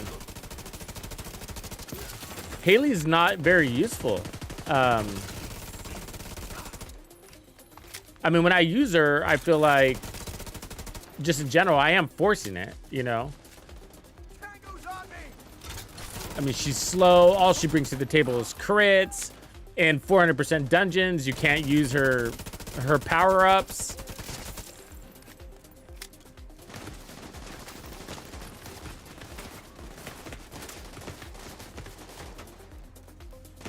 I mean, I like her effects. She's fun to use. I'm not saying she's not fun to use. I love her effects. They're cool, you know, that she's very fun. But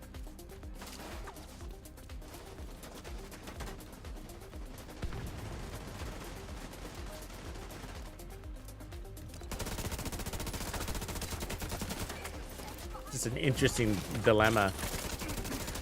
I guess what I'm saying is like,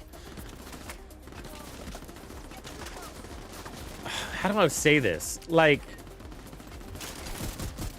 meta doesn't exist. I don't think it's a good idea for the meta to exist in the First Descendant right now until they get this all worked out, you know? I know that's kind of weird because, well, nobody decides there's a meta. There just is, right? But, like, what I'm trying to say is, like, if you were to do, like, we do this in the Division 2, and and in every game is like this, right? Which is like, well, why would I use that build? This one's better. Well, you can't say that in the First Descendant, right? Because it's like, well, then that means you'd just be using Freyna and nobody else. I mean, why would you use Glay? Freyna's better. Why would you use Ajax? Freyna's better. Why would you know what I mean? Like, in 99% of the content, I mean, even if you didn't want to use Freyna, you could say that about any Descendant, you know, like, even if you wanted to say that about Haley, like, why would I use Freyna? I got a god rolled Haley and she destroys everything. She's effective. Why do I need anything else?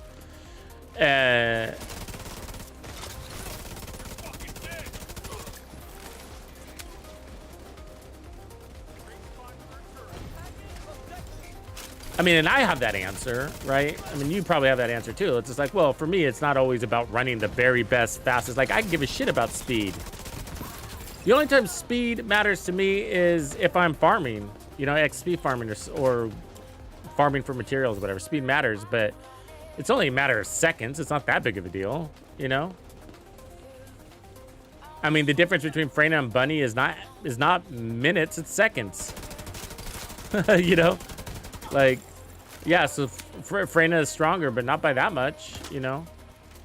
I mean, Lepa can clear content pretty fucking quick.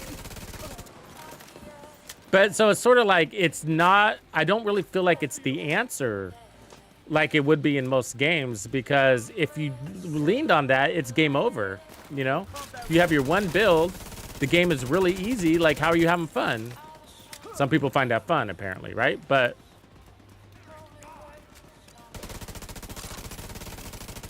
I don't know. I'm trying to find the right words for that, but I feel like right now a meta can't really exist because it would make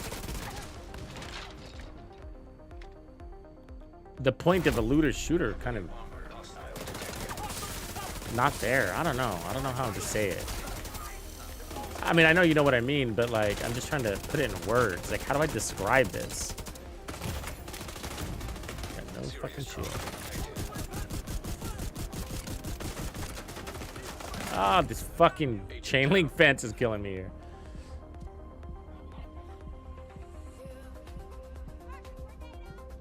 Yeah, it's a different game, Carrie. Like, every week that goes by, the game just takes an evolution. Like, for those that stop playing, you know, like in season 1, it was like a bare bones game, you know? It was really a minimalist game. Like, just, you know, it was really fun. You really got excited. It was interesting, and then it just died because for a lot of people it dropped off because there wasn't a lot of depth there, you know. And they're bringing all of that into the game, and season 2 is going to bring a big giant chunk of that, you know. But it's all happening in evolutions, and that's why I like being in that game right now, because I get to go through the evolutions and then understand why things will be the way they are once they're there. Learn it as you go, right? The Division was like that, you know? Like, I was here obviously before the optimization station. Remember, we didn't have an optimization station? Before the tinkering, before all of that. It's cool. It helps receive that knowledge. It's more overwhelming to jump in the game and in late stage and then try to learn everything. It's just like, oh my God, there's so much to learn. you know, but you pick up all these nuances along the way. Good night, Shanbox.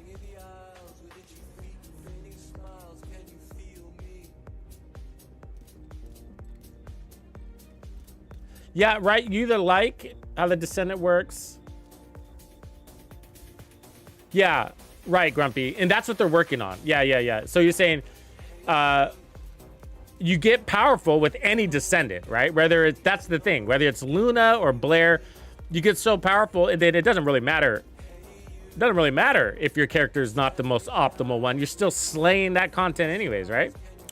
It's like, oh yeah, you know, Freyna's better, but only by a couple of seconds. I'm still invincible. I'm still a good demigod, you know, so who cares who I use?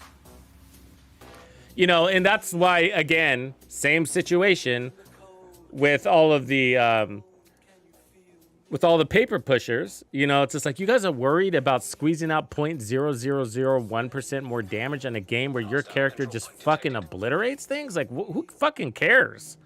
You know what I mean? Like, it does irritate me because although this is a and I get it, it's a hobby for people, right? They're like, my hobby is to find every little bit of damage for my build. And, you know, I get that. I do understand that. But it should also come with a disclosure saying, hey, look, this game isn't that hard where you need all of this damage. You know? Great that you have it. But you shouldn't have to stress out about it because it's really, I mean, you get to a certain point where your character is just thrashing. It's on you at that point, you know? And so, but what makes me happy, because I feel that too, right? Like, I feel like, God, everything's easy. Everything is easy, you know? And some people are always like, well, only for, you know, this is the most, when you say that in this game, the most common comment you get is like, oh, only for you, because not everybody has everything all God rolled out and has all their catalysts and everything. It was like, really? Because why not? Like, why wouldn't you do that? If you don't have that now, you will eventually, and then you're going to be complaining about the game being too easy. So you better get on fucking board now while it's a conversation, because otherwise you're not going to have a voice when we have moved on beyond this issue. You know what I mean? But that statement irritates me, where they say, oh, well, you know, not everybody has 10 catalysts in their Descendant. It was like, well, what else are you fucking doing with your catalysts? You know what I mean? Like, what else are you doing? That's the point of the game, is to drive catalysts into your Descendant, to create the fully load them up, you know? Why would you partial load up?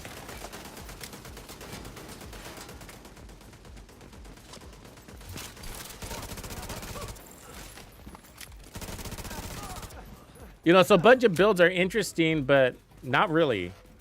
Only if you have to use that Descendant, but don't want to use that Descendant. That's where they become interesting, right? Like Sharon. Like, I need a budget build for Sharon because I don't like her, but I have to use her for outposts. You know. And Enzo is the other one, right? Because I got to use him for this stuff. You know? Damn, bro. I like this build. It's an interesting dilemma, and I know the devs are working on it, but this one's a little bit more complicated, you know? It's because it comes through the form of feedback from the players, you know? And it's challenging because I don't agree with it. I hear it, I understand it, but I don't agree with some of this shit, you know? Some of the feedback I'm hearing from players, you know?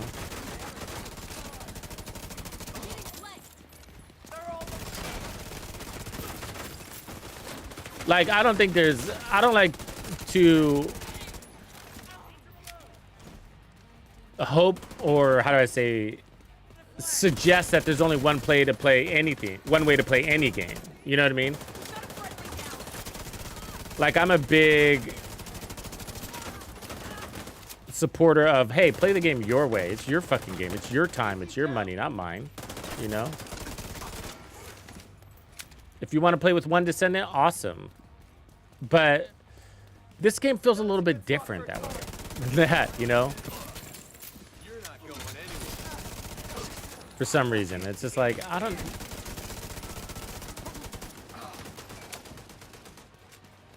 But I think where the problem exists, and the reason why it's all very confusing for me, is that I think it's just too expensive of a process, not money-wise, expensive of a process to create a build, you know? Where right now it's like, hey, that build looks fun, I want to try that right now. You know, you can't do that. You know, you can't go out and farm the pieces. You gotta go through this process of like catalyzing things, and it's not the only game that does it. Obviously, Warframe and Destiny are like that too, I guess. Games I don't play.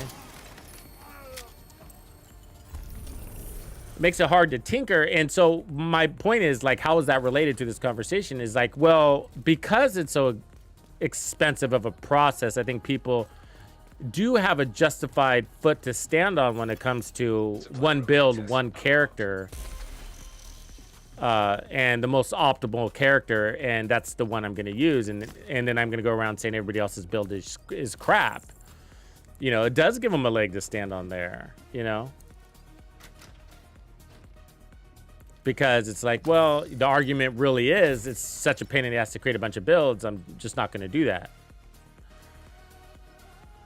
And so I think they need to create slack in the system to allow people to tinker with builds and...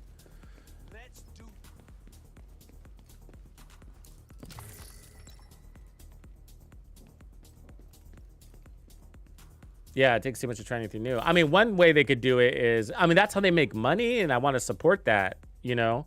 I do.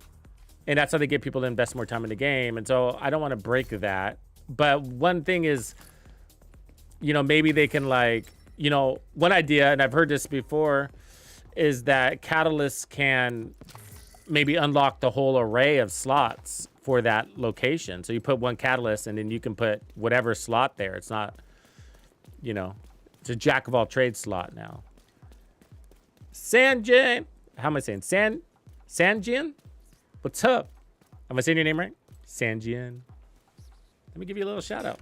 Appreciate you coming in. Welcome, everybody.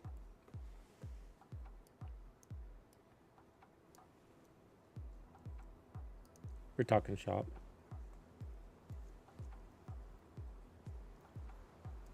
Sanjin.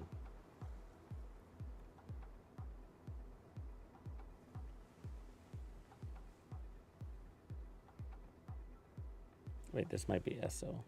Sorry, I'm forgetting my commands.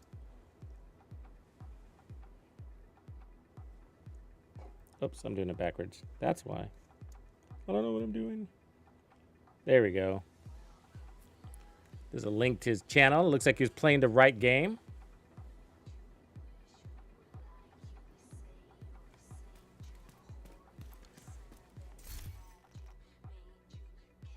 No worries. So I'm having fun with this build right now. It's crazy. Super strong. We're slaying shit. Just slaying it. Max hazard protection. I think we're at 90%. We were cool with that. You can push it to 100 if you want to. We got to 90% Hasbro was good enough. And then the scabbard, bonus armor, and actually building it on the 1928, which is the twist here. Running measured, but you got a lot of options for talents here. But we're trying to synergize with the holster, and it's just slaying stuff. We're having a lot of fun. Are you playing with modifiers, or do you have your modifiers off, San?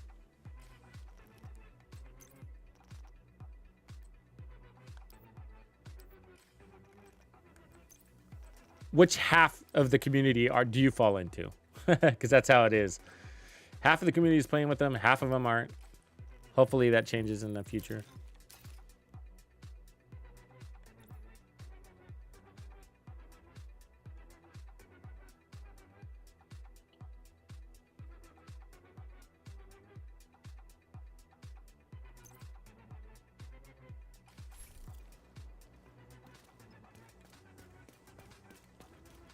Yeah, you should get like cheaper. You should be able to like have economies. Like it gets cheaper the more catalyst you invest in your character, maybe there's some sort of discount system.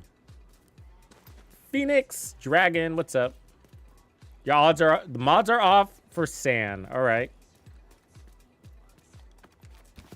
Gotcha, gotcha. Ooh, you're probably taking advantage of this weekend then. 5x XP for new players. Amazing. I wish I had this when I was a new player.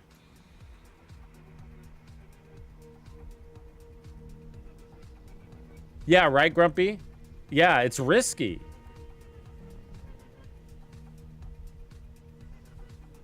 I don't like that myself. Has chat been off the whole time on the screen? It has. Oh, shoot. This whole time, chat's been off. I'm sorry, guys. On-screen chat. I just not realized that.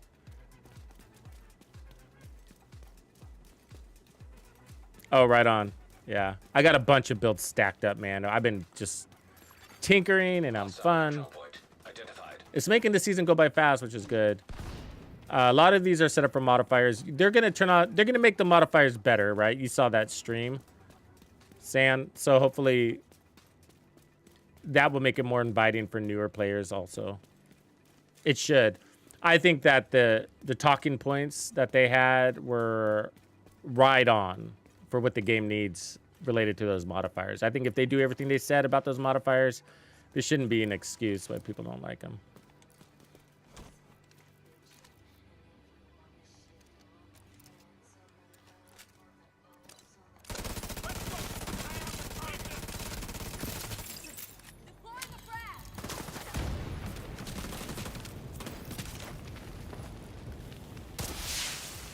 Reinforcements en route. Dizzy. God, I hate when you switch.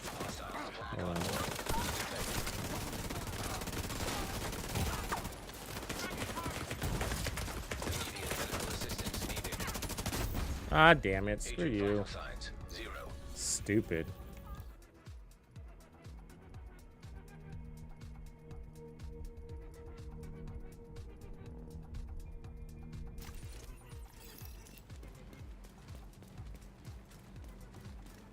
So when I threw out my skill, it changed my holster position. I hate that.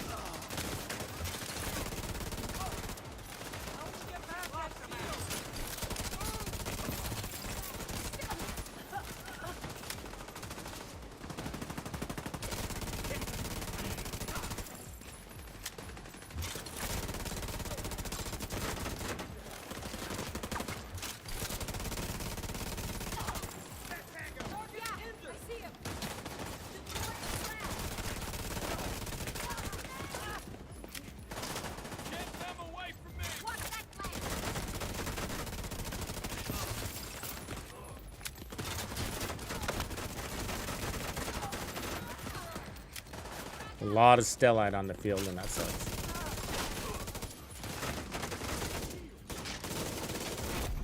Heavily armored hostile.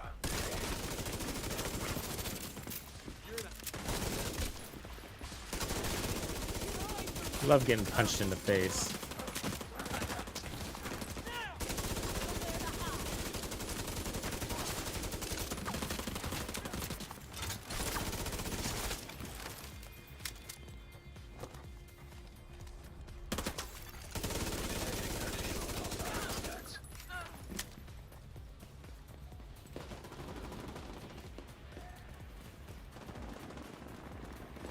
Be busy.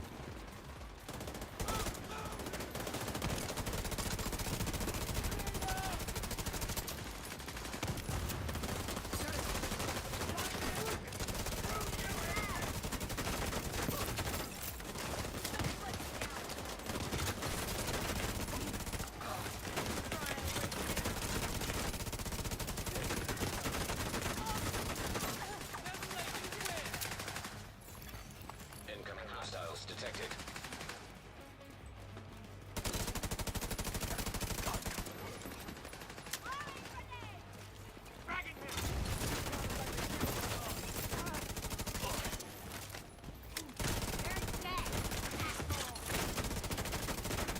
God, I hate you, Stellite.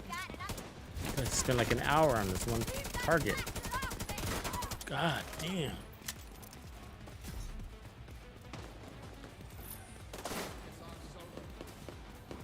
Where's everybody? They're way the fuck over there.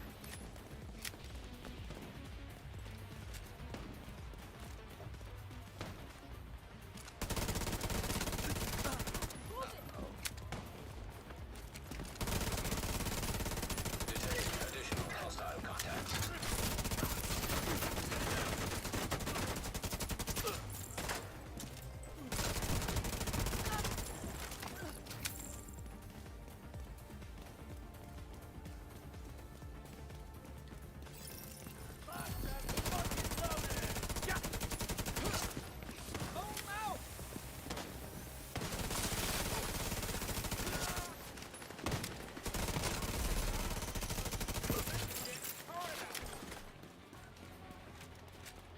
I'm attacking now. Heavily armored hostile detected.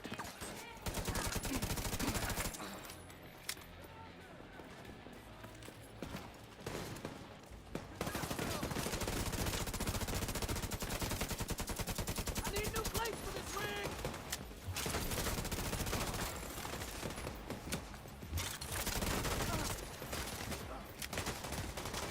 I can patch them up! Get them! Bring it!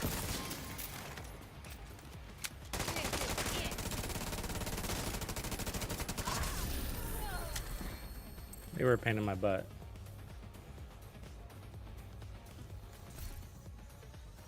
Yeah, we got a lot of defense on this build. It does make it a little easier. Supply room access unlocked.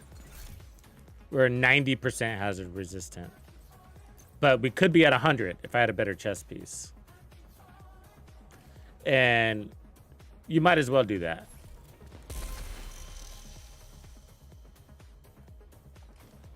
You know, if you've gone this far, might as well push it to 100. But at 90, you're at least shock resistant. And almost immune to everything else. Just a little under.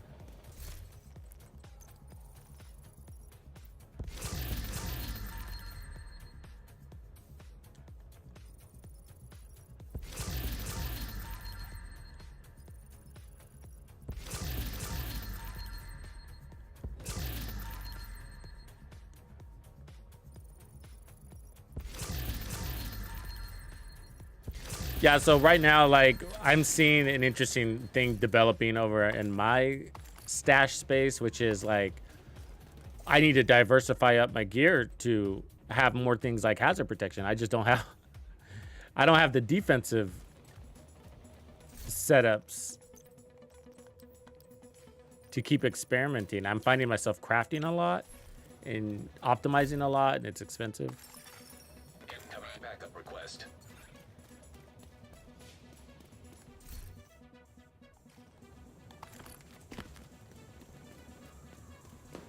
But it's gonna, I feel like it shrinks build diversity the other way, which is really interesting, right? So, but I think it'll balance out just a little bit better. But right now it's like, before we were like, oh man, you always have to go all damage, and that sucks, right? Like, you can't make any interesting builds because you have to load up so much damage on your build just to get a good time to kill.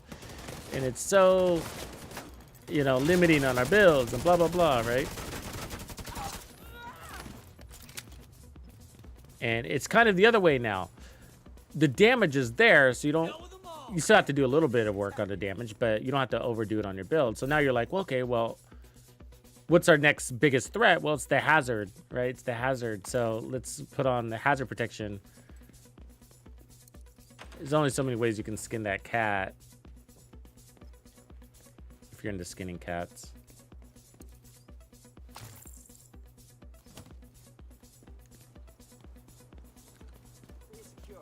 So, you know, so it's hazard protection. The equation seems to be hazard protection and armor seems to be the best thing right now. And all the damage is there. And you could round it out with some, you know, consistency stats, you know, maybe higher crit chance, maybe not.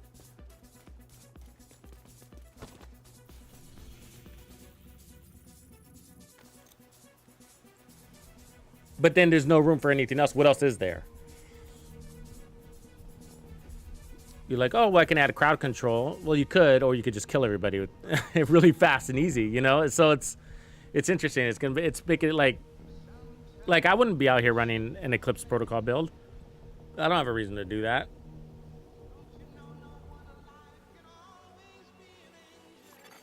Hostile control point. And it's a great build.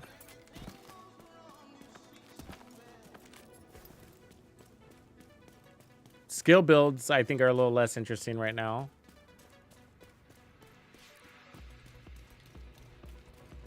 Gotta find an excuse to bring those back. That's a big chunk of build right now. 3 Eclipse, 2 Xena. There you go.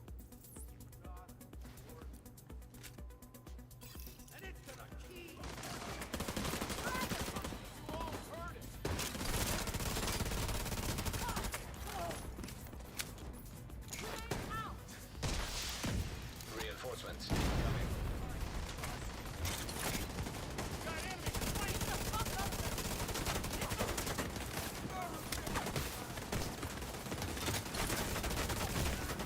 What the hell?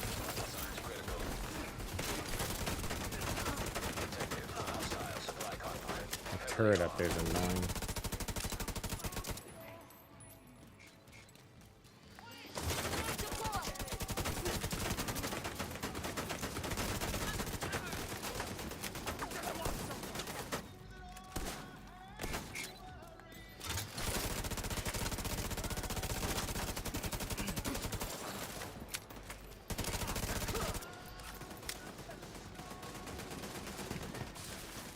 Gotta get rid of this turret.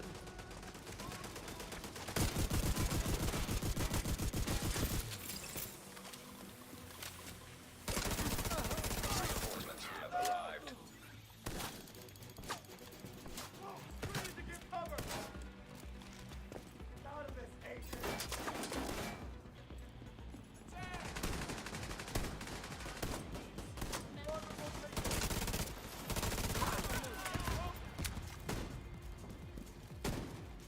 What is it?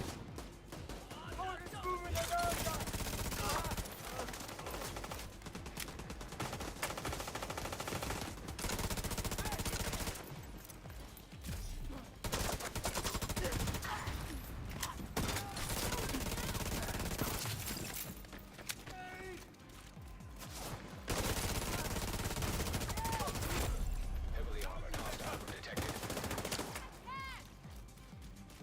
The back fucking door?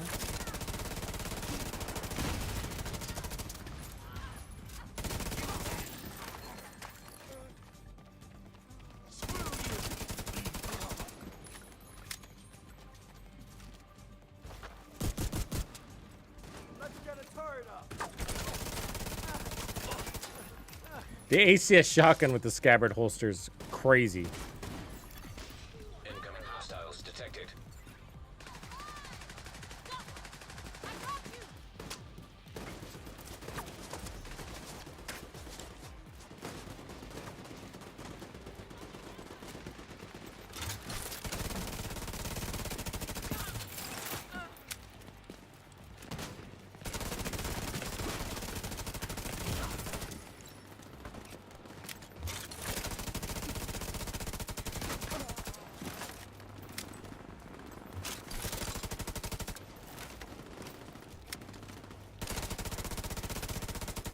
I swear, with measured, some of the shots look like they don't register.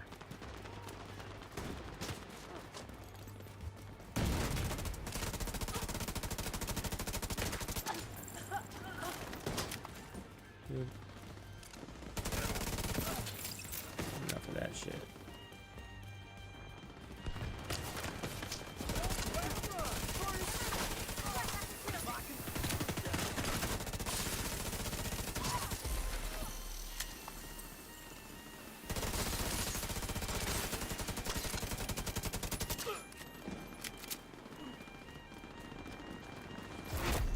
Heavily armored hostile detected. Busy control point. What up, network?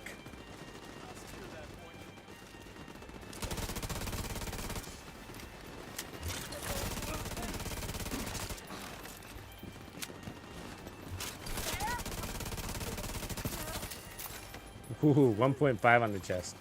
Heavily armed. Hostile supply convoy nearby.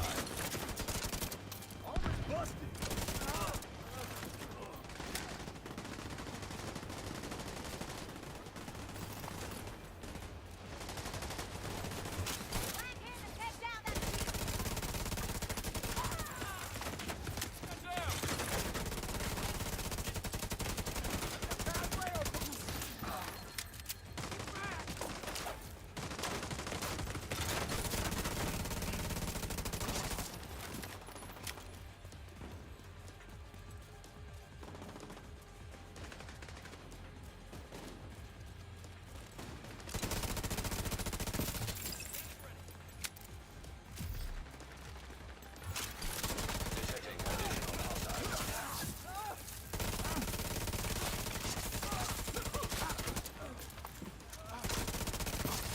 Good timing, folks.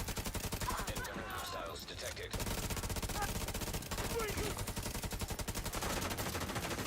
Why won't you die? Cheater. Time we don't have.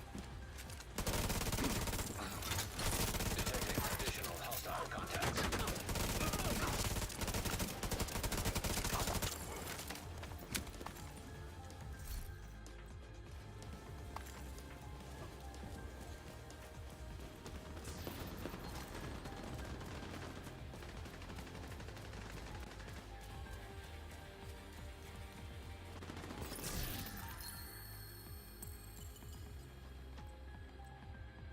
I think there's another convoy right there. Nearby location guarded by hostiles. Rogues?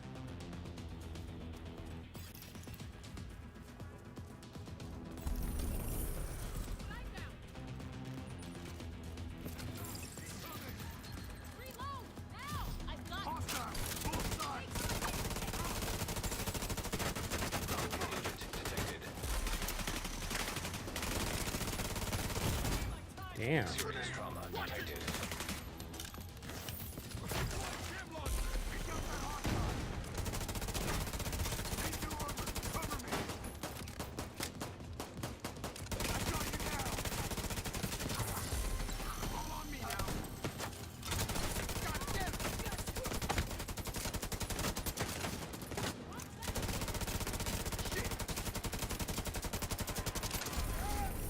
Rogue agent eliminated. Tanky much? Supply room access unlocked.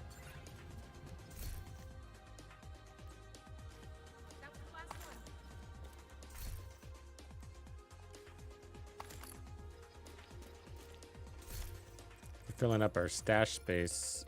The cache is really fast.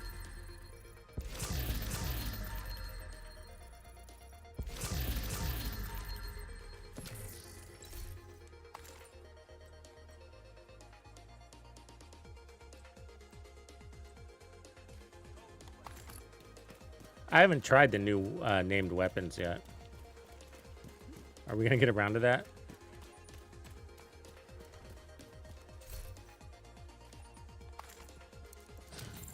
Is anybody liking them? There's the carbine. There's that.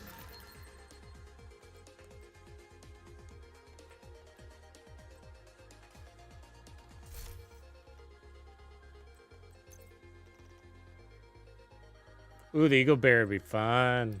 I see where you're headed with that.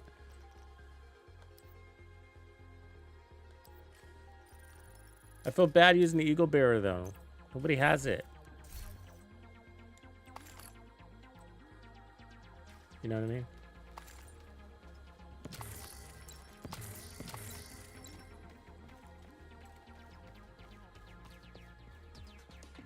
Well, a lot of people do actually. A lot of raiders do, and longtime players, but yeah, it's God World for everybody. It's crazy. I mean, it is a little bit limiting too if you think about it, but it's got good stats. Not gonna complain. Better than getting shit rolled one. All right, well, I'm going to call it. It is 1 a.m. and I still have a video to work on. Appreciate you guys hanging with me tonight. Tomorrow, we're going to do another evening stream, but it's going to start around 6 o'clock Pacific Standard Time. So probably 5 o'clock. And we are going to be watching the First Descendant live stream from the devs. See what that's all about.